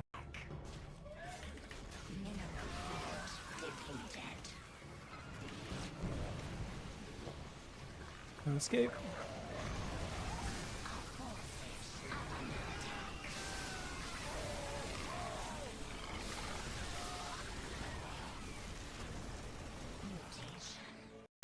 The off yourself comment, very nice, very high IQ, very original. Abort yourself. Now that's actually impressive. If you could abort yourself, that's impressive. Like, because abort yourself means you need to like go back. Abort yourself, Twitch chat. Sorry guys, we got to get into it. Finals has already started. Let's go. Alright. Cure in the top right side of the map. Playing Terran. Beyond in the bottom left. Also playing Terran. Defeating a couple of very good players to get here. A couple of good Zergs and Protosses falling by the wayside in some both close and one-sided series. Beyond came out a very close series. Cure looking absolutely unstoppable. As he does. I feel like when Cure has a good read on his opponent, sometimes his builds just come together and he's an unstoppable beast, isn't he? Holy moly. Well, we are going to be seeing a factory much later for Beyond. So Beyond here has done a 1-gas build, guys. This is like a 1-Rax expand. It's Reaper. Building Marines afterwards. I think it's quite a good build. Q has done double gas. I'm a big hater of double gas. You guys know me. I think it's okay, but I much prefer gas first, just because I do feel like when you're on such a low work account, building a second gas and kind of having so many, you know, so much idle time off of your minerals for so long kind of hurts, but this does give you I'd say it's an easier and more familiar build, what Q is doing, and I think the differences are so marginal. That's A-okay. I think the double gas is still the most popular in this matchup right now. He's going to go 3 Reaper, 2 Hellion. So the problem here is if Beyond can get like a Cyclone out in time, or just enough Marines and stuff that running past the bunker and killing SCVs doesn't work, it's going to be really rough. Now, 3 Reapers, if they jump up the ledge, they can beat 2 Marines and a Reaper, but if they already, like, basically one of them dies before they even jump up, that can be tough. And the thing is, if Beyond only builds 1 Hellion here, and then builds a tech lab, which he's going to, yeah, this is going to be tough. I mean, he does have 3 Marines in the bunker, which will do good damage to the Hellions as they run past, but it's the Reapers in the main that could really be very disruptive, especially if they get this Starport SCV. Cure, he's way behind in income. He's got to get this going. His command center is much later. Orbital's already dropping 2 mules for Beyond. He gets that SCV. Hellions poke in. They run away. The bunker was doing too much damage. They didn't want to risk it. And you know what? It's been a good reaction by Beyond. I think he lost 2 SCVs so far. Gonna take out 1 more. Can he get 1 more? And he can. Beyond tried to put that SCV inside the refinery, but he wasn't able to get that. 4 SCVs for 3 Reapers. It's, I think, very necessary damage for Cure, but it's also not amazing damage. I mean, Beyond's dropping double mule. Actually, he forgot to drop his first mule. That's very late, that first mule. So, bit of a delay on that. 3rd command center does go down for him. 3rd command center starts for Cure at almost identical timing. Cyclone is out for both sides, but the 2nd Cyclone and the Raven already started for Cure. And Raven only just started a few seconds later. Beyond is going to stay 1 Cyclone. Overall, I think Beyond should get his buildings a lot earlier because he's just dropped his 2nd mule from his orbital. You can see the 2nd mule miles away for Cure. So with the bit of momentum you have from this mule mining, you should see the 2nd and 3rd barracks, the double engineering bay. I would imagine Beyond's going to be 25 seconds ahead on all of his infrastructure. Ooh, loses a Hellion. Doesn't quite kill the enemy Hellion. That's unfortunate. Alright, came back from several hours only to see TVT. What a jump scare. What are you doing? You just missed an epic best of 5 CBT. That's what you get for skipping the semis, dum-dum. Silly Twitch chat. Silly. TVT between these two is actually really fun. Because Beyond, I would say, is the ingredient that makes TVT very interesting. Because Beyond is capable of throwing games. He likes playing these very diverse styles, right? Like mass marine drops, often refuses to play late game. What is going on with the lag? Is that me or someone else, guys? I don't know if that's me or someone else. In case it is me, I'll stop my local recording. I don't think it's me. There's a lot of commentators in here. Yeah, I don't think that's me. I think someone else is lagging. Either that or maybe the server. I don't know. Hopefully the players and the other casters don't feel anything. But yeah, it's really hard to tell unless it actually gives a lag screen. And sometimes I'll get a hitch like that if I'm cross-server. Other people don't see it at all. Sometimes it lags other people. Sometimes you get a lag screen. Sometimes someone else is getting a lag screen. It just doesn't have time to pop up until it happens a few times. We'll see. Double auto turret goes down. Unfortunately, they don't focus fire. And that's a really nice snipe. So Q has killed a Raven, a Hellion, 4 SCVs for just those initial 3 Reapers. He's got his third command center landed. He's got like a bit more confidence on the map. He can repair these cyclones up. I mean, this is awesome. 3 SCVs to repair is a bit of money that you're wasting, right? But it allows you to get the cyclones back on the map and control the edges. A lot of players like to send the cyclones out to kind of hopefully catch any drops sneaking into the main. That's what he just did with the Raven, so unlikely to catch anything there again, but sometimes you just go around, fight for map control, that sort of thing, and try and clean these Marines up. So yeah, 2 Hellions, 2 Cyclones is nice, because your Hellion will take the lock-on from the enemy Cyclone.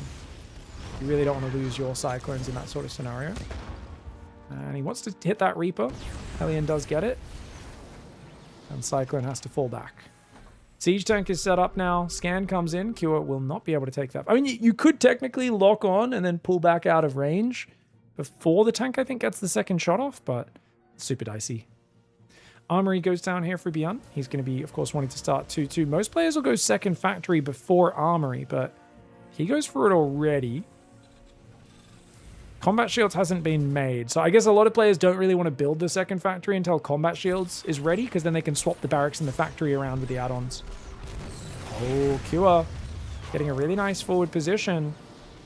2 Ravens versus 2. Remember, Beyond invested in 3 of them. Just lost one. Be careful. It's a great position for Cure. I'm going to try and squeeze his tanks through. Oh, goes for the Matrix, and now he's got full position. He does lose 1 Cyclone. That's super worth. Beyond has to abandon this base.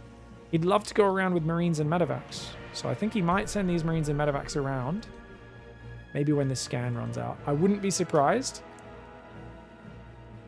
So you see Cure's vision.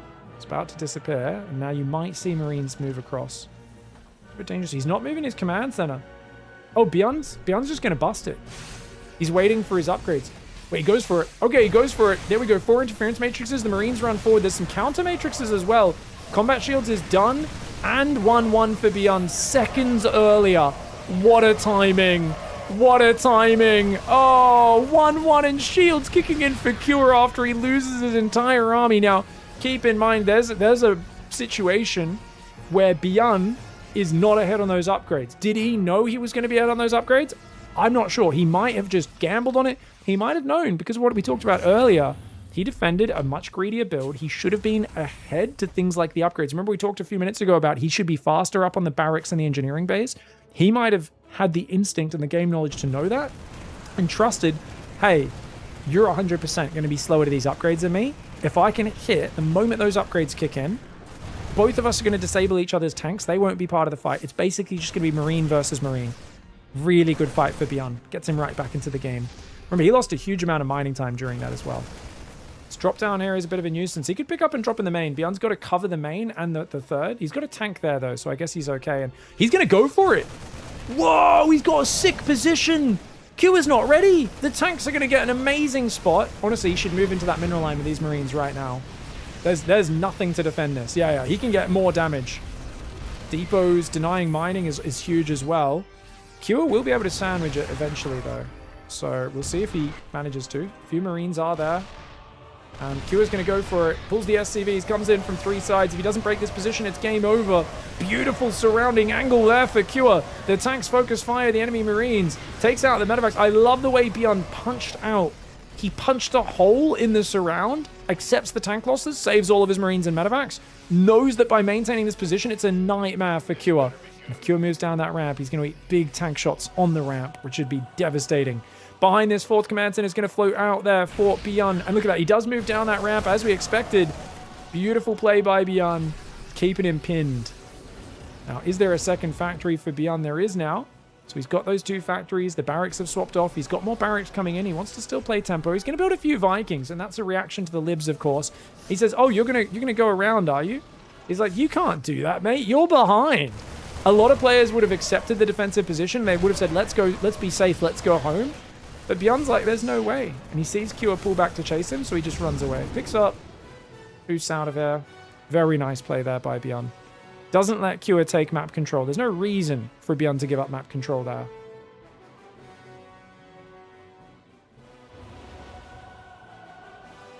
Two, kicking in now for Cure. 3-3, of course, is already on the way for Beyond, but only just. So it's a small upgrade lead, but I don't know if Kua can even afford 3-3, so he's probably just going to try and win here with 2-2 army size. He's down 1 siege tank, down about 10 marines. Equal Viking count. He has 2 libs. I mean, positioning is going to be the most important thing. So can he get Beyond to make a big mistake? Beyond sees where he is, stims at him. Beyond's happy to take like an even fight. He doesn't care. Kua is the one who needs a really good engage. Triple drop will go towards the main base. There's a tank and a Viking there. And unloading on the low ground is absolutely the correct answer. You can shoot that command center from out of tank range. The Marines are really damaged. So as cool as the positioning is, he should have unloaded those Marines and healed them up in the corner already. He's going to send the Medivacs home. It's a one-way trip. Command center almost goes down. Mass repair is good. Great save for Kua. A bit wasteful there for Beyond to throw those Marines away, but I think when you're building 14 Marines at a time on 5 base, you maybe don't care. Oh, Doom Drop, Doom Drop, Doom Drop, Doom Drop. One of the best comeback plays in the book is always a Doom Drop, guys. He sieges a lib on this base. He boosts towards the main. Beyond picking up to try to go and counter the Doom Drop with a drop of his own. He's lifting barracks to let his units in there. He's unloading his Marines and Vikings on top. I think he can clean this up. That's a really good response for Beyond. The Marines come in from all sides. He shuts it down. And Kua has to tap out. Wait, no, he's shoving the front at the same time. He's not done yet. Fix bayonets and charge, boys! Gonna kill a bunch of SCVs. There's no way he can deal with this army of Beyond, is there? That's 3-3, not quite done. Beyond's Marine tank, though, is just overwhelming. The numbers are there, and this all came back to just a 15-second difference between 1-1 and combat shields. Beautiful hold for Beyond. My man, that was really sick. That's actually really cool.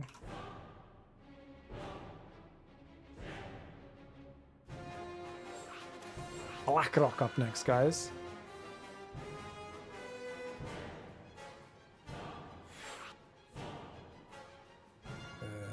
I thought I edited the bracket command earlier. Must have copy-pasted the wrong one in. I'll bait. Pigfest qualifies tomorrow night, guys. Tell your high-level friends. Network error? What the fuck does network error mean? Well, I think I'm in the lobby. Should be okay. Alright, guys. So, Beyond wins game 1 for a clutch. Game 2 prediction is now up. You guys have 2 minutes to get your prediction in. Oakley dokley.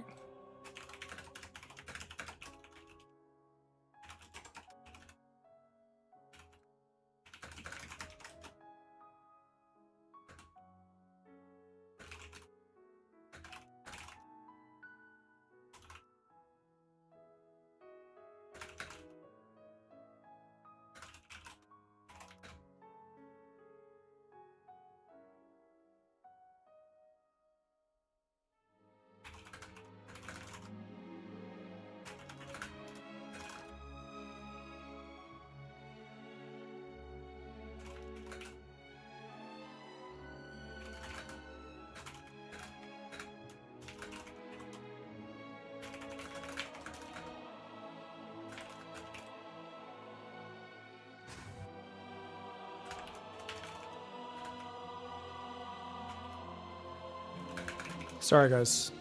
All right, we're good. We're all set up.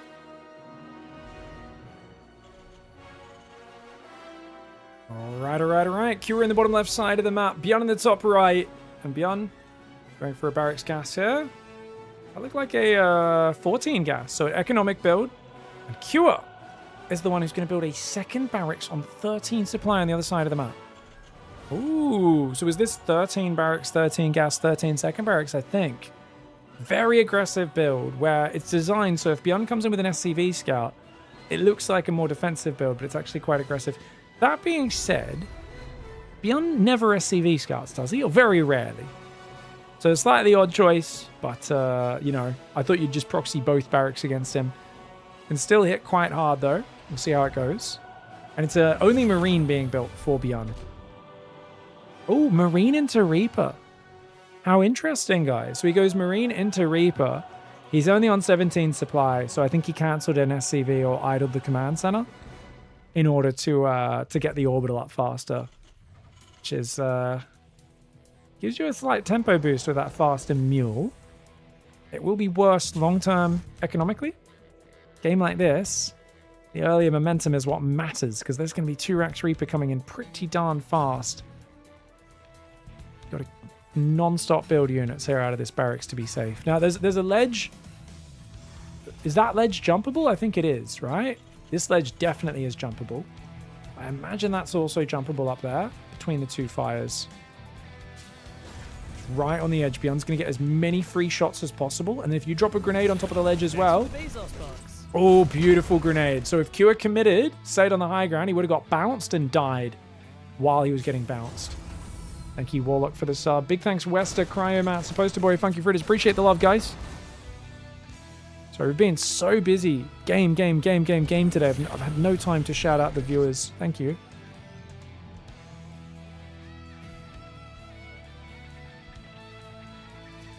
I don't know who to root for. I always love Kua because he's, I think, a very kind of smart, calm, technical player. Beyond's a bit more chaotic, a little bit more crazy.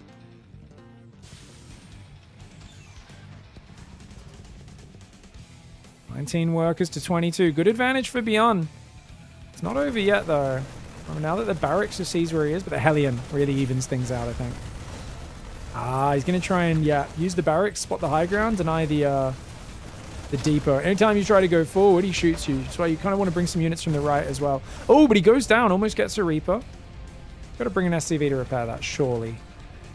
Oh, he's not even going to try to fight for it. I think he figures if he brings an SCV, he might lose that as well. But he sees Kua respecting it, so he's like, okay, might as well. You're not going to push me off it, I might as well do so. And the barracks gets to 333 hit points is when it starts burning down. So Kua's, you can see, being quite conservative at this point. He doesn't want his barracks to put a timer on this pressure. Behind this, Command Center's finally just started building for Kua. Very, very delayed. He has to be efficient with these units. He's building tanks, he's building marines, he's building a starport. Wants to find more damage, but Command Center's floating down. There's a Cyclone here as well. Cyclone and the marines can easily shoot this barracks down. That's going to disappear very quickly. Barracks will burn down. Goodbye, high ground vision. Second Cyclone and Interference Matrix on the way here for Beyond. Kua going for a medevac. So Kua's going to boost across, try and be very aggressive in the follow-up. I think he's kind of just got this thing of, look, you're in your corner. You're clearly ahead economically. But if I double down, I might catch you. And the Raven moving across the map is actually good for Kua. If he loses a few STVs, he doesn't care. For him, it's I've got to bust you. And a couple of auto turrets might defend that bust. Here we go. He's got to move out now. Third Command Center goes down. That's not what Beyond needs right now. Notice he's paused his barracks production. He's queuing up SCV's Command Center because he's like, well, you're going to go economy after this. Of course you are. That's what everyone does. Little Moopies down there partying with some Tauren Space Marines. Auto turret comes in, but the Raven does not scout. How committed this aggression is. 2 SCVs do go down. Here we go. He's getting ready to drop his tank. I still think this is very difficult to break through, especially with Beyond Siege Tank popping. This feels like such a desperate bust attempt for Kua. He needs to find big damage, but the Hellion spotter out there is brilliant. Look at that. Oh, he pulls it away at the worst time. Beyond does not know. Kua is coming in with a big old all-in. And oh my god, Beyond moves out at the worst time! You have to be kidding me! That's crazy! He completely misses everything! No! Auto turret comes in again. A few SCVs are going to go down. And the tanks now have position on his mineral line. Really good play by Kua, but it's not really killing the base. It's just denying mining for now. But, oh, more SCVs rallying. You gotta be careful, mate. You can't just keep rallying your SCVs into it. The Cyclone Hellion, though. Oh, catching a few of these Vikings is very nice. And long term, this makes this... Oh, here we go. He's going to go for the bus. Beyond was not watching. And he's going to lose a lot of units out here, as well as the tank. The natural getting totally blasted. And his tank... Oh, my God, his factory wasn't producing more tanks. It was building add-ons for his barracks. Beyond caught being so greedy. If he had any idea how desperately all-in Kua was, he would have just built army and been fine, but he did not realize. He thought this was going to go long. The command center burns down. What a crazy situation this is. He's going to lock onto the tanks. He will clean those up. Cyclones are kind of a god tier unit in this scenario, but not if there's a tank on top of them. Both Cyclones go down, and Kua Bad start for him. Bad situation. But Bjorn did not scan, did not check what was going on. Oh, can he hold on? That tank getting some big shots off. But look at this. Oh, he migrates behind Bjorn's mineral line. Bjorn's taking too much damage. It's not like Cure doesn't have any follow-up at all. It's not a good follow-up, but he's on 2 bases. He's on 30 workers, and Cure ties up the series.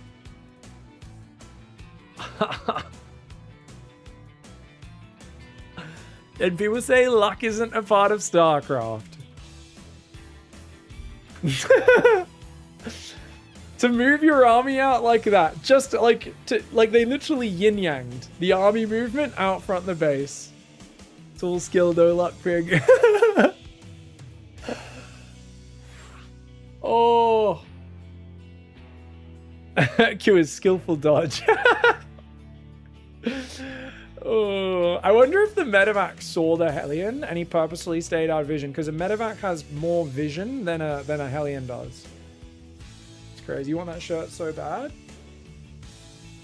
Do they not sell it anymore on the Carbot store? You should get it. This is so old. I literally left this at I lost this at my friend's house in the UK in 2014.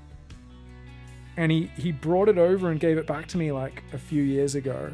He's like, hey, by the way, and he like threw it to me when he was down here in Australia. And I was like, no fucking way. He's like, yeah, bro, I've had this for fucking like 9 years or something. I was like, damn, dude. I've worn it like so much since then. It was a long time. A long time. Oh. Choose outcome. Cure wins game 2. Prediction up for game 3. You guys are only going to have 1 minute for this one since the game's just started. Get your predictions in fast.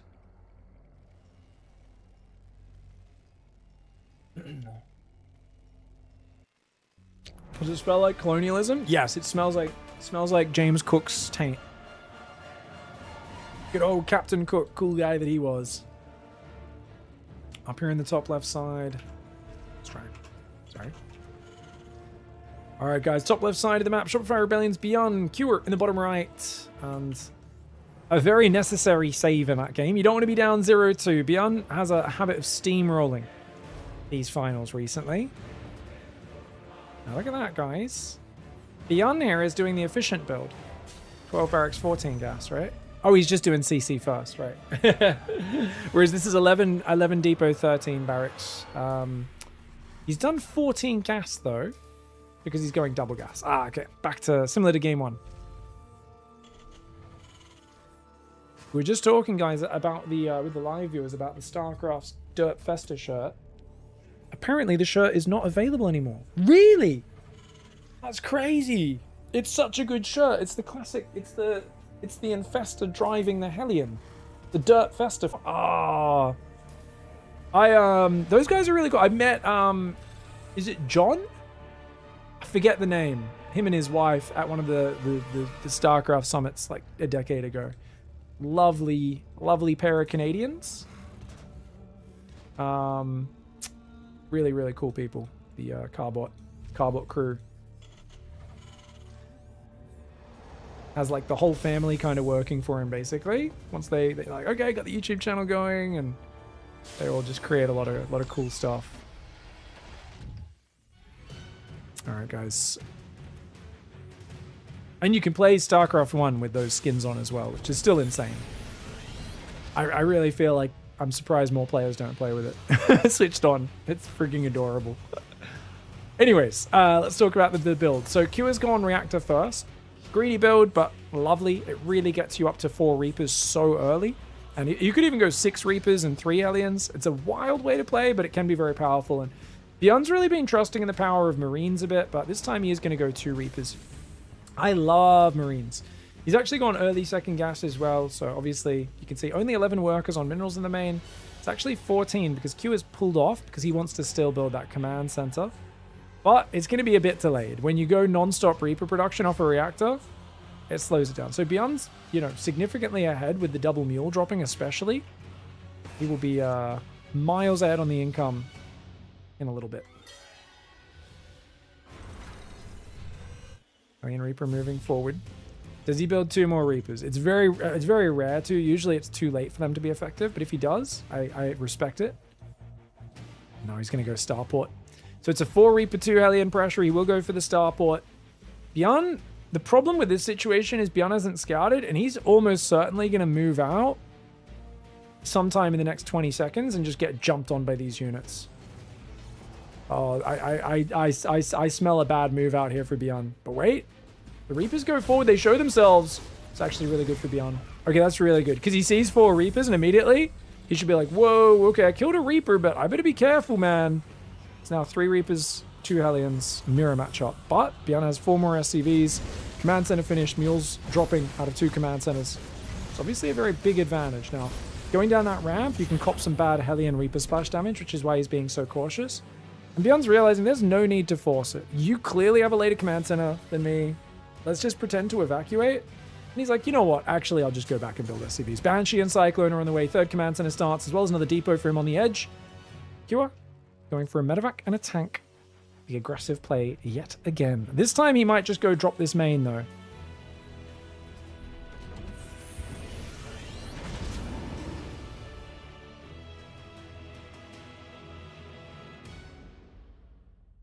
Chat says, TVT is like living in London. What do you mean by that? What, your washing machine's in your kitchen? It's cramped. It's cramped. There's a lot of drunk people. There's a pub on every street corner. I'm like, I don't even... like, what does this analogy even mean? You can't go out on the map without getting stabbed? Oh, yeah, that's... I think that's a bit of fake news, mate.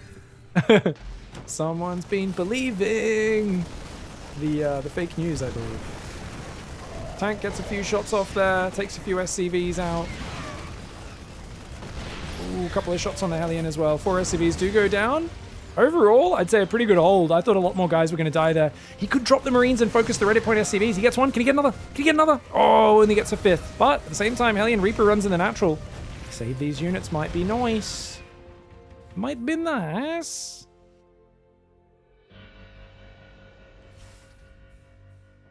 Banshee hanging out besides the natural. I'm surprised he hasn't poked it in. I think Beyond's just a bit busy recovering. SCVs, mules, depots, all the good stuff.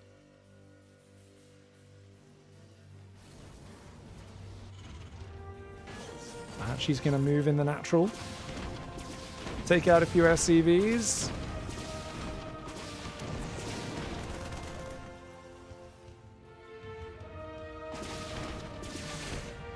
Ooh. That is always funny to look at, isn't it, guys? There's something about interference matrixing a Banshee just to stop it from attacking. It just feels funny, man. It just feels so funny. But you can't shoot. We've still not got a Cyclone here, though, which is really awkward. He's going to get this guy as well. Remember, there's triple mule dropping. Beyond's recovered. He's got his double engineering bay up. And you're still building Vikings and trying to get a Cyclone. He cancels the Cyclone, builds a tank. Big supply block for Kua. Kua's just finding himself on the worst end of these. I do think Beyond has some of the best Terran openings in the world right now, guys. I think a lot more players should be studying Beyond. Been saying Protoss players kind of lack a build order guy to copy right now. Zergs, I think, have Serral, obviously. But I think Beyond might be the guy for Terran. Because I was kind of like, who's the Terran build order guy? Oh my god, Brainless, thank you so much for the generous gifted subs, my friend. Alien rotating around. Guys, slap your bacon down to say thank you to Brainless. Just gifted 20 people a sub to the channel, which means they get no ads for the next month. Bunch of other perks.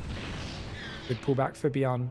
I mean, Beyond's way ahead economically, but right now, numbers, he's down on Marines. He's up a tank. What's the Raven energy like? Oh, his Ravens are counterattacking. Oh, this is dangerous. I mean, it's going to put him even further ahead economically, but he's already far enough ahead economically. That's not the priority, and this might actually allow Kua to have a window here to find a good push. Oh, he unsieges in time! Brilliant move! Because if you start unsieging before it hits you, you can run out of range, and that's effectively a somewhat wasted interference matrix, right? All it does is give Kua position.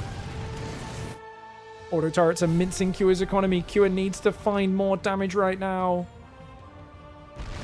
Here we go, tank sieging up.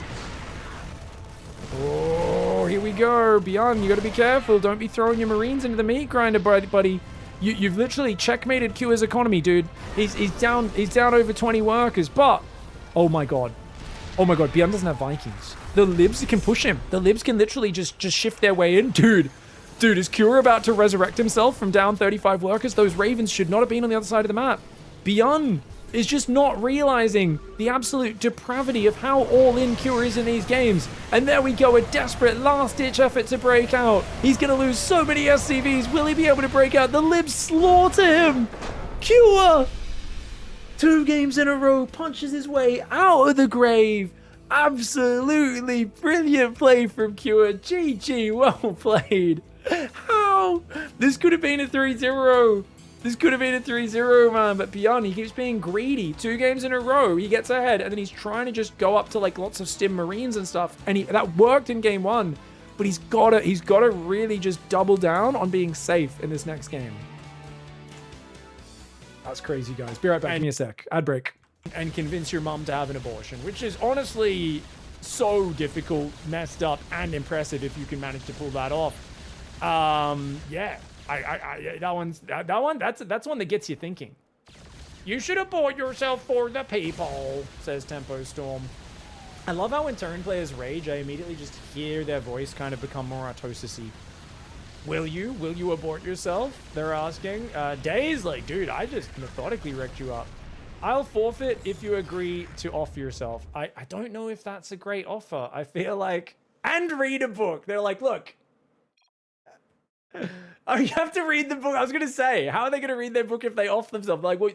And fight him, they will. Oh my God, 5, 4, 3, storms everywhere, 2, 1, the shade finishes, the storms are there, and Ilias with the storm adept shade combo steals the point. Nick teleports in after the fight's over. Nick teleports after the fight's over. He's like, guys, are we fighting for the point? Are we fighting for the point? Next one's down there, is it? Die! Die! I thought it was dead, so I started going to the next one. Die! Stupid friggin' drop pods. You guys have no defenses in your entire spaceship. Literally everyone starts getting eaten alive and you guys do nothing about it. But that you decide to actually have good defense against? Jesus! You've got really tanky escape pods? You're a bunch of cowards! Didn't realize Protoss are just literally French people. Just retreat and surrender all the time. Jeez!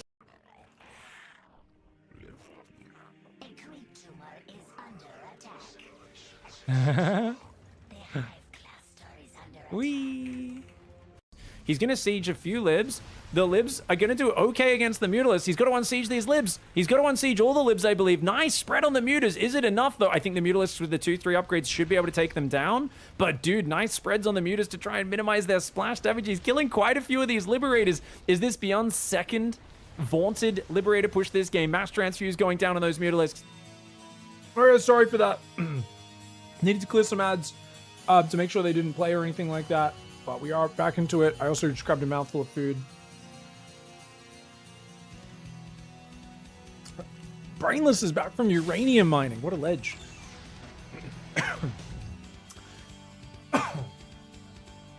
All right, guys. Cure in the bottom left side of the map. Beyond in the top right. To quote a guy in chat, Beyond just needs to bloody sit in his base and do nothing. You're not wrong, chat. You are not wrong. He just needs to stay home. Just don't do anything. Just stay at home. Both of these losses actually legit would have been wins if he just kept everything at the front of his natural. But one game he moved out with his Cyclone Hellion, didn't see the opponent get in position. That last game moved out with his Ravens, and which was a real big loss to his position as well. Q is just desperately finding wins. And you know what I'm sad about is Beyond now has capitulated and he's gone to the double gas build that he's more familiar with from pre-patch that Q has been doing all series. But the thing is, Beyond has been consistently beating Cure with better build orders. And now he's going back to the worst build order just for the... Oh, I keep losing. It's like the build order's putting you way ahead, massively ahead. But Beyond's like, I'm sick of being defensive. And oh, he tries to trap Cure, but he kind of gets a bit excited and maybe goes a bit too far forward. And does it look like, let this Reaper escape.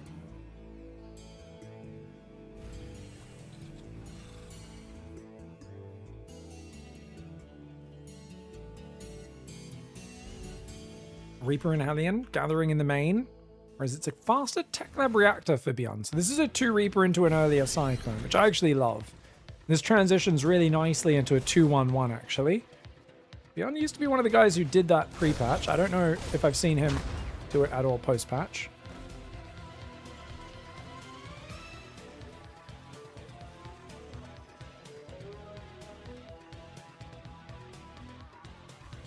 Starport has begun. Cyclones and Marines are there.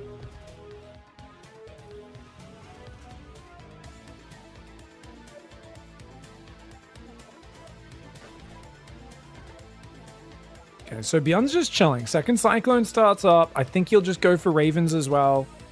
Sees that there's a Cyclone swap for his opponent as well. Great SCV pull off the Starport. That was brilliant. And he even repairs. So that SCV can't get focused. Cure. Doesn't lose anything.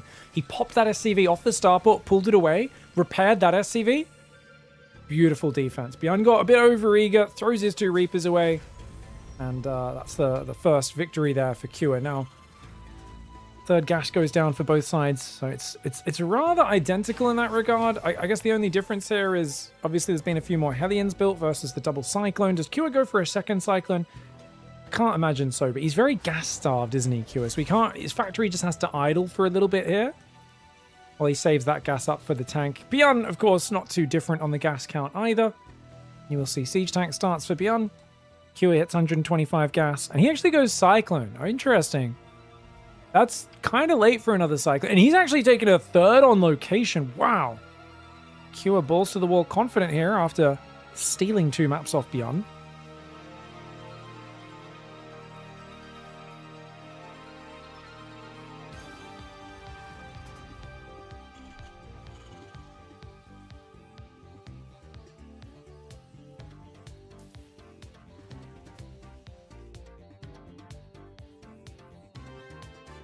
Pig, you gonna try liquidation? Sorry, I don't really know much. Is it the one that's like Beyond All Reason, kind of total annihilation, you know, Supreme Commander style, or is that one that's a different style of RTS?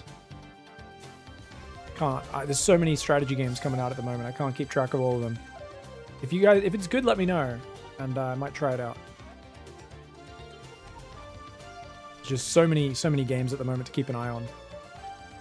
You might see me reviewing a few of these games like a month or 2 after they come out, you know? Kind of Warcraft 3 style? Okay, very different.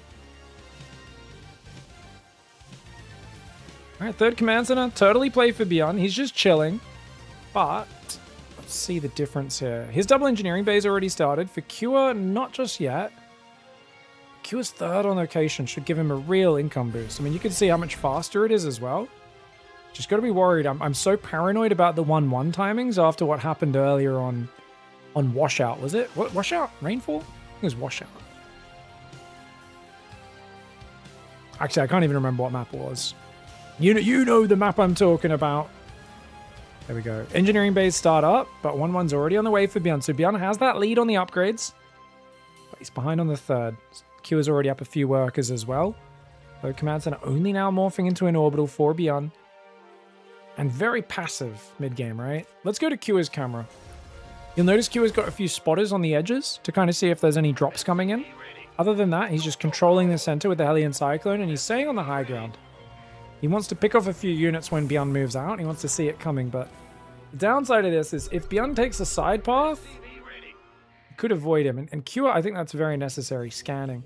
It's one thing if Beyond had dropped some scans when he was not sure what was happening. They maybe could have given him the info he needed in the previous games.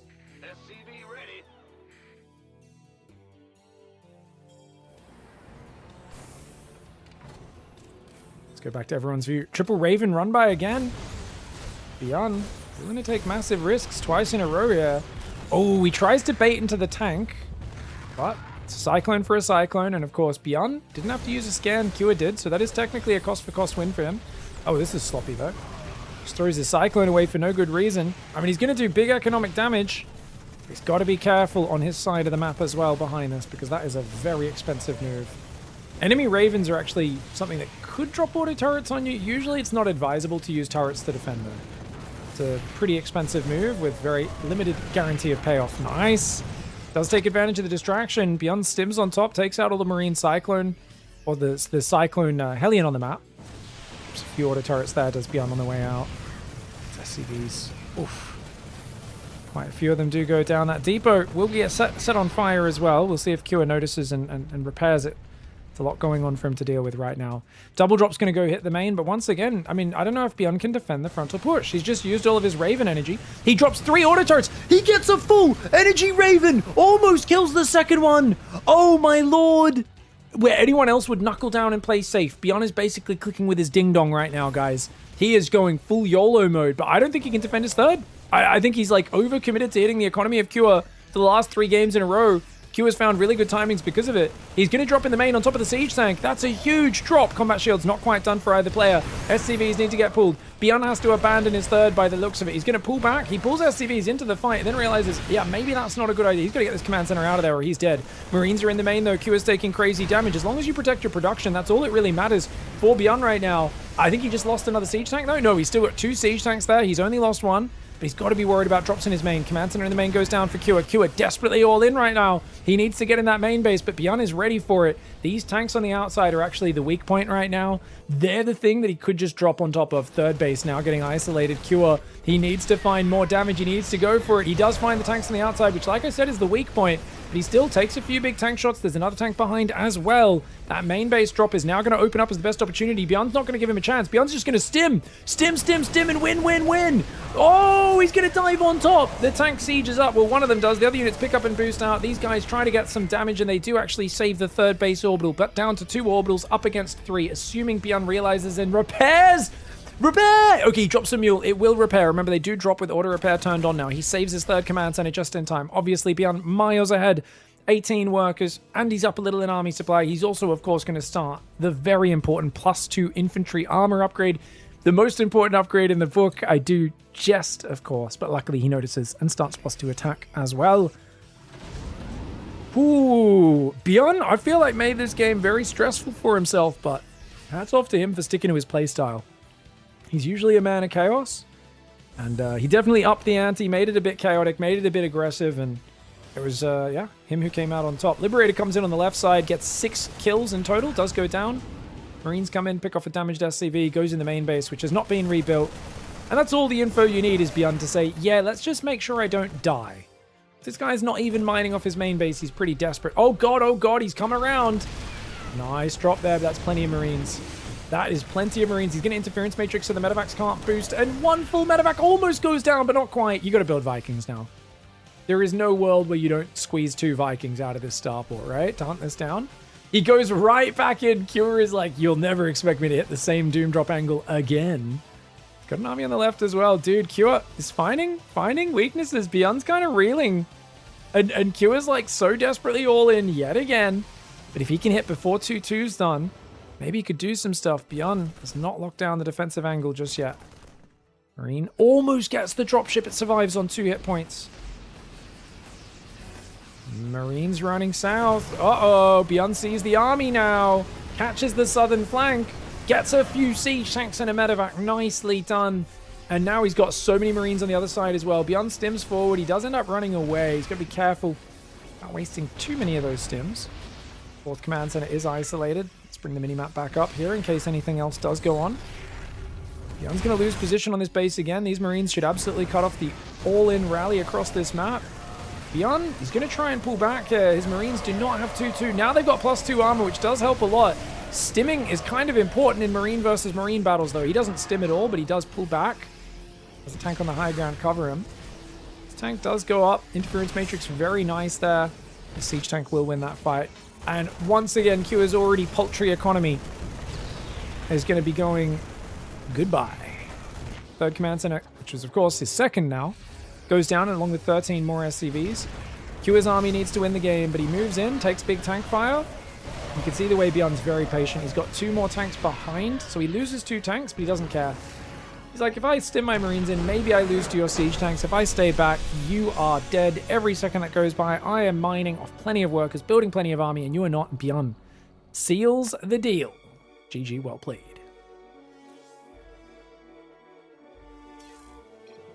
For a second, I thought the finals was over, and I was like, wait a second, it's not over yet. So guys, the spicy rocks, apparently Brainless was joking. It is actually meth. He was cooking meth in a mobile home out in the desert. Okay, good to know. How's the Walter White art going, Brainless? Realized it's actually worth more by weight drugs than uranium ore, hey? Well, I guess once you refine the uranium, then it's worth a lot more, I would imagine. Yeah. Optically stimulated luminescence dosimeter badge. Wow. Oh, you get a full hazmat spacesuit with breathing apparatus if you're very expert. Oh, cool. Very cool.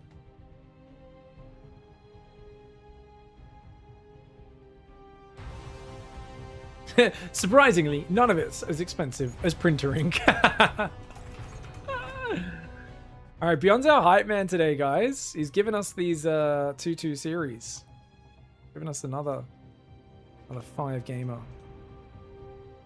All right, who wins game 5 and seals the deal? Get after it.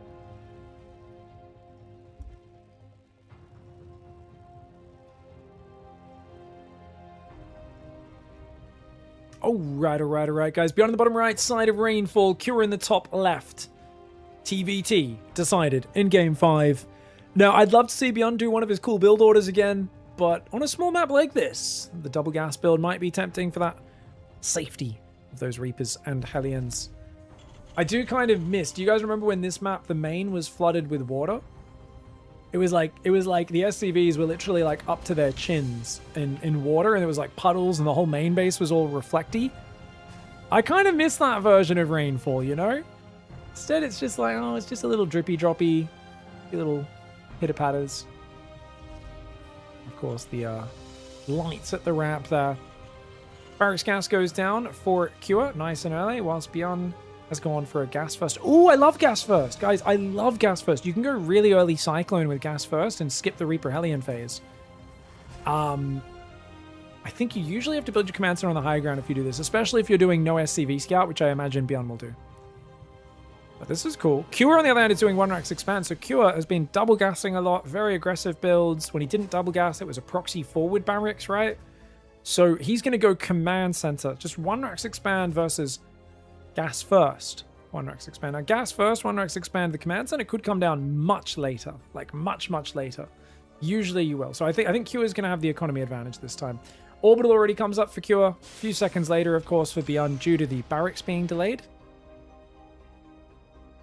That graphic effect was like 10 FPS though, and really jarring. Oh, it looked stupid. I totally agree. This looks much better, cleaner, more professional. I kind of love jank in my games, guys. I kind of love jank in my games. I like things that just look a bit funny. And then of course I rant when Blackrock is super shiny. So this was command center into factory and with a Reaper. Okay.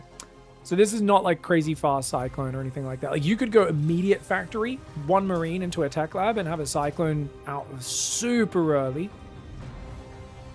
But see how this goes. Reaper's coming across the map for Cure. He's going that 1-rax expand and confidently crosses the map. Do you know how dangerous this is, guys? Cure's not SCV scout. If he was getting proxy 2-raxed right now, he just dies. Those 2 barracks out here building Reapers, he is just screwed. Cure playing so confident in the face of Beyond. Nice grenade. Creates separation. Gets his Reaper away from Beyond's Reaper. And did he see up the ramp? He did not. So he doesn't know what's up there. Okay, Reactor Hellion. Early starport. Reactor Hellion on the way for Beyond, whereas it's a quick third command center for Cure. Wow. Wow. Okay, Cure. No bunker. No Marine production. Just 2 Reapers off the 1-rax expand into a third CC and a second gas. This is insane. Like, I am impressed and also kind of disgusted by the greed. Beyond's like, I'm building Hellions. This is a good... Little does he know, his opponent is doing the same build. They're also building Hellions. A full one and a bit cycles behind. The difference is that Q is going to have that third command center up and his expansion on location. So Beyond's playing a little careful here, guys. I think this is a good build on paper, but it's a little middle of the road. And Q is going balls to the wall greed. And these sort of gambles pay off, man. They do pay off. They make pretty big differences in the impact. It's one of the things I've loved about the disruption to the build orders, the chaos we've seen, is it does feel like there is some very interesting decision making going on in the openings. I don't know if that's going to last, right? 6 months from now, it might be pretty narrow, the range. But right now, it does feel like we've got some really interesting choices in the mirror matchups, and obviously some gambles as well, right? There is some gambles, like some, you know, Kua made this opening choice with no information until his Reaper came across the map. But he's gotten away with it. He's down 2 Hellions and he's moved out. Uh-oh. Oh, moving out might be really bad, though. This fight could go very poorly for him. Oh, no! Beyond's on the high ground, gets a first volley off. This is huge for Beyond. He does lose a Hellion, but he's already done some great damage. Killing some FCVs there. Oh, he's going to get cornered, though. He is going to get cornered. Beyond kind of sacrificing his units. Is that worth it? Oh, he does start targeting the enemy Hellions, though. But good pullbacks by Kua. And the auto turret to seal the deal on that save. But, is that a Liberator? No, it's an auto turret in the main. Okay, auto turret in the main comes in. Raven gets itself. Is that 4? 4 kills. Hellions poke back in the front. That is a chaotic decision right there. I don't know if I could... can someone just take a clip of that moment? That there, if we wanted to put in the StarCraft dictionary, clicking with your ding-dong, I think Beyond choosing to attack with 3 red hit point Hellions into his opponent's natural just then, when he could have gone home and repaired them. That's dictionary definition of clicking with your ding-dong. That was a crazy decision. Throws those Hellions away. They would have been really good buffer, really good tanking units in the next battle, even if their damage wouldn't have been that amazing. He's now started his 3rd command center. There's already a 3rd up and mining for Kua. And Beyond doesn't have any idea.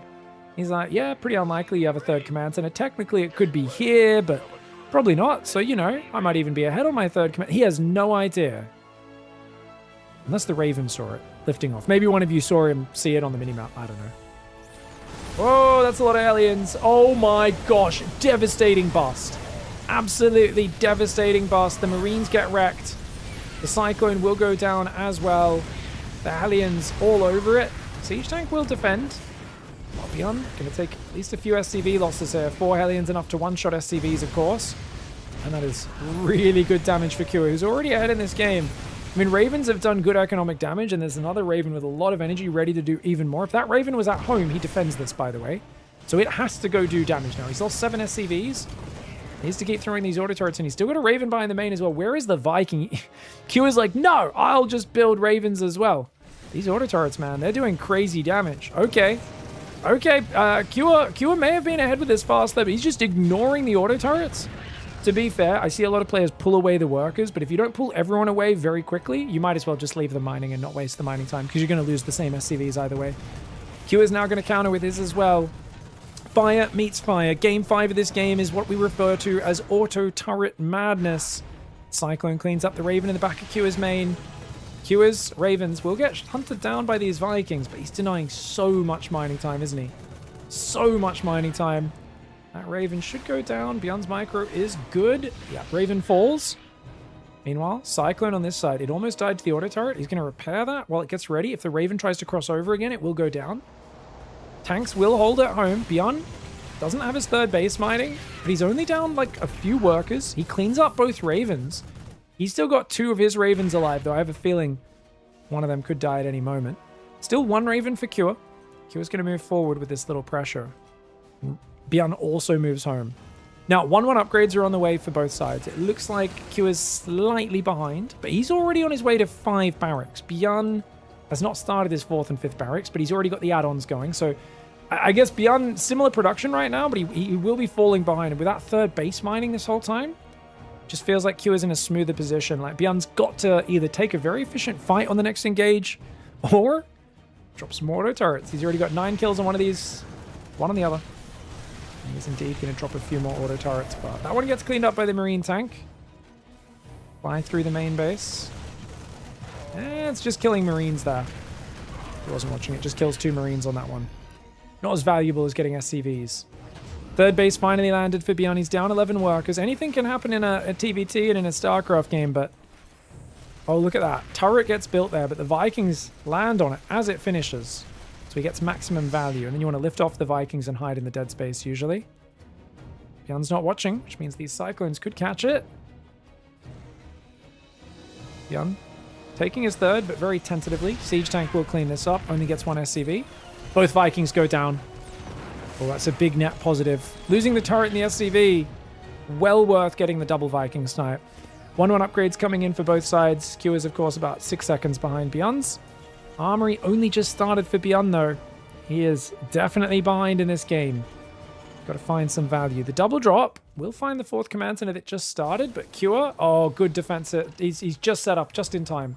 He's not watching, though. He's not watching. Oh my gosh, he didn't realize. He didn't see it. But I think there's enough Marines with the tank. It should be okay. Beyond, careful, bro. Loses 6 Marines there. Oh, interference matrix. Is there a Viking or something? It's a bit of a crazy matrix there. He does a scan as well, but the lock-on already breaks. Wow, I've never seen Cure so horny in my life. That was a very excitable version of Cure. F2. Oh, that's an accidental F2, I think. Well, probably better at home. Does have interference matrix. The Marine count, very similar for both sides, but guess what? 2-2 started for Cure, not for Beyond. Beyond also has very little defense, about 5 tanks, nothing else. He's going to have to lift his command center and give up the base. But he's got a good Marine counter. Then again, plenty of tanks defending on Cure's side of the map as well. Oh, good repair. The orbital needs to float away. The tanks, they should be able to save it, but a lot of SCVs go down. 10 SCVs and a siege tank falling. Few Marines do have to pay a price for that, though. Oh, nice Matrix! He joins the Ravens with the Marines! Really brilliant move here by Beyond. He's dropped on the other side as well. Oh, great repair for Cure, though. Makes him pay a much bigger price for tanks. More Marines drop on that side as well. Crazy double drop from Beyond. Finds 19 workers and makes the 3rd command center lift. But he loses a lot of Marines for it. And his own 3rd command center had to lift in the meantime. Beyond loves chaos, though. And I think this is exactly the sort of chaotic move he's got to lean into. He's now up in workers. And he starts the very coveted +2 armor for infantry, but he realizes and starts +2 attack again. Okay. Beyond, I love it. I think he can hear me taunting him in his head. I'm like, oh, and here we go. Beyond's going to make +3 armor and only have +1 attack again. It's going to happen. Oh, he's very rarely two upgrades ahead, but usually about half to 1 full upgrade ahead on armor than attack. Attack is worth so much more. Terran's glass cannon units. High damage, very fragile. It's blast your opponent before they can blast you. The engagements are incredibly important. Now, Beyond does not have a lot of insurance. No turrets. His engineering bays are very vulnerable. And he's got no map control. He moves out with his whole army. He's so screwed. Oh my god. He's got a stim, dude. If he doesn't stim, he's not going to be in position. But crazy move for Cure. He sees the army, does a double scan, and runs away. Okay. Probably a good choice. If Beyond was a bit further on the map, that's like game ending. Being out of position there. He turned around just in time. That SCV actually saved him. Because otherwise, those Marines stim in, kill 20 workers, command center, both engineering bays, picks up, boosts away. It's checkmate. I think this is a very calm Salt Mines episode. So people keep saying that. I've changed the title earlier. Has it not updated? It says Salt Mines after PiGosaur, does it not? Anyways. Marine tank Raven is here. Marine tank coming in the right side as well. Cure's got a nice 2-pronged. Oh, matrixes! Brilliant move! Brilliant, brilliant, brilliant! Beyond, oh my god, he's got to save the command center. He's losing so many workers. The Marines threaten the left as well. Dude, that's such a cool move for Cure. Beyond's losing control of his 3rd. He's got a 4th up, so he's not dead or anything. But I mean, he's got to worry about the drop in the main as well.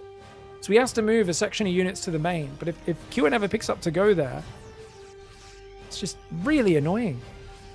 16 workers going down. Cure's got 3-3. He's building a 5th command center. 3 more barracks.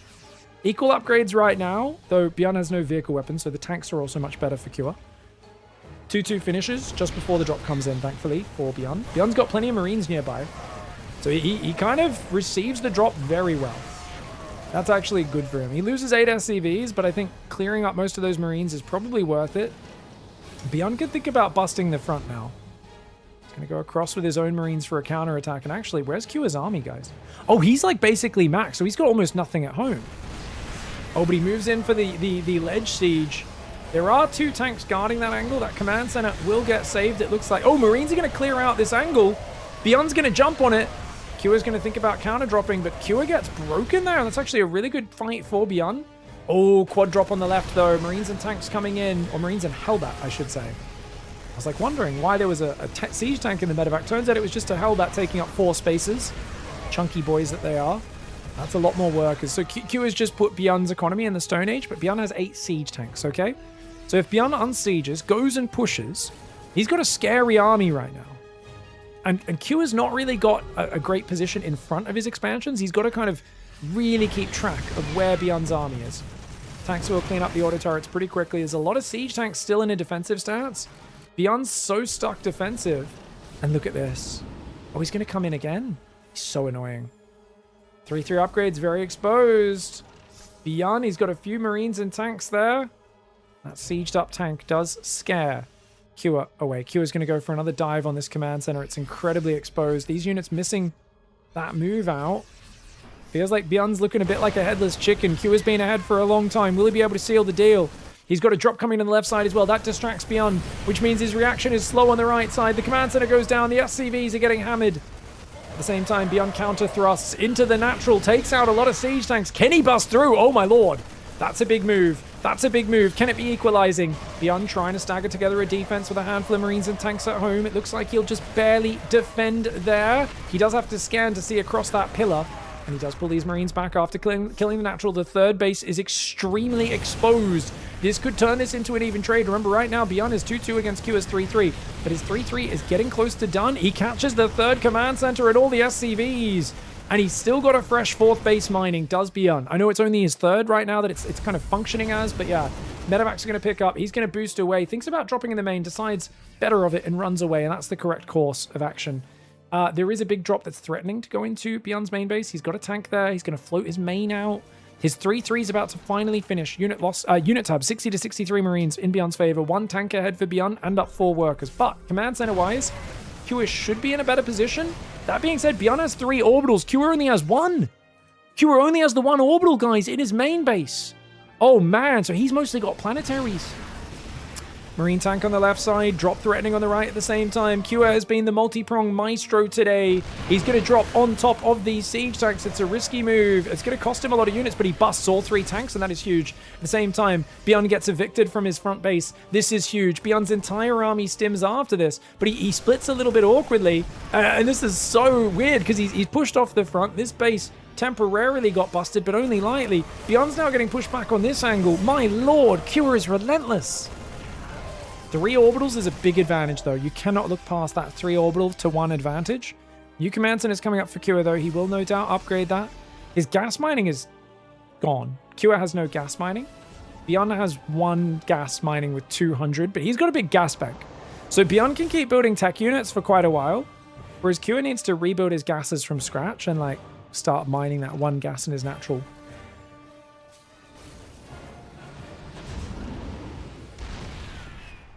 Ooh, look at that. Trying to elevate down here. Raven goes forward. It's a little close to those Marines. You got to be careful. Right side. Oh, Kua wins the Marine fight on the right side. Beyond has to evacuate. Dude, that tank on the ledge gets a big juicy on those Marines. There's no Caduceus reactors in this game, guys. There's, Medevac's not going to be able to heal up. And you know Kua is going to inch over and siege up that ledge now. I think if Kua, or he can just stay there and deny the base is already enough. He doesn't need to push forward. He's got Beyond's economy pinned. So there's really no need to push forward for Kua. It's Beyond who has to make a play now. He's contained. Yes, he's got a fresh mining base, but Kua's got 2 mining bases. Not only that, he's got a new orbital up. He's got more commands in his building. So despite being low on orbitals and low on gas, he's now got the time, the control to take 4 gases at once, rebuild his orbitals, and he's just in such a better position because of that. Tank's going to inch forward there and win the tank fight. He's got to shoot the tank, though. Otherwise, that doesn't work. Oh, my God. The Marines counter thrust. Oh, Beyond gets forced into a sloppy engagement. Oh, Beyond taking a bad fight here. Kua baits him into a bad fight by thrusting in that left side. What a great move. That was just that little stim in the left side, and Beyond just got mad. It was like, ah, and like his Marines couldn't quite reach these tanks across this little lake there.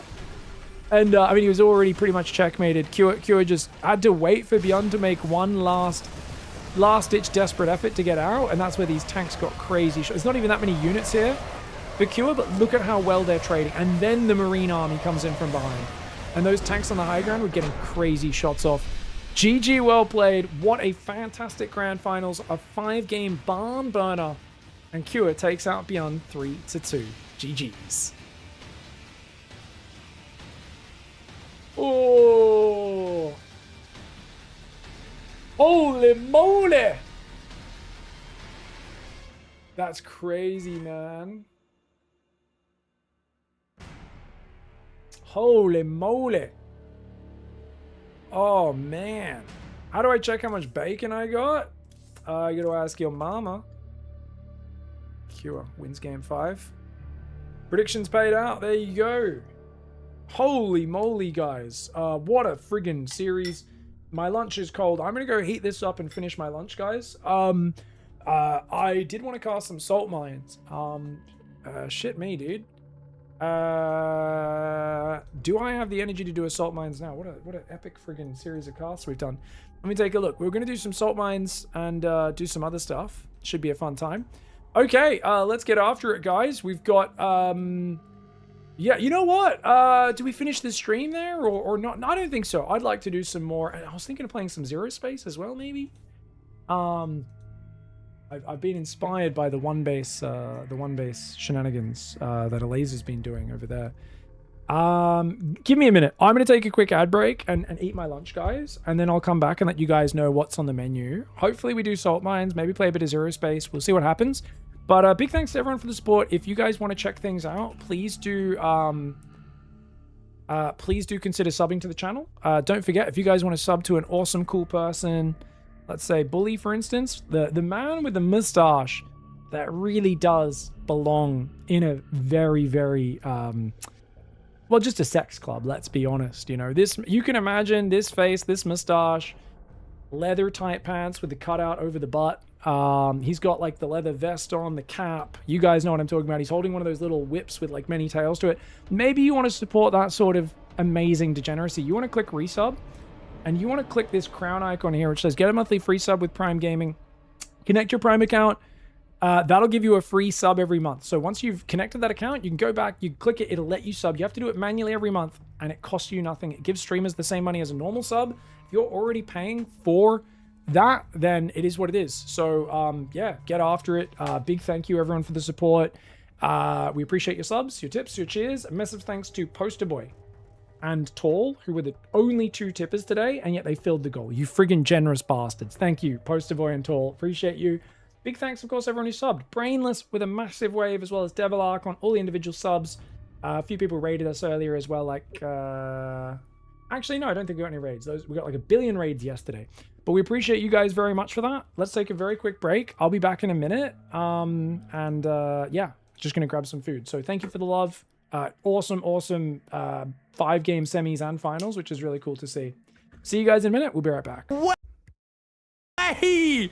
Oh, Beyond overcommits. He overcommits with his Liberators for the second time in this, going ham on these drones.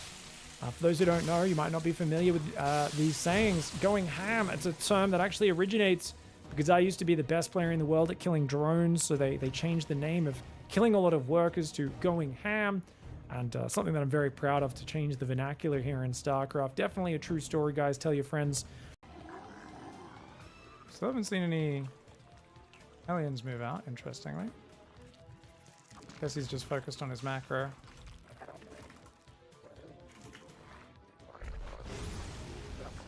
Guys, Protoss teammates in 2v2s are just the worst. I'm like, what are you... How can you have more gates than gateway units 10 minutes into the game? Like, and that's total gateway units built in the entire game. That is ridiculous. Like, what are you doing? He's like, it's okay, I've got my fleet beacon now. I'm like, what? oh, that's what we were waiting for. I don't care. I take it all back. Protoss Fever Attack is the coolest Protoss I've ever seen. Fever Attack was waiting for 5 minutes for Blink DT to finish so they could blink across the back door into the base. I don't care if your macro is total ass. You got Zealot attacks hitting, you got DTs running into the base while you guys are distracting on the front. Unfortunately, they're on move command. Is the Queen going to kill both DTs? The fight on the front's going really well for the Protoss on Terran, though. There are still a lot of Hydras there. Those DTs are actually dying. I can't believe it. The DTs are dying. Oh, no. Oh god, guys. I forgot to buy range on the tower you guys are pointing out. Yeah. I don't have the range upgrade available on my overlords. Please kill the tower, guys. Please kill the tower soon. We need to kill that tower right now before I lose any more overlords. Otherwise, we're dead. The wasps are on the wrong side. They're not protecting me. The wasps aren't protecting my overlord. Oh no! We're gonna lose another overlord. Oh, we got the tower debuff. Perfectly timed tower debuff. Perfectly timed tower debuff. I was never stressed. I was never stressed. I am so good. My first tournament win. I knew it. I knew these were strategies I practiced. Oh. Let's get him. Oh, where'd your mineral line go, Clem? Where'd your mineral line go? Oh, were you not looking? Were you not looking, bro? You weren't looking. Zealots getting caught in the rear. In the rear, one Immortal has gone down in this series as well. Not sure if it was over here or if it was from earlier in the game. Stalker's trying to blink back. Max Pack Stalkers are just not as good in a pitched battle, but that is huge. And look at that. Dark Templar and the Natural Hero trying to chase down the army to punish him. He says, okay, you're going to kill some economy. Oh, what is it? Dude, he's got no detection. Hero's dead. Hero's dead. He has no detection. He's trying to build 2 more robos right now. Oh, no. And look at this. More stasis traps freezing his army up. He's attacking in a column right now. A conga line of units. The Stalkers of Max Pax massed together, fighting, backing each other up. The Immortals unable to do anything against the Zealots in the north side. The Archon goes down. Max Pax running a stasis trap Blink Stalker masterclass. While Hero here, he played a good game. He looked so good in the early stages. I loved his opening, but he just wasn't quite able to lean on top of his opponent. Max Pax is so good at getting out of trouble. He's so good at fighting back in these longer games. The Dark Templar in the main base as well. And that's about all she wrote. Should we leave it like that, Dot? Should I leave it? I kind of want to leave it, yeah? All right, guys, I've done negotiation with my wife/producer. She's allowed me to agree to let Raynor's face cam stay like this. We had it cropped from when he was using his phone at the internet cafe. He's back on his proper webcam, but she's allowed me to leave it for game 1. We are going to see into the eyes of Raynor here in the bottom right side for Basilisk because he plays against Showtime in the top left. Running out, they just don't have any hit points. I mean, you've even got barracks dying here. This is game over and lights out in game 1 of the semifinals. Because his mules are mining on the left, that's why Q is still in this game. Sorry, guys. I thought I timed that GG perfectly. I was like, he's 100% about to GG as I say that. You could tell I kind of just left it hanging because I was like, I am confident on this one. But there we go. There we go. Which was coming in?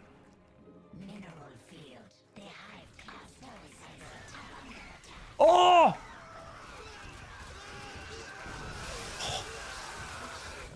That's a GG. It's too much.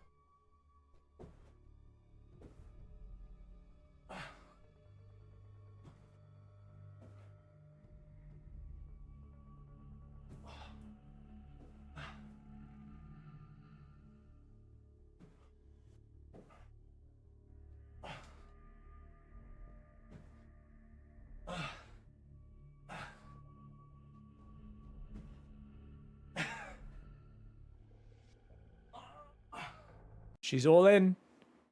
To be fair, not really, because he's only on 1 base. She's very committed, is what I should say. 9 Ravagers, 2 Roaches. 10th Ravager is morphing, but it's all the way at home. It should have probably been one of these. Oh, actually, that is the closest Roach. Never mind. He doesn't know. She's looped around behind him, and she's caught the SCV pool.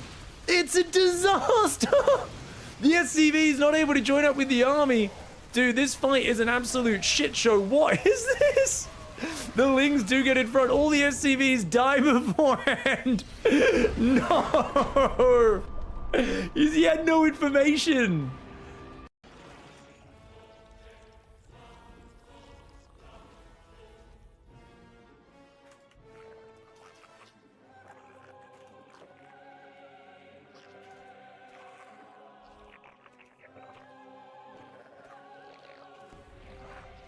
You can leave if you want to. You can leave my game behind. And if you don't leave, then you're no friends of mine. Bow, bow, bow.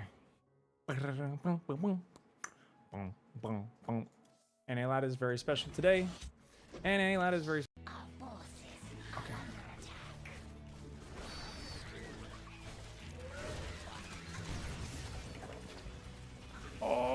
Let's go! Let's go! He was a stalker though. He lost another stalker there, trying to be a bit greedy there. He was trying to both focus fire and micro the prism at the same time. In comes that marine drop we talked about, guys. More stalkers will warp in at home. One of the stalkers has gone down, but look at that. He just blinks the other stalkers in. These guys blink in as well. Hey, oh, that food was so good, guys. I had mashed potato, by the way, with beef stroganoff. Oh, so good, dude. So good. Delicious. Delicious. Delicious. I don't know why we're singing our delicious song. It was really nice. Hope you guys are doing good. Hope you're all having a great bloody day, aren't ya? Let's friggin' do it, let me just turn the event off on Team Liquid, because normally no one remembers to do that. Oh, someone already remembered to turn it off. Legend. Bloody sick. Sick as. And, okay. Oh, by the way,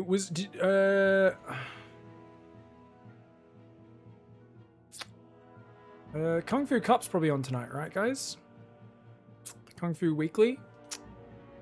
Yeah, okay, that hasn't happened yet. That's usually tonight, isn't it? What week are we up to? I think it's like number 18, yeah? Yeah, that'll be later tonight. Okay, no worries. So 3,000 RMB prize, 450 USD. Dude, it's pretty good. Was there any interesting games in 17, by the way? Let's go take a look. Oh shit. Dude, how did I miss the results on that one last week? Oh, it was earlier than last week, was it? No, that was last week. Oh, hello.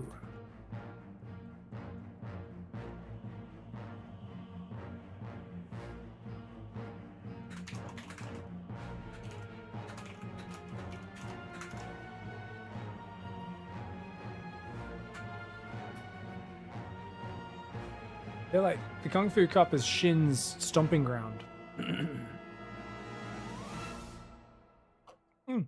Sir Fapsworth, Adriel, thank you so much for the resubs, guys. Thank you very much. Rage Alucard as well. Thank you. Big thanks for the... Oh, thank you. Thanks for hanging out. How are you guys doing? Have you been casting since the moment you woke up? No, it's just zero fucking downtime. Solo casting is exhausting if you want to do a good job, but it's fine if you have little like 5-minute breaks. The problem with these weekly tournaments is just like the players just want to go. So I'm just fucking like, and they'll start lobbies if I'm not quick without me in them. Even if I've cast game 1, they'll start game 2. So I'm just like, I'm constantly stressed trying to make sure I don't miss a game. And they'll never give me time to even squeeze an ad break or a shout out to say thanks for people like Rage Alucard gifting 5 subs. And I'm like, I gotta do, yeah, I'm obviously at the same time, of course.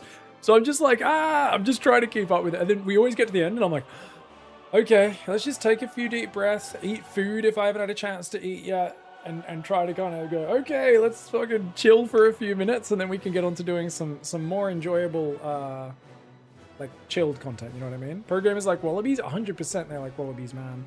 They love hanging out in their mom's moist pouch. What? That's really gross.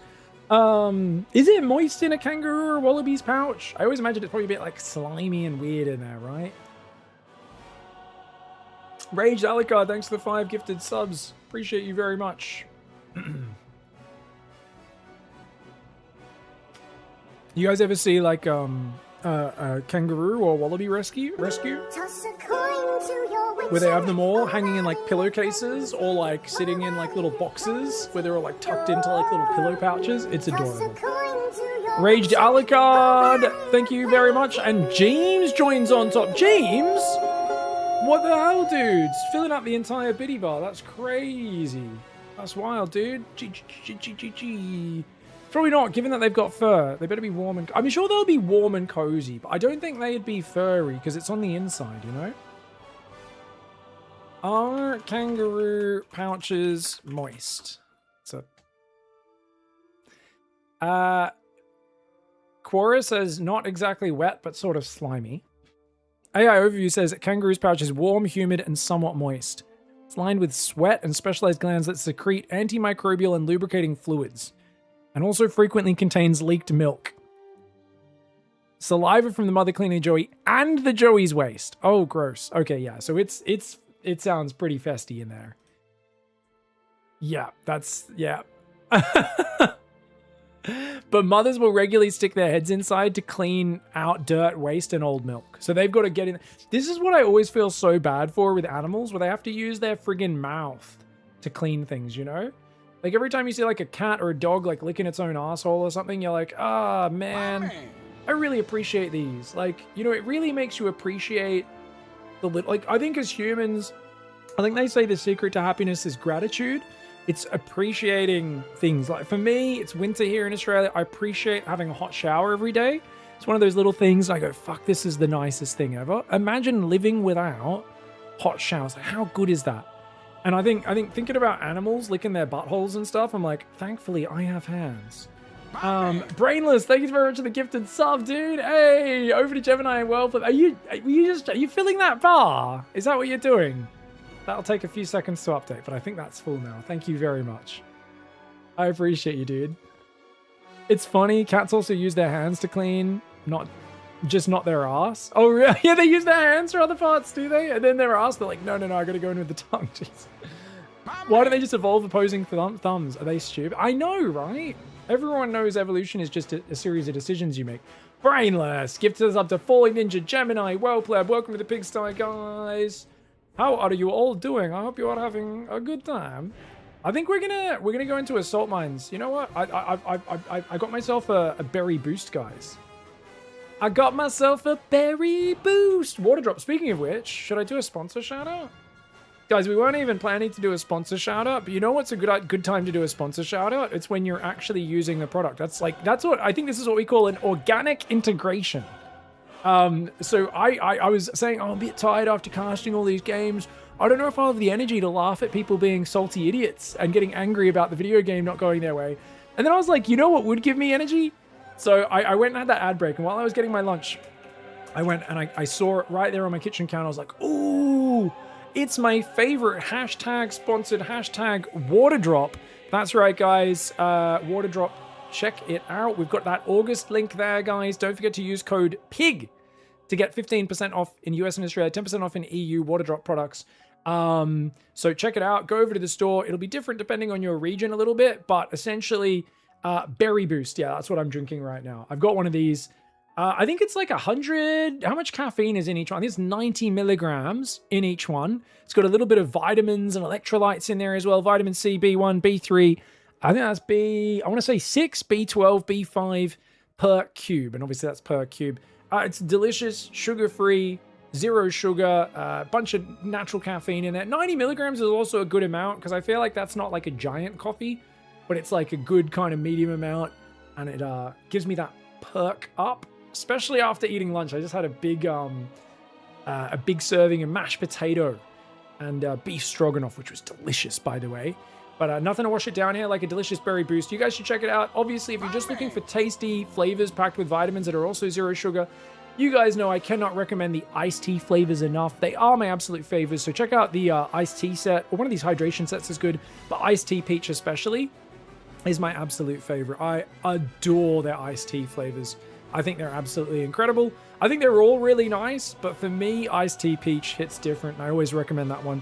So don't forget, use code PIG this month, guys. And please click the link. Anytime we do sponsor shoutouts like this, it's always nice to like let my sponsors know that people actually give a crap. And that's like why we're able to have an ongoing sponsorship with them. People clicking the link, people checking it out, and people actually going, hey, we want to buy these products. So if you want to buy them, go for it. Even if you don't, clicking the link actually shows I have humans watching my channel. I feel like there's a lot of advertising scams these days and stuff. I know a lot of people on Twitch doing the dodgies and stuff, but not over here. So click the link, help me out, and I appreciate you guys very much. Thank you, Waterdrop, for sponsoring the channel. We appreciate you so very much.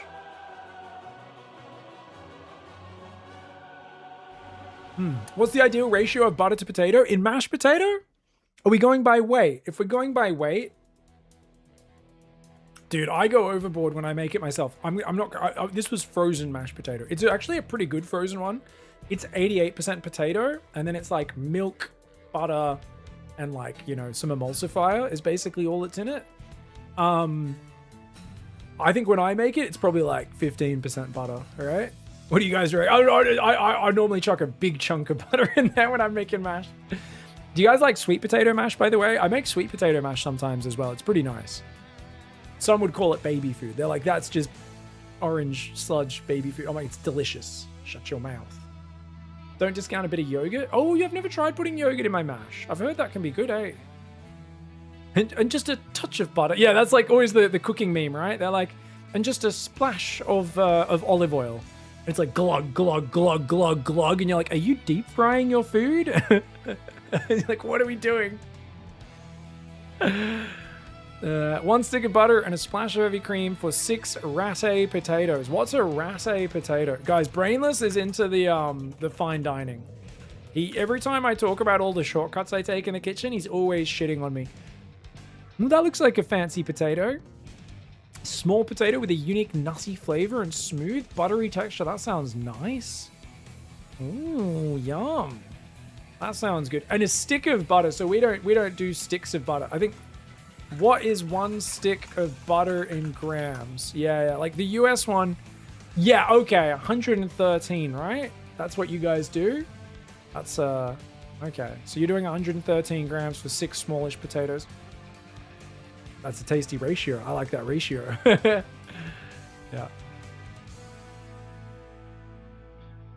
Oh, thank you so much for the hype train, guys. Last boss, everyone.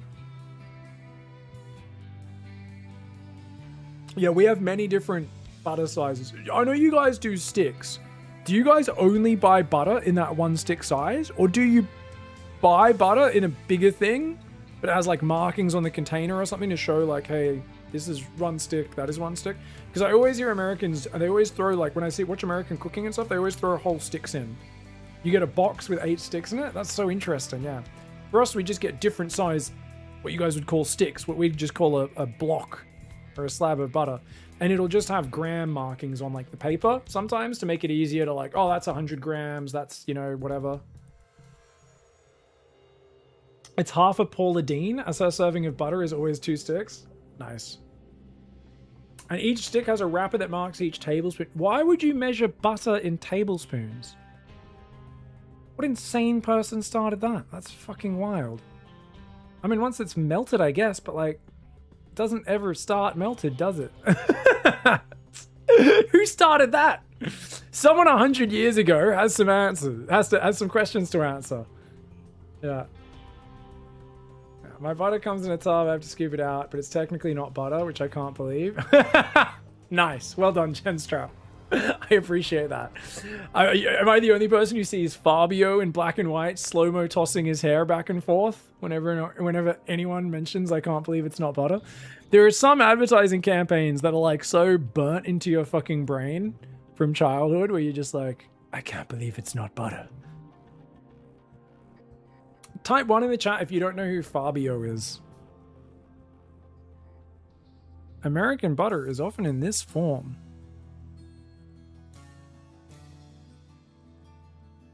That's not butter though, is it? Nice. Oh, there's multiple people who don't know who Fabio is. That's crazy, guys. You don't know who Fabio is? This is Fabio.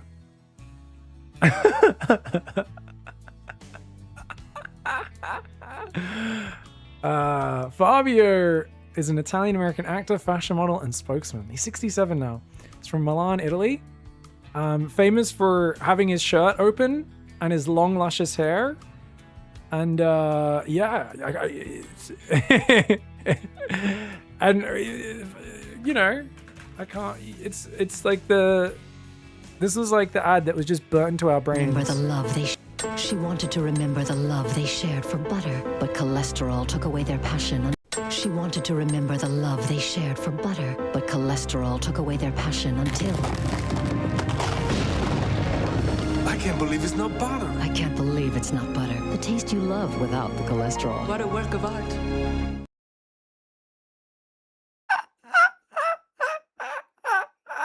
Is that not the greatest ad you've ever seen?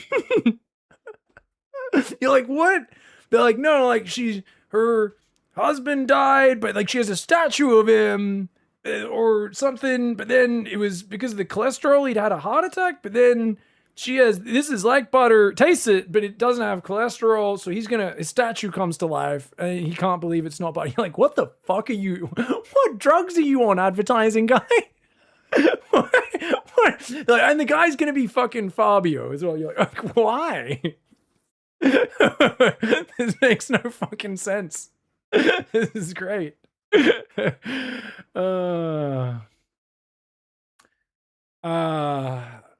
times.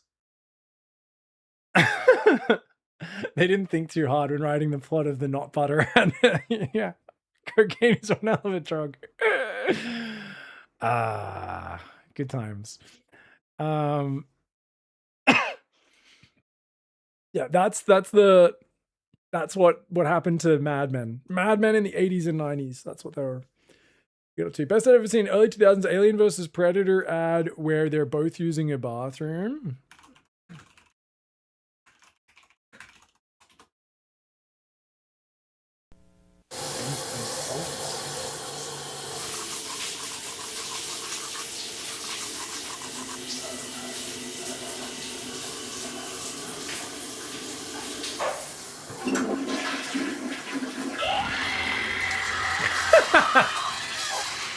Alien versus Predator extinction. Bring the battle home. What? This is so dumb. That's amazing. Yeah, they don't make ads like that anymore. Everything's like overly produced AI crap. You think AI can come up with shit like that? AI doesn't even know how to take cocaine. AI doesn't have nostrils. How are they going to get the cocaine inside of themselves? You know what I mean?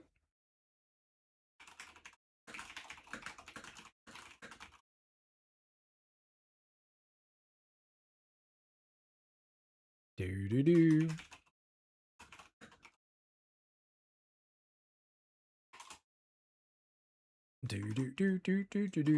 Can we watch the Scott Sterling thing? I closed it. Okay. Sorry, I had it in an incognito tab before. We're like a minute into it. I think we're about a minute in.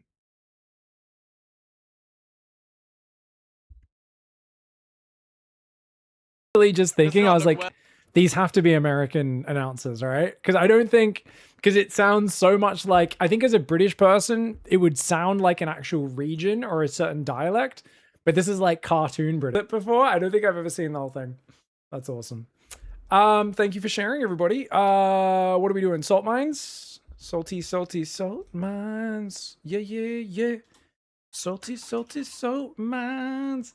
Yeah. Let's do it. All right. We got some salt mines there. Let's do it. We can go. Aha. All right. Yeah, this should be that one, and that one. I think in-game I might still be on the Korean server. Let me get back to the American server. He needs a chaplain. The stretcher of glory. My man. How we doing?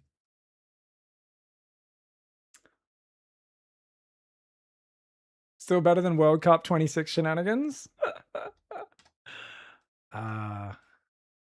What a World Cup it was.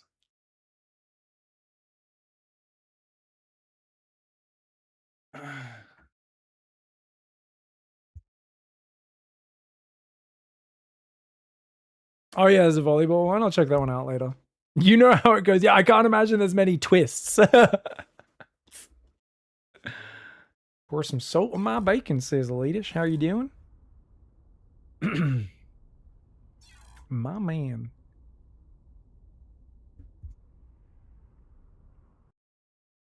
All right, let's go. Let's get our replays open. This is on casting mode. Yes, it is casting mode. Okay.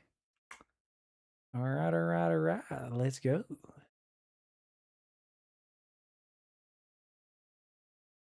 Pig and bacon pants, 100%. That's right. Unfortunately, we don't sell them anymore in our merch store. Our merch store removed a lot of the products, unfortunately. They used to make a ton of crazy stuff. Oh! Oh, I didn't know you could do a barcode that's just exclamation marks. Holy moly.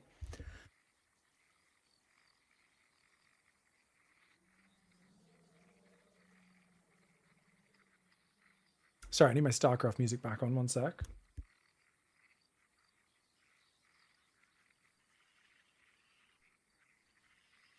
What are you installing Spotify for? Mate, it was never uninstalled. All they did was close the app. What? Okay. I swear, Windows 11 is a friggin' vibe, isn't it?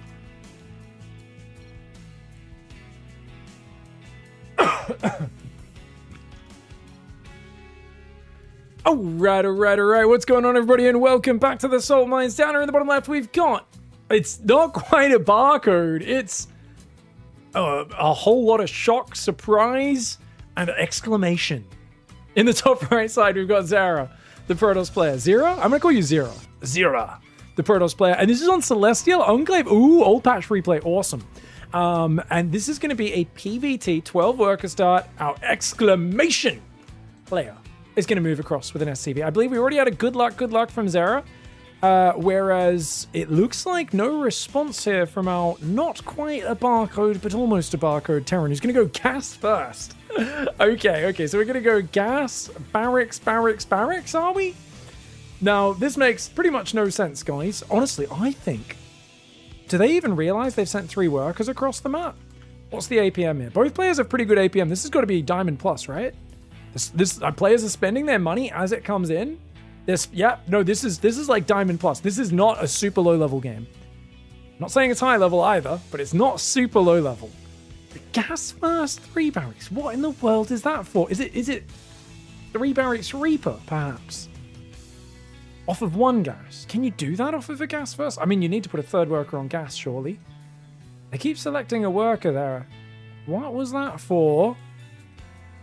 Oh my, what are you... Oh, 0 scouts for it! 0 scouts! I mean, this is, I guess, one of the more popular proxy locations. Sees it, is going to attack those SCVs. The other SCV pulls back to build a depot over there. And it's going to be a tech lab. Wait, is this gas first Marauder? Why do you need a gas first to go for Marauders? That doesn't... We're just building Marines. I take it back. This is not a strategy that makes any sense. This is, I mean, it might still be Diamond Plus, but oh my lord, what are we looking at? So it's concussive Marauders and Marines. Problem: Zera's got a back base. They take the base in the back. They can build zealots. They can make batteries, and they can also force field you out of their main with energy recharge literally forever. You come in, you see no expansion. You're starting to realize this is probably not a great strat for this map.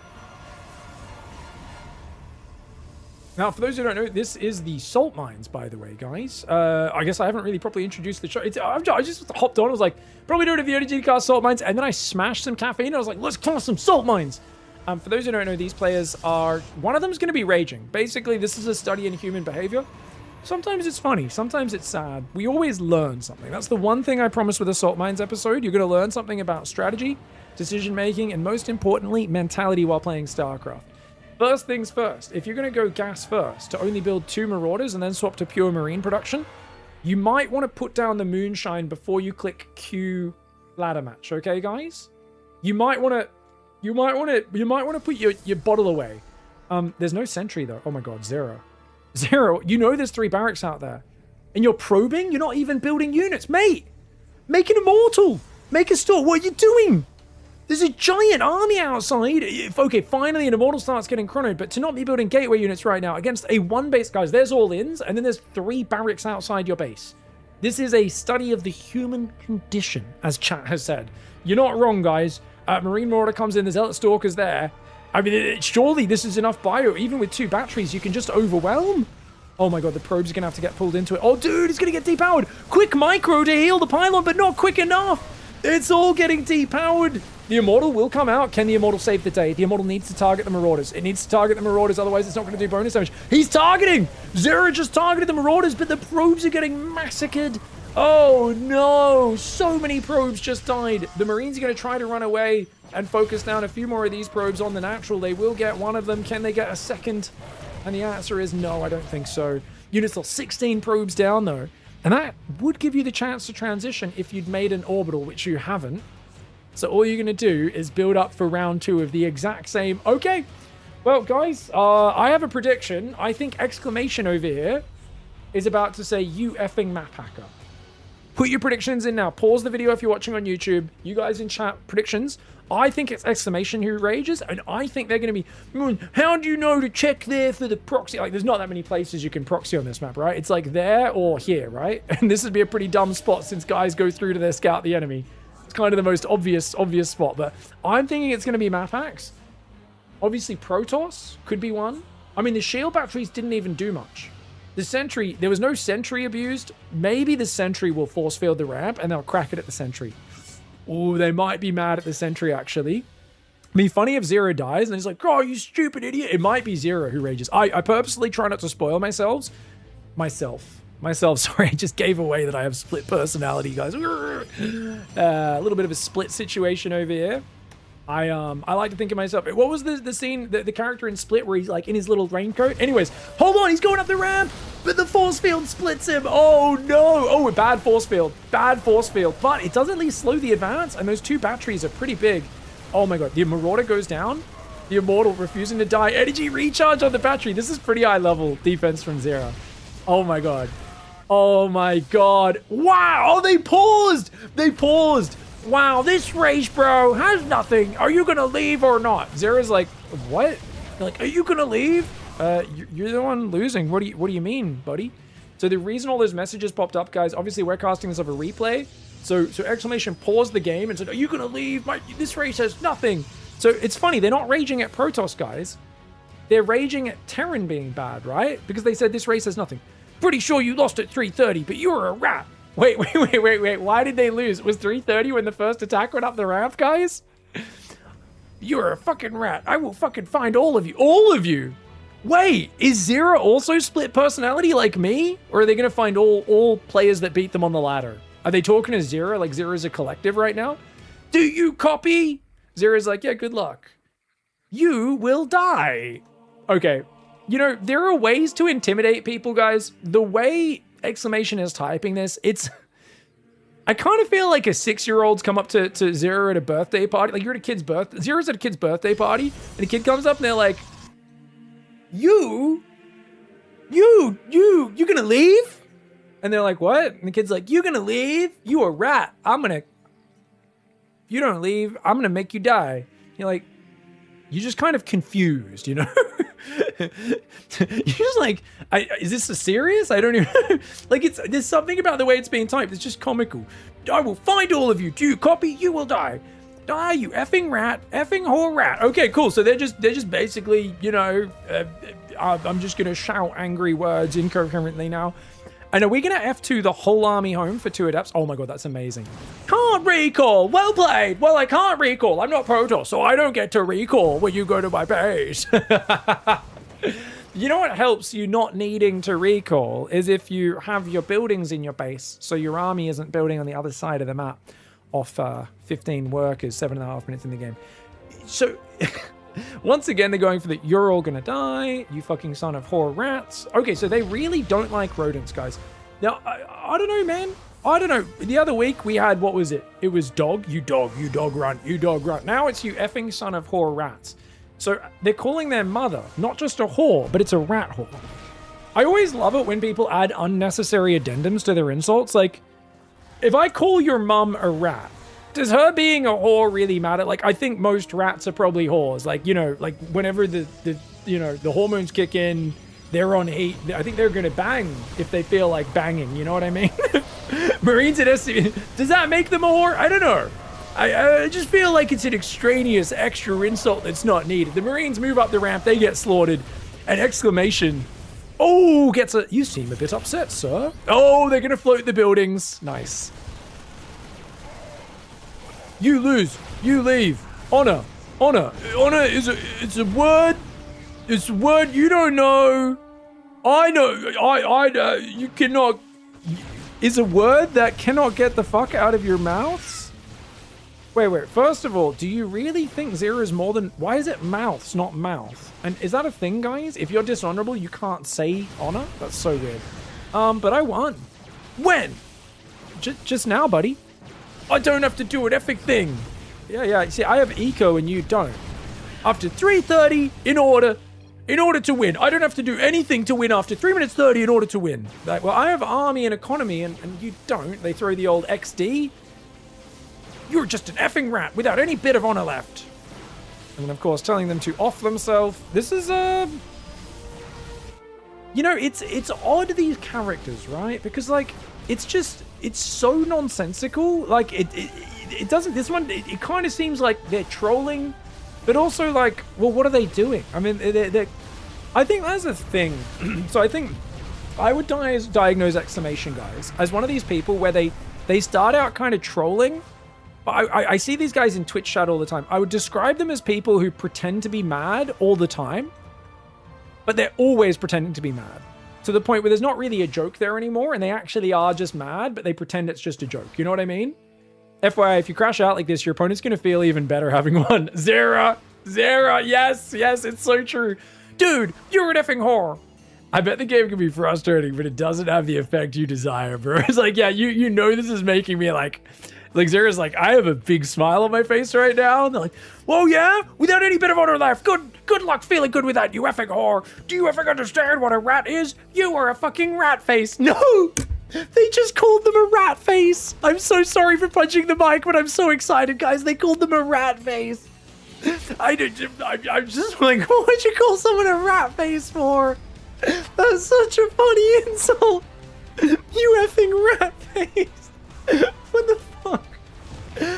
It's like there's all the standard formats of insults, you know, mother trucker, dickhead, etc. And it's like to call someone a rat face. It's just, what is... You have whiskers and a cute little nose. You're like, what? What are we talking about? Guys, my friend Actavillain's in chat. I don't know if you can see. He says, what? Why is you saying that? Rats are cute. Actavillain has like an army of pet rats. Actavillain's my real life friend. How many rats do you have at the moment, Actavillain? And are they still... I know previously, because rats don't live that long, they were all like named after all the witches in The Witcher. All the different female characters, right? What are they? What are they all named after? They usually have some sort of fantasy theme to them. They have Viking names now. Oh, it's all like drop some of the names in chat. Drop some of the names in chat. Helga. I mean, you would have won if you had done anything behind it, though. But you killed like 15 probes, but you just didn't have much yourself. Zero giving a bit of coaching to the player that's losing as the Voider hunts the buildings down. I love it. A little bit of coaching there. Siggy, Ivor, Freya. Is there a Freya? There's got to be a Freya. Freya is like the most popular Viking name these days, right? Zero is way more classy than I would be, says chat. Yeah. I mean, that's it. I mean, I think they're fully walked away from the computer to contemplate sadness. You guys let me know, guys. What do you think? Oh, and Zera's gonna wait. Zera's like, knowing they're gonna come back to check the computer. So Zera's just like, they're like, you know what? I haven't mined all the salt from this game that I could. So we're on exclamation's point of view, guys. We're on the APM counter. Let's see if they come back. The camera just moved. They're back. They're back. They're back.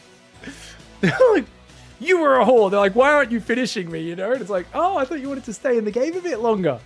I thought I'd let you come back. You were a whore without any bits of honor left. Do you realize how much time? These guys are so stupid. Do you realize how much time of mine you were wasting? This is my favorite. We've had this a few times in the salt mines. They're like, you're so disgusting. I can't believe you're wasting so much of my time. And you're like, who's wasting whose time again? Okay, you lose. You leave. You're in an unwinnable position. You leave. You leave. Go up and kill yourself. And this is a classic. I do like this. I think this is a throwback to earlier salt mines where we had a lot of players who were constantly negotiating with reality. And I think it's nice to see someone who's trying to like basically shout reality into the pattern that they would like it to arrange itself in, you know? It's like kind of like, you guys know when you see Karens just trying to like force a situation to be what they want it to be? It's like that. Zera's like, but I won. What? You just didn't leave. Holy F, I don't have to do anything past 3:30. Do you effing understand? You're a whore without any bit of honor left. Any bits of honor left. If I don't leave and end up winning, then it wasn't really unwinnable, was it? So Zera's trying to teach them some just lessons about, you know, the meaning of words. Guys, we're going to rewind to 3 minutes 30. Oh, and then they left. He made them leave. Holy F, you were just a dumb person. And then they left. This is actually like such a big win. By not hunting the thing is, if you hunt the building down as exclamation, the exclamation's going, ho ho, I wasted your time. You had to hunt my buildings down. But Zera is very publicly hunting down every building, damaging this to just above the point where it starts burning down, this factory, 500 hit points. And then he's like, and then exclamation's coming back, and they're like, why haven't they killed me yet? And it's like, it's dawning on exclamation that their opponent's happy to waste their time. And you're not affecting them. Like, they don't care. It's like, it's such a hard counter to the attempt to waste your opponent's time. Is going, oh yeah, let's waste time. All right. And start toying with them. And like, they can't, it's their last ditch effort to get like a little moral victory, like to, oh, at least I wasted his time or something like that. And it completely hard counters it, and making them leave the game in frustration is just next level.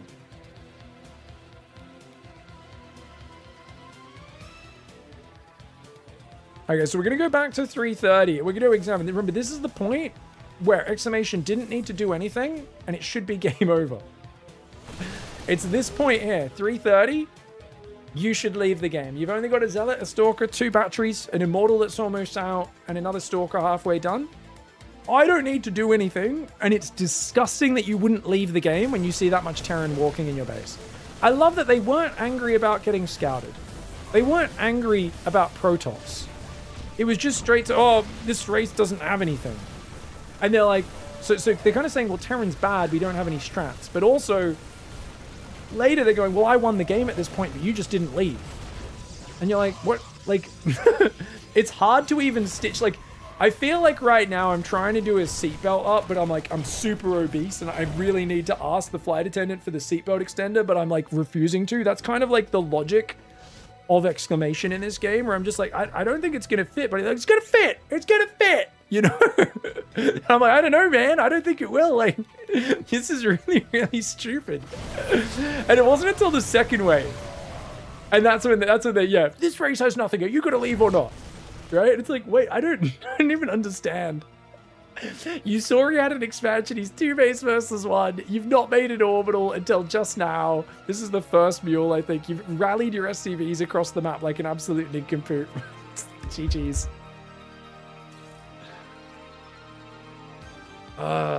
So dumb. He won the game because he lost the engagement? Yeah. It's so funny because it's like, wait, you're complaining about your faction sucking and having nothing? You also won with that faction just by having this attack? I'm confused. And you're like, yeah, you would be confused because you have no honor. You fucking rat face. You son of a whore. You son of a rat. You son of a whore rat. Not just a regular rat. It's a rat that has frequent sexual partners. Not just one. Not just one. Multiple. Multiple. It's a slut rat. I like, sorry, I'm just imagining this guy at my friend's house pointing at his rat and like trying to slut shame them. He's like, you slept with that rat last month. Now you're sleeping with this rat. What's wrong with you? And I'm like, I don't. This is the best way to spend your time, buddy. I don't know if that's the best way to spend your, like, you fucking slut. You meant to stay true to your rat friends. I don't know. Maybe he had a rat girlfriend that slept, like cheated on him or something, and he's hurt.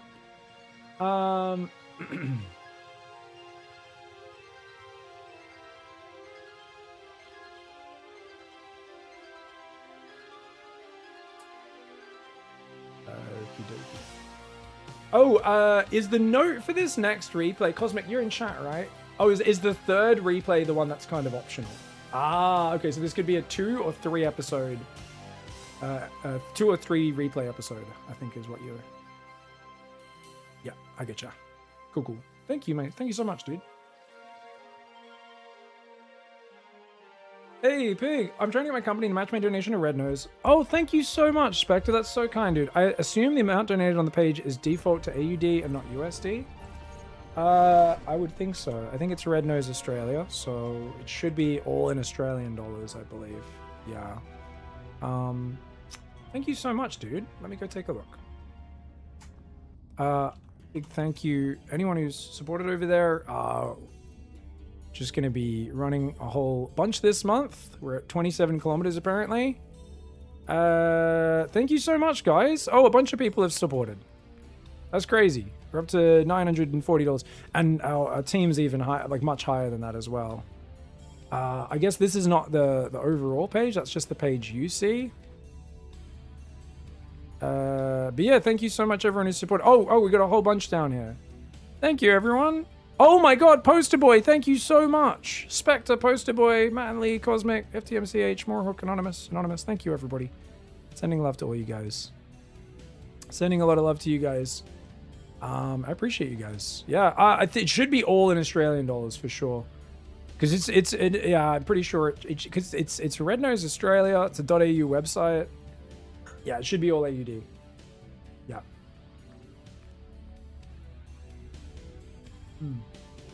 People who repeat the same thing over and over again have a limited vocabulary and minimal brain power. Oh, I didn't tell you guys yet. Yesterday, I was jogging, and I have you guys ever met a walking don't do drugs advertisement? Drugs are bad. I met a lovely fellow. He was very nice, but also don't do drugs. Face tattoos may have been involved. Not everyone with face tats is taking a crazy amount of drugs, etc. But the poor bloke, I was going for a jog, and this guy, I got to, there's like one major road with the loop that I normally do where I have to cross and wait for the lights. And I was there waiting for the lights, and he kind of wanders up. And he's a guy, he's got this box he's holding full of stuff, and he's got some face tats and piercings and stuff, but he doesn't, and he's just kind of doesn't really look at me, but he's just kind of like, oh, yeah.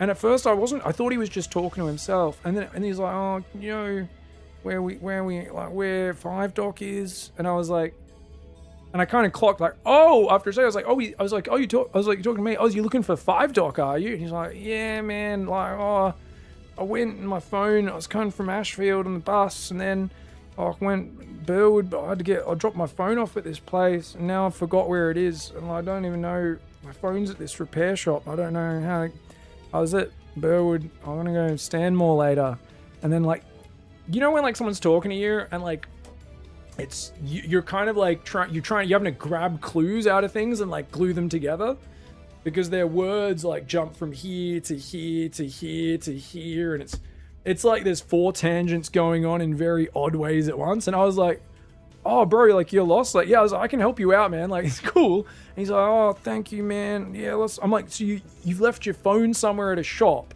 to repair, and now you don't know where it is? And he's like, yeah. And I was like, he's like, I was at Ashfield. And I was like, oh, is it in Ashfield? It's pretty far away, man. Like, how the fuck did you get here, kind of thing? And he's like, oh, yeah, well, no, it's in 5 Doc. And I was like, okay. I was like, okay, so it's phone repair shop in 5 Doc. He's like, yeah, I can't remember where it is or what it's called, though. And I was like, fuck me sideways, man. I was like, okay, bud. I was like, all right, I'll help you out, man. Yeah, I know how to get to 5 Doc. I know where everything is around here. Like, it's cool. So I pull my phone out, and I just search phone repair 5 Doc, and I figure he doesn't even know what the place is called. So there's only the first thing that pops up. I just fucking click it, get the street view up of it, or whatever, just, the picture of the front of the store. And I'm like, is that it? He's like, oh, that's it. Yeah, they've got my phone. He's like, how'd you do that? And I'm like, just fucking Googled. It's like the only phone repair shop in 5 Doc. Like, it's fine. Like, it's like 2 Ks down the road. Like, you can walk there in half an hour, or you could get a bus. And he's, oh, okay. He's like, yeah, because I think I got off the bus too early. I was in Burwood. And I was like, you're at Burwood? He's like, yeah, I walked here from Burwood Westfield. And I'm like, what the fuck are you doing at Burwood as well? I'm like, he was so fucking scat. Like, so back in, if you do too many of the druggies at a rave when we were younger, you'd be a bit scat sometimes for a few days. Scat, short for scattered. where you literally, your brain is in fucking fragments because you've abused it with chemicals that you probably should not use. And yeah, this guy was like the walking definition of the scattest cunt I've ever seen in my life. He's just like so all over the shop. It was crazy. I was like, okay, all right. I was just like, but the shop's here. This is the shop. I got to get you there. He's like, yeah. And I'm like, okay. He's like, yeah, I'm trying to sell my Switch, my Nintendo Switch and some of this stuff. So I don't know if he's just a junkie who's just like robbed a house and is trying to sell shit or what. Probably something like that. He's like, oh, and I don't know if the phone place is going to be closed before I get there. I call the guys. I call the phone shop. I'm like, yo, my mate's with me. He dropped his phone off in a blue case. You got it? They're like, yeah. I put it on speakerphone. I let him talk to the phone repair guy for a bit. I'm like, yeah, when do you close? Don't worry, you'll be there in the next half an hour. I'm going to put him on a bus. I put this guy on a bus. He's like, oh, but where do I... I'm like, just, this bus will take you to directly in front of the shop. But look out the fucking windows, and it's the main strip with all the shops in Five Dock. I'm like, get off the fucking... Just get off the bus there. The shop is across the road from the bus stop. God knows if he got off the bus stop at the right stop. But I was just like, damn, dude. Like, it just reminded me of like... Sometimes you meet someone and you just think, fuck, man, don't do too many drugs. Your brain is a resource, dude. It's not just your body, it's your brain, man. Drugs can be very bad. His brain was all over the shop. It was crazy. He was a lovely young dude. He was from Hobart. Probably just some trauma and bad decisions and stuff. But yeah, he's like, fucking Sydney's big. And I'm like, yeah, Hobart is the capital of Tasmania. Tasmania does not have a lot of people in it. I was like, Sydney's like seven Hobarts glued together, buddy. Like, what are you? I was like, and also you seem to have walked across half the fucking city today. I'm like, you gotta figure out how to use Google Maps, bro. Anyways, it was crazy. Once ago on the street in Seattle, tried to sell you some drugs. It was first time for me, so I smiled, excited, and instant smile. He immediately looked like I'm messing with him, and I got scared I would be shot because America. Oh, that's scary, Jimmy, man. Yeah.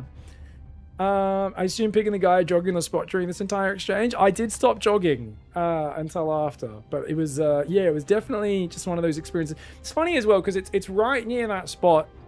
I've had a homeless guy tried to fight me one time near there as well. It's like it's just on fucking Parramatta Road. It's just like a main street. Like one time I was jogging there, and you guys, so you know, like this was like a few years ago. There was a homeless guy, and I'm just like, you know, listening to my audiobook around jogging. And you go around, and the homeless guy stepped in front of me, and then I go the other way, and he steps in front of me, and he tried to take a swing at me, and I pirouetted, dodged, and like kept running. And I just looked back to him, and I was like, "What the fuck?" And the guy was like, "Yeah," and I couldn't understand what he was saying, but like I knew what he was saying. You know, like literally, he was just like 100% without understanding what he was saying because there's trucks going past and stuff, and him just being like, "Yeah." I know he was saying, CIA, you're government, why are you following me? Like, you know when you can just tell from the category of human who's just tried to assault you? He's like, yeah, why are you CIA following me? CIA, you know, like it's always the CIA with these people, and they always think you're following them. Basically, you know, his paranoia was at an all-time high, and then I happened to be in his vicinity, and he's like, this is the fucking guy. And I remember it was just one of those funny things. I was in my own world, like listening to this audiobook, and I'm like, you know, you just naturally go around people. He steps in front. I'm like, oh, whoops, it's that awkward thing where I go this way. We accidentally both go to the same way. And I hadn't, you know, I guess my alarm bells went on. He tried to like swing at me, and I was like, what the fuck? He didn't touch me at all, but I literally like pirouetted as I was running past him, and I was like, what the fuck is this? And that's why I like to not go to the gym, guys, because when I go to the gym, there's gym farts, there's people working out, they're mostly well-adjusted. You just don't get the interesting experiences you get when you go jogging. Have you ever heard of someone going to the gym and finding a dead body? No. Who does find dead bodies? Joggers. Early morning joggers. Oh, there's another body in the creek. Oh, there's another fucking homeless guy cooking an ibis that he's caught in the park over a fire under the underpass. You know, like, you don't get that going to the gym to work out. You got to get out in nature and experience the beauties of urban nature. That's my advice to all of you guys. That's why I like to go for a jog, go down to the outdoor gym, and get some life experiences. Oh no, that's sad, base habit. No, I've never found a dead body or anything, and I'm glad to not have. Big Jim will send the CIA after me, yeah. Oh no. All right, guys, going to the next game. We got Nico in the top right side and Skilless. Not Skilless, the, very good StarCraft pro player, but actually skill-less. It says, and again, a Protoss asshole. I love that people play a game with 3 factions in it and are affronted by people picking that faction. For those who don't know, recently... Oh, Nico responds with good luck, have fun. That's going to get a response. 100% that's going to get a response. I recently played Age of Empires 2, guys. I managed to get second in the King's Gauntlet Cup, a big streamer invitational run by Hera. It was a really fun, beautiful experience. And obviously, it was a bit of a no-holds-barred tournament. We were all learning the game from pretty relatively inexperienced levels. And we basically abused the most broken factions we could, right? And it's funny, because that's a game with 52 civs in it. 52. And the only time I got reactions like this was when I was picking Chinese on the ladder, which is like kind of the #1 all-time civ. The only time. I love that it's so frequent in StarCraft. We were just like, how dare you pick one of the 3? Yeah, idiot. You are dick. Don't pretend. Not you are a dick. You are dick. You are dick. I don't know why I like that, guys. There's a ring to it. Nico's like, you don't know me. You are Protoss. Protoss is dick. That is all I need to know. Protoss dick. You ever seen... You know what Protoss starts with? P. You know what else starts with P? Penis. Another word for a penis? Dick. Therefore, Protoss dick. You're like, okay, I don't know what we're talking about right now, buddy, but... I follow the logic, Nico might not, some of the people in the audience might not, but I follow the logic. Oh, this probe harass is going to trigger them. 100% they lose this SCV. I love it. Oh, they actually swapped off. They're going to try and fight. They're going to lose the fight, though. They're going to lose the fight. Oh, the probe sticks the middle finger up. That's going to get another response. The probe wins the fight, goes back. The SCV does get revenge. Idiot. They get the win there. They get revenge, and they're immediately like, you idiot. Can't believe you went back without letting your shields regen. Stupid low IQ Protoss player. Amazing. All right. This is going to be a fun one, guys. I'm excited. Second barracks on the way. No bunker. There we go. Bunker goes down. Very necessary in TVP if you've only got a few Marines to work with early on. Not the most efficient on the mining just yet. It feels like the mineral's not being saturated yet, especially for a 12 worker start. It's very slow. But a third barracks goes down. Can't be taking caps in the worker production. And I'd say this is about, what is this? D2, guys? This feels like about Diamond 2. Good chronos, good build order for the Protoss. It's Robo first, which I actually think is a severely underrated build order. I remember there was quite a few years where people kept telling me, like, that's not a good build order. You need to play Blink or Phoenix.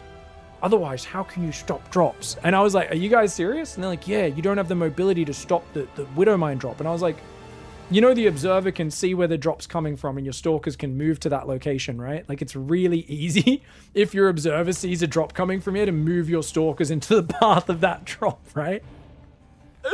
And there was a number of, like, it's always funny because I shouldn't be surprised at this point, but the number of people who will just be like, but no pro does this right now, therefore it can't be good. And then they work backwards from that to find excuses and reasons why that's the case, rather than actually logically thinking through it, which is always quite funny, I think.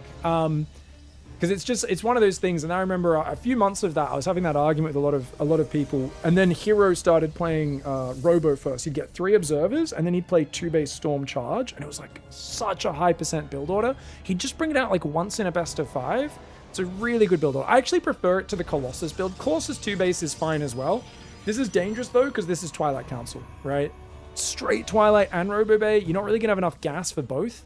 But there's an early third gas, so maybe it'll work out. Only 1 gateway though, so it's really important you get... Oh, we're going Speed Prism Disruptor drop. Oh, Nico. Oh, Nico, you absolute salt mine it, bro. And the observer sees the 3 barracks as well, right? Because we see the Master Marines. We know that's 3 barracks.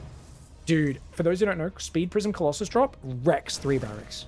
In this case, it's Disruptor, so it's not quite as powerful. The reason it wrecks it is there's no factory. There's no starport yet. They can't build a Viking. So a Speed Prism can just pick up, drop the Colossus, and just pick away at the Marines forever without ever there being any risk of losing the Colossus, as long as your micro is good. Now, unfortunately for Nico, Nico sees the attack coming and is not got anything to defend it just yet. Really needs to build a Colossus, but doesn't quite have the gas. Needs a big disruptor shot on this army. The observer's watching. He's tracking. He's tracking. Guys, this is what we call a teabag. It's where you place your balls on your opponent's face. So, yeah, Skillus thinks he's denied the vision. Oh, my God. Nico gets a massive first shot. Oh, Skillus is going to be traumatized. Skillus is going to be so traumatized right now, dude. He's going to be mad. The robo's not even working right now. See? Oh, no. You asshole. Why would you put your balls on my face? So here's the trick. Skillus, I'm going to give you some advice. If your friends put their balls on your face, you need to punch them or grab them and squeeze so that they feel the regret. Then you can tell them off about it. You don't start, when your friends are playing a cruel prank on you, you don't start by being like, why would you do that? Why did you steal my thing? Or why did you go and give me a wet willy? No, you got to give them an even worse wet willy, and then you can tell them off. Protoss piece of shit. Dude, it's like, this is so funny because it's like this is not actually a hard build to beat what Nico's doing. If you just do an SCV pull, you can absolutely kill this. You just need to not clump into the disruptor really badly. There is one Colossus out though. There's only one Colossus, no extended thermalats. SCV pool can wreck this, man. Once there's 2 or 3 Colossus, that's a different situation. Nico's going to come in. Oh, dropping trousers. Oh, and pulling SCVs actually makes that worse, if anything. 8 SCVs, 1 Marauder, 9 Marines have gone down for just 1 probe, 1 observer. Skillus now building missile turrets. The problem with Skillus is they are stuck on 2 base, right? So Skillus needs to go all in on 2 base. But to do that, well, you need medevacs, otherwise your bio can't heal. But if you don't have Vikings, you can't deal with the Colossus. There's going to be 3 Colossus by the time you push, and that's terrible. Taking way too long to push. You have 0 skill. The player who's just been Speed Prism Disruptor dropped and didn't think to cover the other entrance to their base. Oh, they actually dodged that shot. Good shot. Surprisingly skillful from Skillus there. Now, the answer to this, guys, is to build a Viking, not missile turrets. Countering a Speed Prism Disruptor drop with missile turrets is very silly. Oh my god, and he scans, but he doesn't get the observer. He stims and scans, and the observer just shakes its booty and twerks its way out of there. And now the disruptor comes in for the punish. Oh my god. Okay, Skillus with a good pickup. Only loses 1 Marine. But dude, you know you are being played with now by Nico. Now, some people might be like, oh, is Nico smurfing?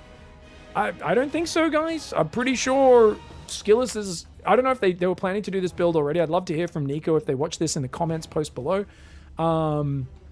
But yeah, I feel like this is just the players like, your race is Imba.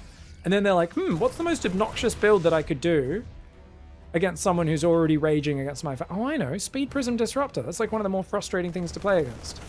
Careful. Stim Marines do scare this one back. It would have been better to come in from the flank maybe, but the medevacs are spotting ahead. 2 Colossus, 3 now are out. The 3rd one coming to the front. Stalkers are there. Oh, double drop's going to go down. Oh no, that's a disaster, mate. The Stalkers are going to shut down the double drop very nicely. A few more units will have to warp in, but that's fine. You can lose 5 Stalkers for a double drop. It's a 10 for 20 supply trade, and in fact, 2 of that supply survived, which is absolutely monumental. The Colossus, yeah, they're going to stim in from this side. Skillus going full YOLO mode right now. It's a 2 base all in against a 70 pro Protoss. They need to do big damage. They need to do it now. Ooh, Disruptor drop goes out. Is he going to fire? Looks like he doesn't have a big target, so he's being patient on the Disruptor. He throws it out now. Does get a few Marines, but not too much else. The Disruptor barely does survive. Colossus and Stalkers trying to clean this up. A few Zealots would be an absolute game changer. The lack of Zealots here making this fight probably closer than it should be. And yet, all Colossus stand strong. 4th base still alive. Skillus not finding any openings, and Nico has successfully teabagged their way to an advantage. Their balls may be very fragile right now. It's in the red inside that prism. But, see, I was right. Wait, which bit? That he doesn't have skill? So he just dismantled you, my friend.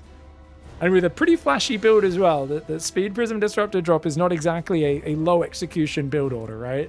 This is one you by very definition need to micro your units and use them in a tactical way. Oh my god. Another shot lands on the SCVs. Total of 16 workers have died this game.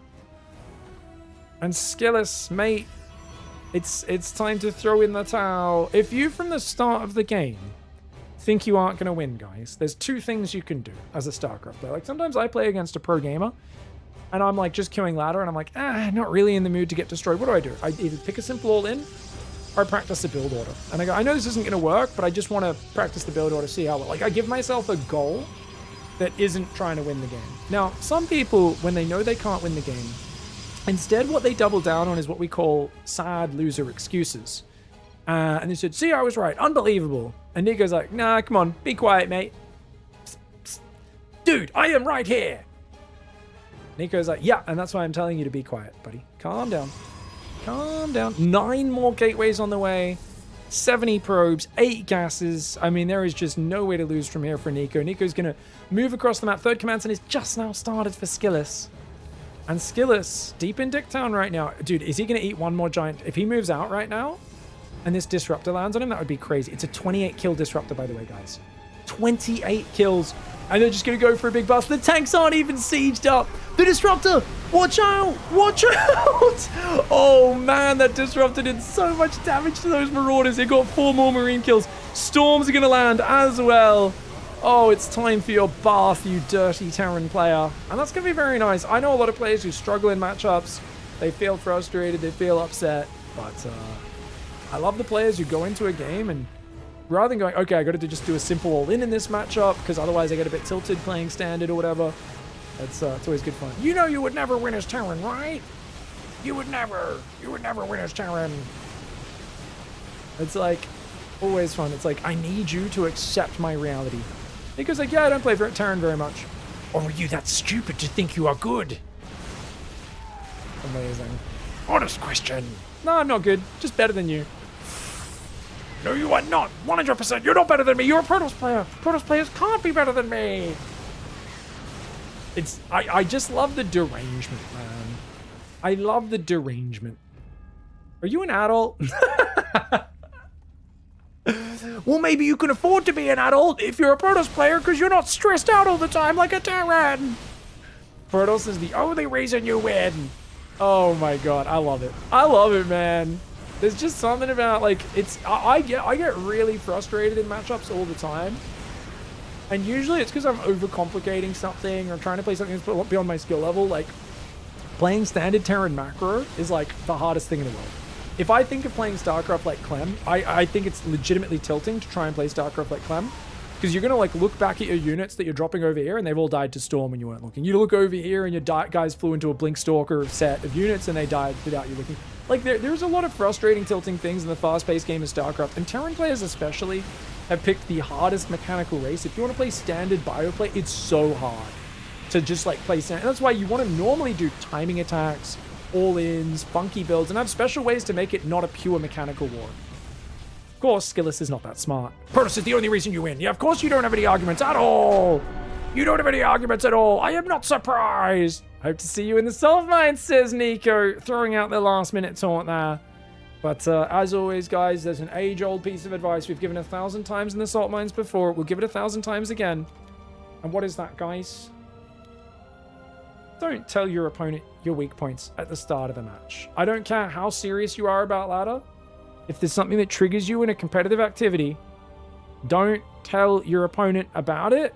Unless you're good friends and you're going, hey, could we avoid that area of the game so I can focus on this other area or something like that? Or can you help me with this area? But the fact that there are guys going into an anonymous ranked ladder match and going, hey, your pieces are unfair. And their opponent's like, oh, are they?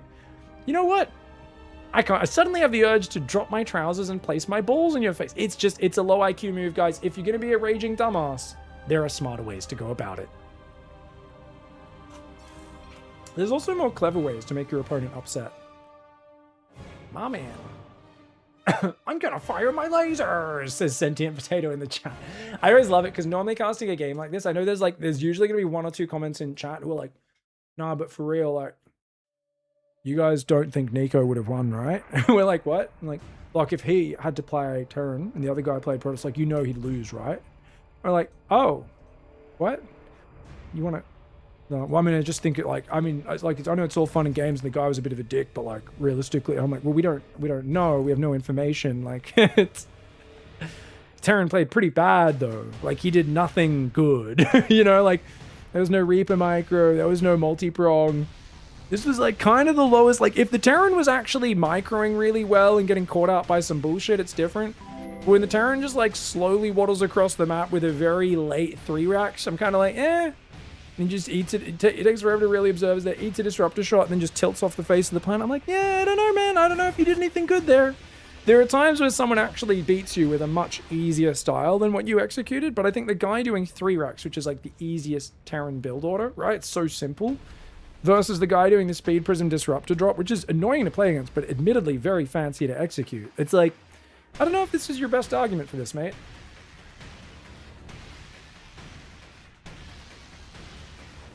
Disrupt is the perfect counter to a player's frequently busy timing trash talk. You're not wrong. You're not wrong.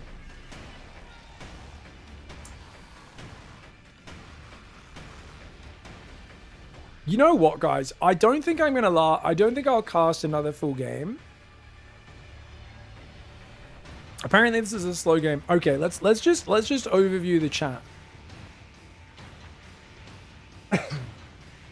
All right, guys. So apparently we had another game sent in from Skillus, but apparently the first 10 minutes, like nothing happened. It was a bit of a slower game that went for a full 23 minutes. So rather than casting that, let's just take a look at the other standard interaction between Skillus and Protoss opponents in the ladder. Starts with a good luck, have fun, and then a good luck from Skillus. And then a please leave, LMAO, you suck, solo, Protoss is such zero skill. Wait, did they shit talk? Oh, I will absolutely cast this. If they shit talk and then lose from that situation, I will totally, I mean, that's the thumbnail bait that is right there. I might have just spoiled myself, but that's okay. If they lost the fight and then started saying that, maybe not. But if the dickhead wins a fight, tells the opponent to get out, and then ends up losing the game, those are always like, that's like thumbnail bait, you know. That's a bully can't handle it. I know it's after some time. Should I cast it then, Cosmic? Does he win that fight and tell the other guy to get out? Because if so, I'm watching it. If it's a bit more dynamic than that last game. Even if we've had part of it spoiled. That's fine. It's worth it. The YouTube audience watching the video after won't know. Haha, only the live viewers will get that one spoiled.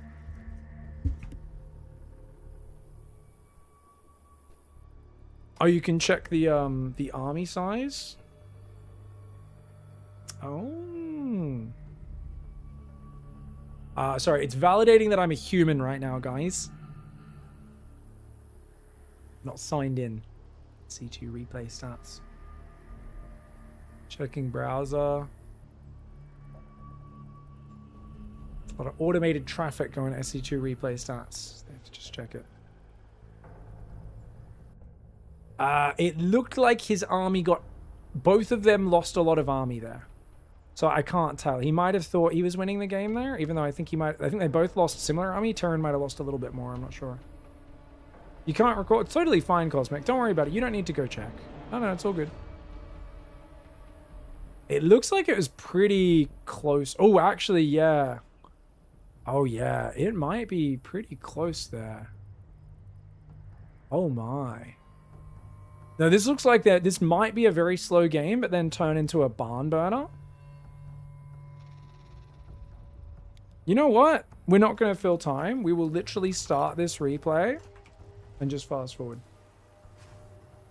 All right, guys. Well, guess what? We've got one more game here from Skillus, but apparently the first 10 minutes is a bit of a snooze fest. So we're going to fast forward a replay, something I rarely do in the salt mines. But rather than having 10 minutes of downtime, apparently this is a rather long game. So if we can kind of 8 times the first 10 minutes and just check it out, or 4 times. So we see Blink opening, Sentry, Old Republic here for Claffow. Skillus in the bottom left has... Oh, what did I just press? I'm not sure if I went back or forwards there, but Skillus has gone for like Reaper, Hellion, expand, like just an expansion off a 1-Rax Reaper expand. Very standard play for Terran. This is very much like, I'm going to copy how pros play. Look at me. I'm building a Reaper and a Hellion. Yeah, they're going to go probably like... Oh, they're actually trying to go straight. Yeah, Raven and then swap the barracks over on the factories. Reaper denies the probe. So this is a pretty standard game. And they've both said good luck to each other at the start of this game, guys, which is crazy. So this is Skillus not super duper tilted. Yet, I imagine. but I'm pretty sure we know what's going to happen. We know they're gonna get tilted. So at 10 minutes, we'll start casting, or whenever there's a first big engagement, basically, if one happens before then. Okay, so Protoss has just defended with a handful of gateway units and Immortal, and then has gone for Storm. It looked like there was just a bit of auto turret harass, killed 4 probes, bit of mining time, nothing too crazy. Storm comes in, so it's 3 base, gateway Storm, observers are at the front.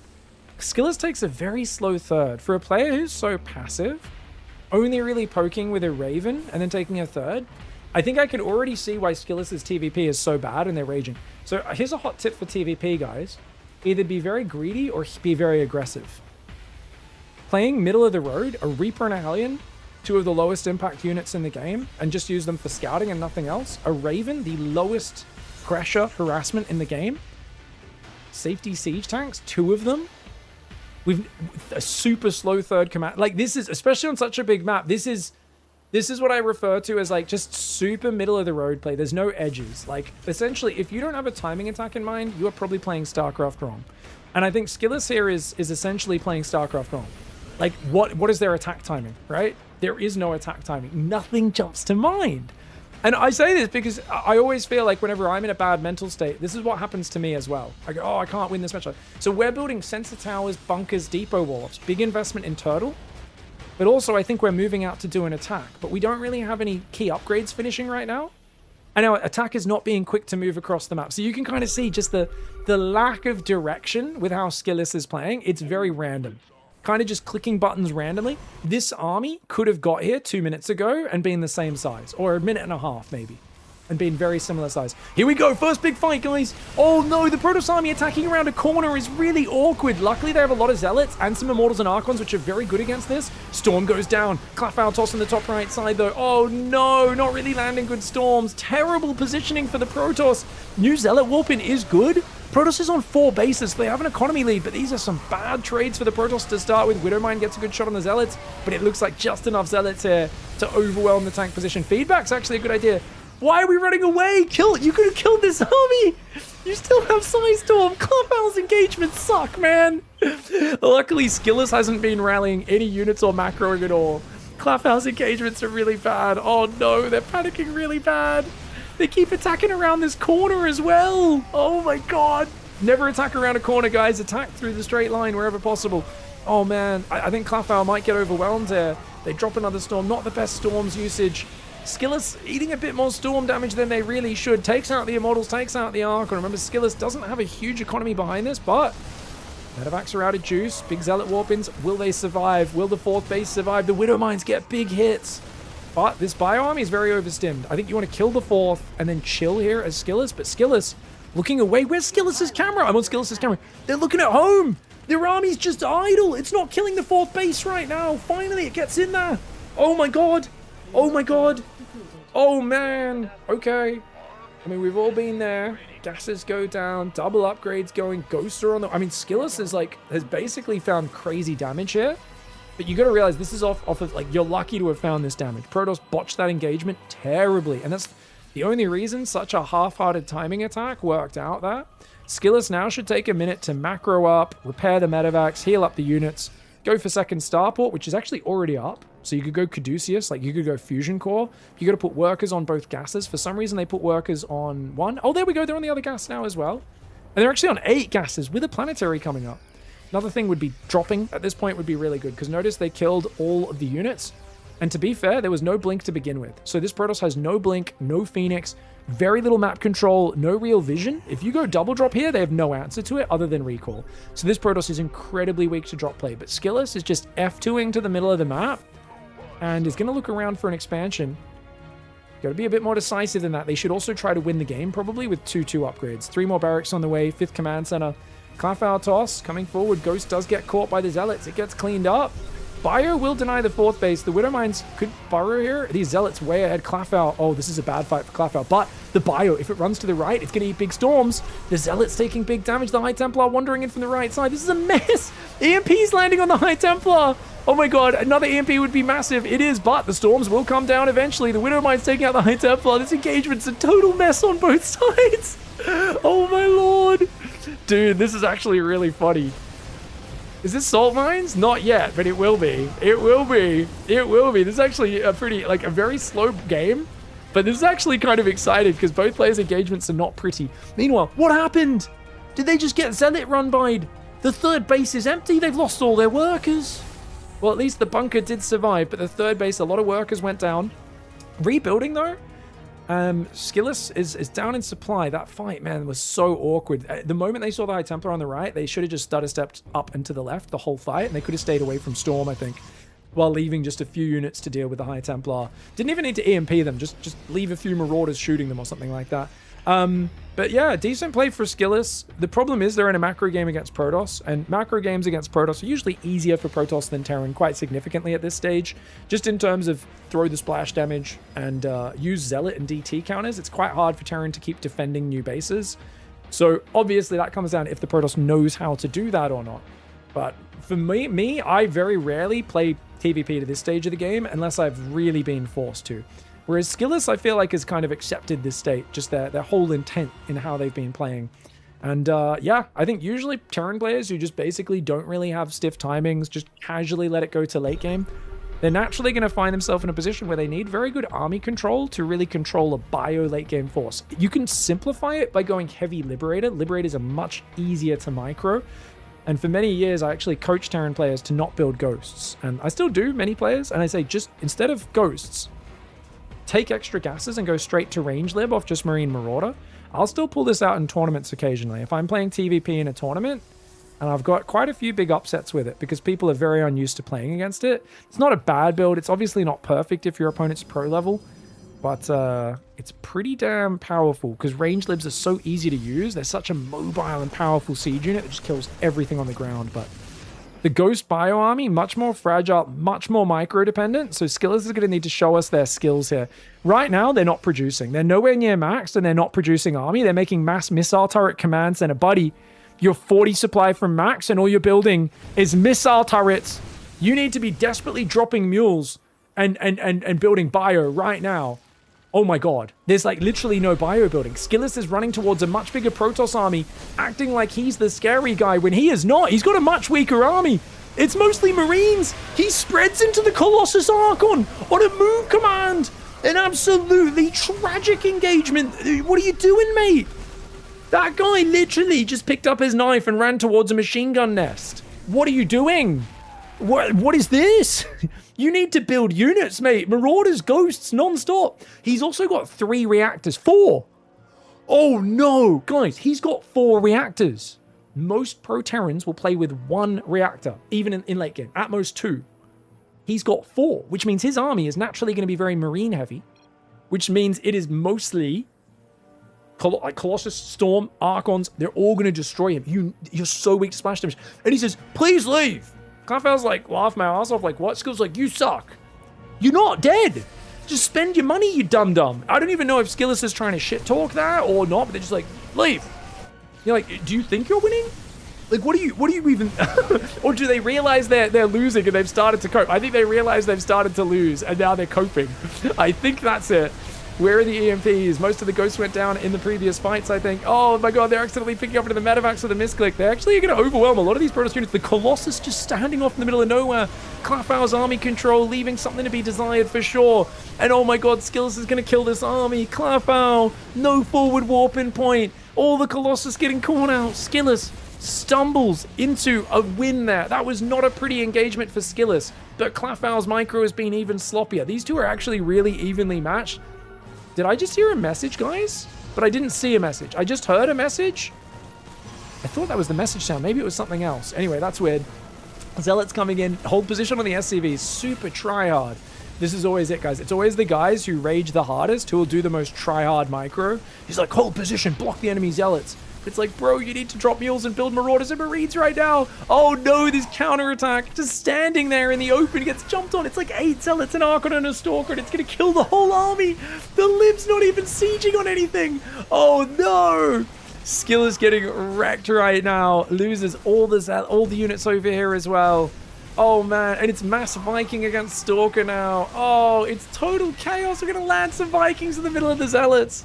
This is hilarious. These engagements are very funny to watch. I always am impressed, guys, because I always, you know, for me, I've always been more of a tactical guy who says, hey, you should learn how to control an army off 2 bases before you start taking 3 bases. And you should really get good with your 3-base timing attacks before you start taking a 4th base. And, you know, put your blinders on and get good at one thing before you move to the next step. But this is like the perfect example of a lot of players in Diamond where they basically make way more economy and more armies than they can handle. And then they end up in this position. Oh, he pauses again.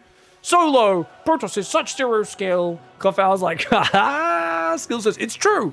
Clefaire says, sure. Yeah, it's a fact. How's your eco, buddy, says Clefaire. Well, it's about the fact that I am at least 1 league better than you. Once again, Skill is going, hey, you're a Protoss player. You must be really, really, really bad. Sorry, guys. Let's go back here.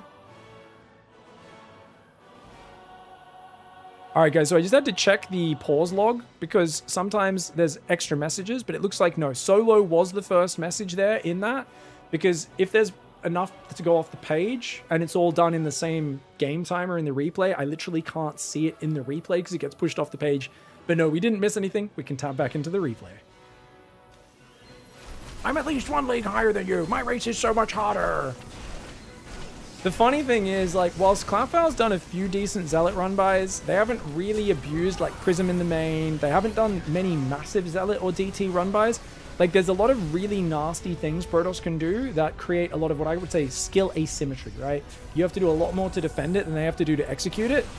Cloudfowl's not done a lot of those. And Cloudfowl's army control, no offense to Cloudfowl, has been rather tragic. And it's given Skillers a lot of opportunities where they shouldn't have had any. Oh, wait, they paused again. Hold on, they paused again. We got to tab out because I think this one did get pushed off the screen.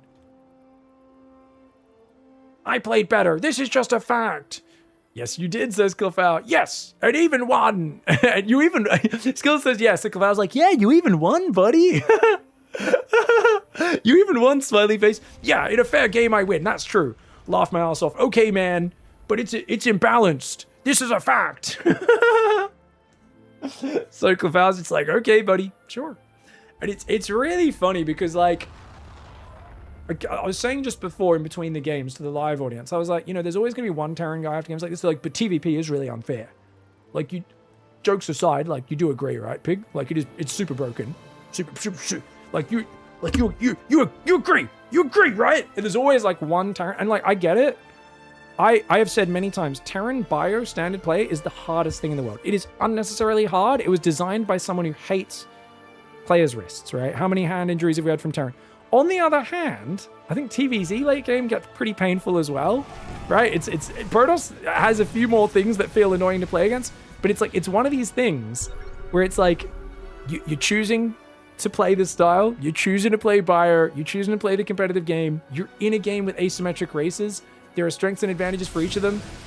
I mean, you want to at least see the player try and play to their strengths, which Skilless has made zero attempt to do. It has purely just been, I'm just going to build things and expand and kind of wander across the map and take some fights at a few moments. If you watch Maru play TVP, he does not show the multitasking of Clem, the ungodly control, and he wins at such a high TVP win rate because he's brutally smart and he commits really hard to a mixture of greed, timing attacks, different things this way and that way. And, like, you'll see different pro players play. Like, I always talk about how, like, if you watch Raynor play, you need to be a 500 APM god to play like Raynor. But if you watch Shin play, me or you can copy the way Shin play as Zergs as well.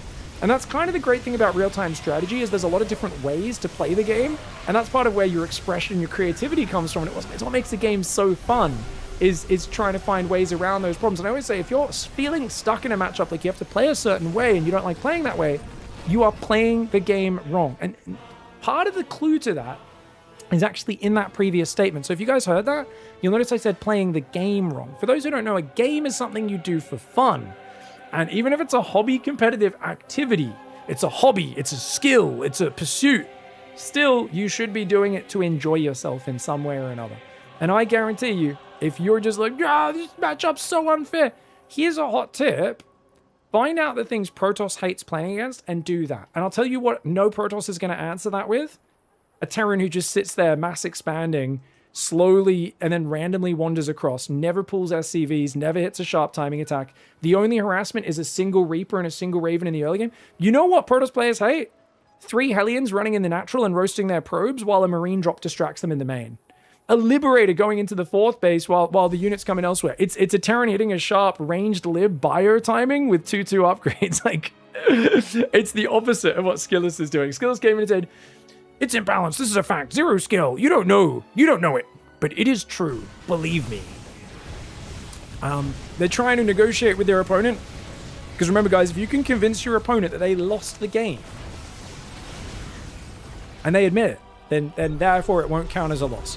Counting on your opponent to agree to this, I would say it's a bold move, Cotton. We'll see if it pans out. That is such a big ball of Immortal Arc on Colossus, by the way. That's a sick army, man. And why are you still in this game? Skillis clearly has no path to win, but they are just rage playing right now. It's rare that I see a gameplay in a replay that is such a clear example of the rage queue. But we always talk about rage queuing in video games. It used to be big when we played Dota back in the day. We'd always say as our friend group, don't rage queue. If you've lost 4 games in a row and you should have logged off 2 hours ago, but you're like, no, I need to end on a win, you will be up till 6 a.m. losing another 5 games in a row, and you will actually hate yourself at the end of it. You will play worse and worse every game you queue, and Hon was disastrous. Yeah, exactly.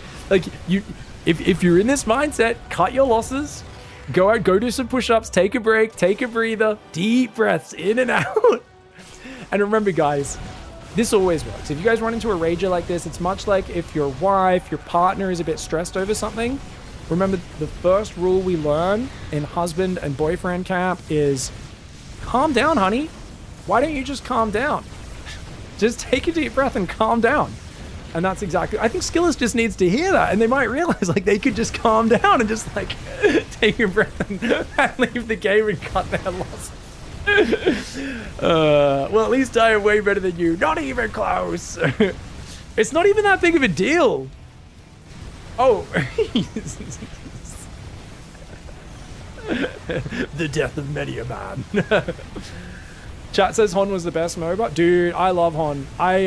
My favorite memory of playing Hon, guys, was I had a really bad concussion one time, and I had to stay up to make sure my brain wasn't bleeding. And I literally destroyed like 8 Hon games in a row late at night with a massive bandage wrapped around my head at my opponent's house, at my friend's house. And I'll be like, I'm tired, can't go to sleep. He's like, no, queue again. I was like, all right, I'm playing Corrupted Disciple again. Let's go, man. It was a good game, man. It was a fun game. I may have got that concussion because I was very drunk. It was raining a lot.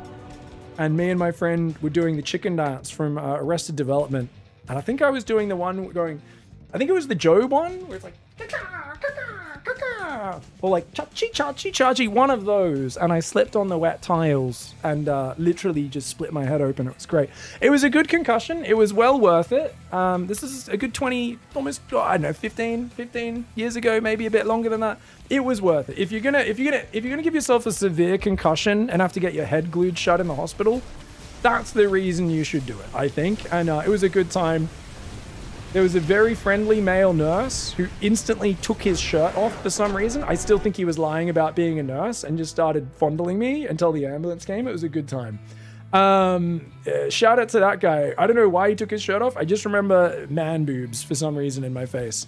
It was great. Anyways, let's catch the final messages there in this game. That was you, sorry. It's okay, I didn't mind. Not afraid of a bit of booba. Well, Protoss is cheating. Wait, was there anything else or was that it? Cloudfire resumed playing. Dreamtime took command of... Oh, that's funny. Okay, so they actually resumed this replay, apparently, one time. Him and their friend. I'm not sure why, but looks like they resumed this replay at some point. Did we miss anything at the end there? But you are basically a cheater. Oh, the cheater card now, says Cloudfire. Skillis says, well, Protoss is cheating. Man, you played well. I outplayed you. So I think Cloudfire accidentally had practiced the end of this game for some reason. Accidentally loaded it up with a friend and sent us that replay rather than the initial replay, so it cut off the end of the chat, perhaps. But anyway, man, you played well. I outplayed you, though. Yeah, this sort of cope is amazing. Shout out to Skillers, guys. Just remember, guys, if you don't enjoy something, you should just keep doing it as much as possible. It's one of the best things you should do. It's my life advice for everybody out there. Just have a good time. Just you know, play the video game. If you're not raging, are you having fun? My good friend Iaguz, we used to call him the Gimli Terran. Haven't seen good Iaguz in a while, except online. I haven't seen him in person for a while. He used to always say, yeah, if you rage queue, you've already lost. Like, I can't remember the exact phrasing. He had a good saying, something to do with that, where he was just like, no. The moment you rage queue, even if you win the game, like, you're going to be in a bad mood afterwards. And it's totally true. Don't rage queue. We love you guys. Send your replays of the salt mines through. And remember, guys, Protoss is basically one skill above because they're Protoss. Terran is so much harder. I really, like, if you're playing any game and this is your attitude, you guys got to, like, take a breath. You just got to take a breath. And, like, it's not healthy. Stop playing. There's a reason I don't play standard Terran all the time. There's a reason why even when I'm maining Terran and tryharding it, I will play like mech TVZ to take the pressure off. Because if I fall into the trap of playing every matchup, trying to pretend I'm Clem, it's not a fun experience. It's a recipe for disaster, guys. Terran players, lower your expectations yourself, mix an SCV pull in, mix a timing attack, and I guarantee you it'll be good for your mental health. Don't just sit there and macro and then play to the weakest part of your skill set. If you don't have Clem mechanics, you're going to struggle in late game. GG, well played. See you guys in the next episode of the Salt Mines. Thanks so much for watching. Big thanks to everyone on the Patreon. We love all of you guys, especially Pete and PiGosaur and Oko H, Shot Conductor to the D-Town Express. We'll see you guys later. Goodbye and good night. Bye-bye.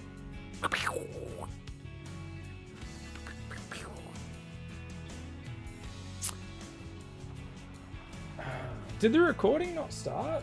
Oh shit, the recording didn't start. What the fuck? Or did it stop at some point? I swear I pressed start record for this whole series. Did I not? Or did it stop? I didn't record it. That's fine. I grabbed it off Twitch. I didn't realize I messed that up. It's alright. Is what it is. It is what it is. It's okay. We'll download that off Twitch.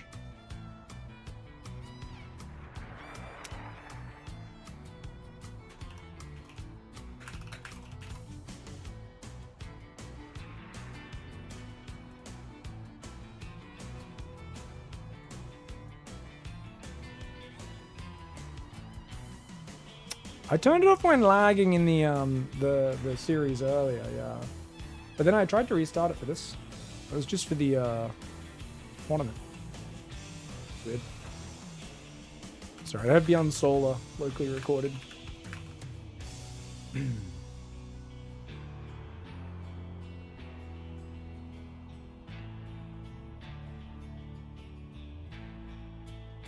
I drove my roommate to the hospital after he got jumped by two guys trying to hook up with a chick on Craigslist.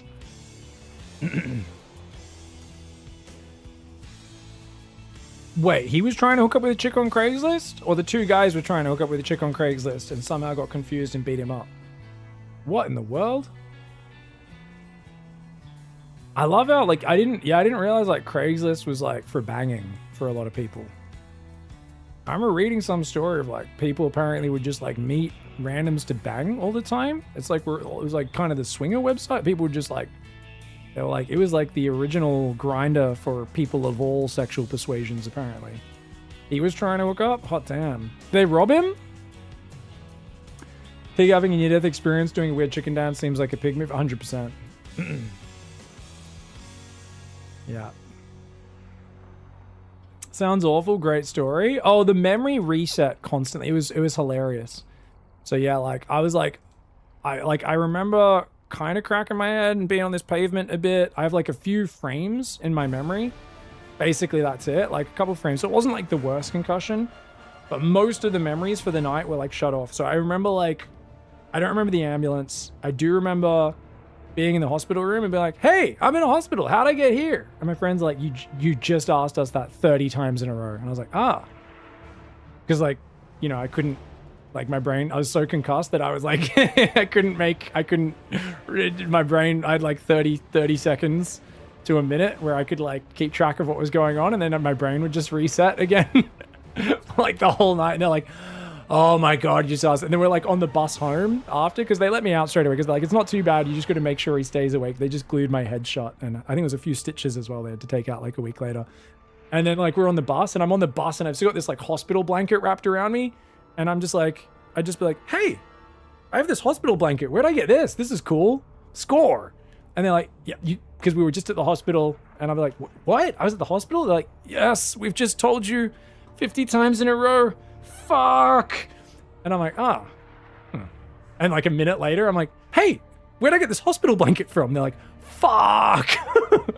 So I was like, and it was probably like 4 or 5 hours, I think, at least 3 hours until I could kind of start remembering what was going on again. Yeah. I mean, it probably didn't help being super drunk as well, right?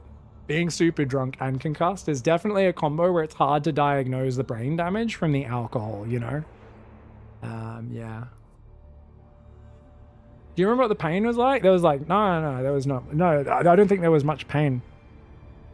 If you're concussed, you can't really feel pain because you're just concussed. Your brain shuts off, so you don't. Yeah, I don't remember any pain really. Yeah, I don't think it was very bad. Yeah. I mean, I'm sure it would have hurt more if I wasn't concussed. The joy of getting concussed is you don't feel it. It's just the brain damage that you suffer that's obviously bad long term. Yeah. I had that happen to me on April 30th. 2 brain bleeds. Oof, that's rough, Django. Yeah, no, I'm lucky. Mine was totally fine. It just split the scalp open pretty bad and got a bad concussion. Dealt with concussed patients for it's funny telling them something, then 30 seconds later, total reset. Yeah, it's my friends were like so done with it. They were just like, fuck. Just gotta repeat the same thing over and over and over again. Yeah. Yeah. I ran into another guy. He accidentally bit me on the forehead. I had to get butterfly stitches. Oh, no. Ouchies. Yeah, no, I haven't had, like, many surgeries or anything. Like, the only other time was when I was, like, 8 years old. I was running down these, like, flight of concrete steps, and I slipped and just went, like, and, like, landed on my chin on the concrete. Thanks for the Bezos box. And split my chin open. Pretty. There's a little scar here. Got a bunch of stitches for that. I think the main thing I remember, because that also wasn't very painful, except when I was getting the stitches was the worst bit. That was the most painful bit. Once again, because of like the shock or whatever. But I just remember being like, there's like blood and stuff. And I just like, you know, you're like 8. So you go over to like the teacher that's on duty in the playground. And I was like, miss, I fell over. And I just remember the like look of her being like fucking horrified. Because I'm there with like the skin hanging open off my skin. I don't know if you could see the bone or whatever. But like the skin's hanging open and there's just like blood spraying out of my chin. And she's just like, go to sick bay. Go to sick bay. And I was just like, okay. She's like, quickly. I like jogged off to sick bay.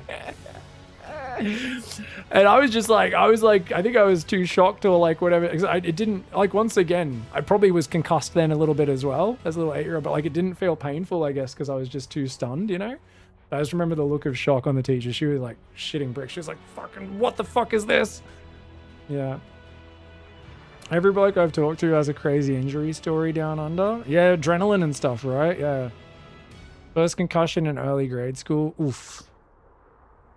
Yeah, I haven't had many concussions. I think the oldest one I got was that one. And that was like a long time ago. And then maybe a year or two before that I stopped playing rugby. I don't think I got concussed, but I only played a little bit of rugby, and I stopped pretty early because I was like, this is just like, you're just getting your head bashed for no reason. And it's like not even that good of a sport. Rugby union's pretty good, but it's like, you know, it's not worth. Like I had too many times like someone would just elbow me in the fucking nose and like blood be spraying everywhere. And I was just like, yeah, this is shit. I don't want to fucking have a munted rugby nose with like the no neck and stuff. So then I think there was only one other time was we're playing, because I played a lot of field hockey in high school, and one match on a weekend, someone hit the ball, and this is the only time I ever saw a hockey ball break. But you know, it's like a really hard, dense ceramic, so it snapped in half, and half of it like ricocheted, basically like it went in different directions, and half of it just cocked me right on the side of the head and just spun my head, and just like I just like instantly was like I was completely knocked out on impact. But I fell, but then I like sprang up kind of straight away, and I was like just kind of shaken, and I was like, once again I was like, I think I'm okay or whatever. But they're like, no. We could hear the sound of that hitting your skull from the sideline. Like that was a very unsettling sound, and I was like, it is kind of ringing a little bit. But yeah, I think those are the only two ones. I've not been in any car crashes other than being in my dad's ute when a car rear-ended him. But that wasn't like, that was nothing. It was just jarring, you know. It was they ran into the tray, so it's not too bad for us in the front of the ute. My dad actually got a bit of whiplash from it, but for me, it was fine. Other than that, I don't think I've really been in any car accidents or anything. Oh, actually, no, I remembered my first probably concussion. When I was a little kid, I was about 5 years old, and my mum, for a short drive down to the shops, let me sit in the front seat in the car. 1993, let's just say. Yeah, I was like, can I sit in the front? She's like, oh, okay, we're just going around the corner. And she hadn't finished parking. And I'd already popped my seatbelt off as a 4 or 5 year old. I think I was 5. And then, I don't know if a car pulled in front of us or something, but basically she had to like brake suddenly. And I launched as a 5-year-old head first into the windscreen. And then like it split the windscreen. It didn't shatter, but it like full went. There was like a full smash mark with like the lines going everywhere, and then I just like bounced back into my seat, and I was like, oh. And my mom was like, fuck. I occasionally bring it up to make her feel a bit guilty. I'm like, what was I doing in the front seat, Mom? She's like, fucking shouldn't have let you sit there. I remember when my mom let me sit in the footrest of the passenger seat.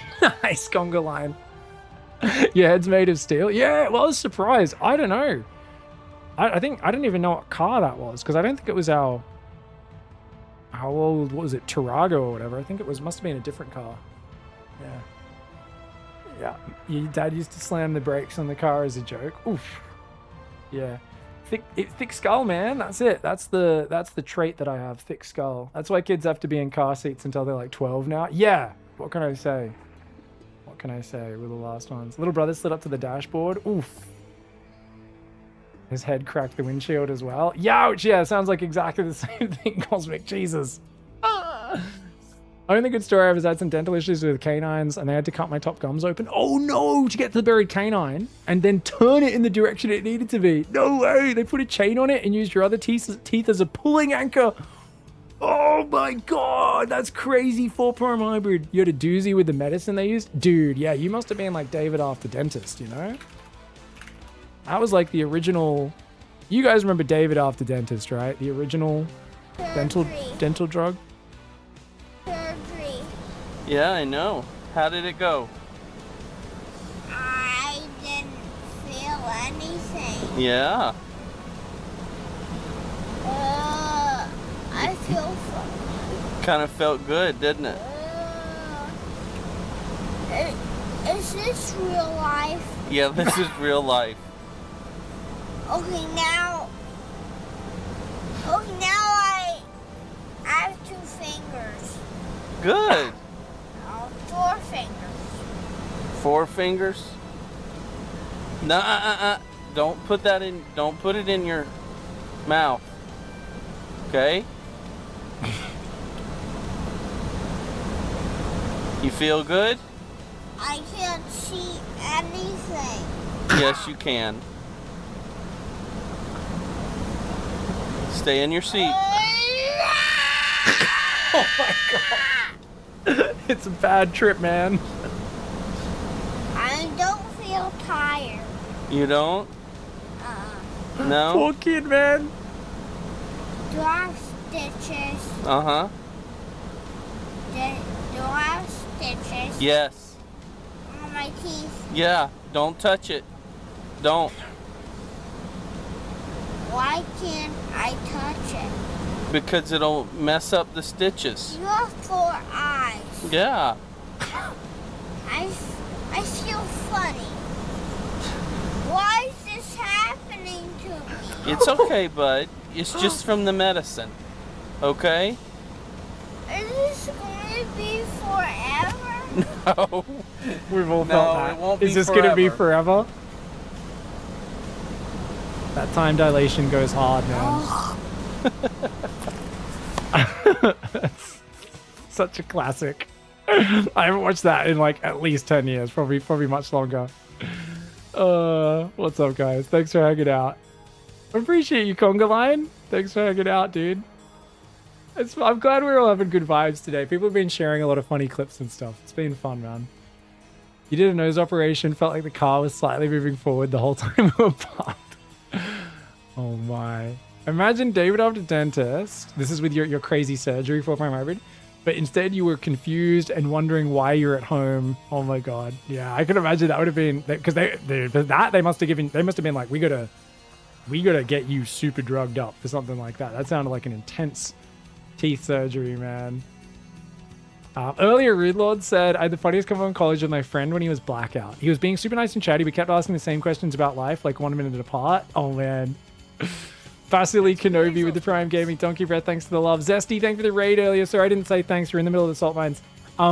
Speaking of telling the same story, I always think of, like, 16 years ago. This was actually not long before StarCraft 2 came out. I went on a bit of a little Euro trip around with some friends, and one was my friend's friend, and yeah, it was one of our like first nights in friggin' Paris, and it was when we discovered the depravity of this young lad we were traveling with. He got super shit-faced and was like fucking shouting at people on the street and stuff. Parisian's like, Jesus Christ, like what the hell? He's just like, yeah, what's that? We're like, oh god, we're gonna get him back to like our room. It's gonna like cause a fucking scene. And then he's just like, you know when someone goes into the emotional drunk zone and they're like, oh, he's like, my dad doesn't love me. Starts telling us this whole like pretty party life story. Okay, all right, like that's fine. We're here to support you, brother. It's all good. Like it's harmless. It's much worse when someone's out in public being obnoxious, trying to start fights. I'd rather someone have a good cry when they're drunk, let out their feels. We friggin' hug him, share some love, whatever. And it was all fine. It was a pretty standard story. Dad's rich, doesn't give a shit. They put me in private school and just give me all this money, but are never there for me, and they think I'm an embarrassment and a failure or whatever. And we're like, cool, okay, all done. And we're thinking, okay, it's kind of like winding down. We should be chill now. And like, we're all just like, whatever, this is a bit of a crazy night, but it is what it is. And and then there's like whatever the first line was that he'd opened the entire pity party's sad story with just slips out of him again. He's like, my dad doesn't love me. And we're just kind of, me and my friend just turned, it's like, oh yeah, no, we know, man, like that's really shitty. And then he just starts telling the entire story again, and we're like, oh no, not again. We just spent an hour listening to this. We can't listen to it again. Like, you used up your token, drunk guy. We've consoled you for an hour. You can't. He starts telling the exact same thing. We're like, no. Have some more whiskey. You've used up your token, man. We can't. Come on, brother. This is the one time you get one of these a night at most, okay? Alcohol be wild indeed. Induced second childhood, temporarily. Anyways, I think that's a good point to finish the stream, guys. I'm gonna chill, go get some exercise in, and then I'll finish. I think I'm gonna go practice some Zero Space tonight. See if I can hit some of these EU players. I'm gonna grind some Zero Space. Tournament's gonna be in like 4 days. 4 or 5 days, so that's gonna be cool. Tomorrow on stream, there's about 1,000 things I could do. I don't know exactly what's happening, but tomorrow night, so 24 plus 7 hours. 31 hours from now, wherever that is in your time in the world, is the next PigFest qualifier. We're redoing the PigFest qualifiers, guys. Spread the word. We had very low signups for the first one, to the point we had like 6 or 7 people check in for the first qualifier. We said, sorry guys, we got 4 spots up. A bunch of people thought the time zone was, they thought it was 9 p.m., not 9 a.m. in Korea. Down and a few others thought that, so we were just like, no way. Gladiators. Oh, Dot's gone and changed the goal. Silly Dot. Trying to sell out sneakily. Nope, stream's over. No chance for that today. Dot may have gone crazy on Temu and bought me many new outfits as goals on stream.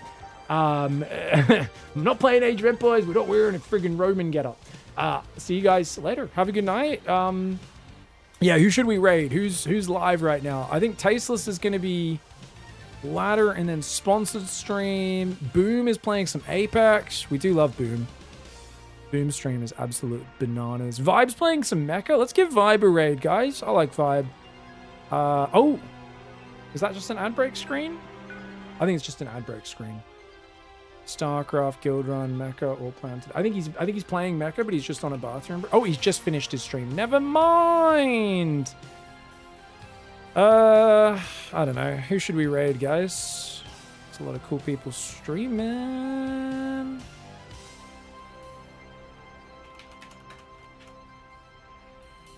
My man.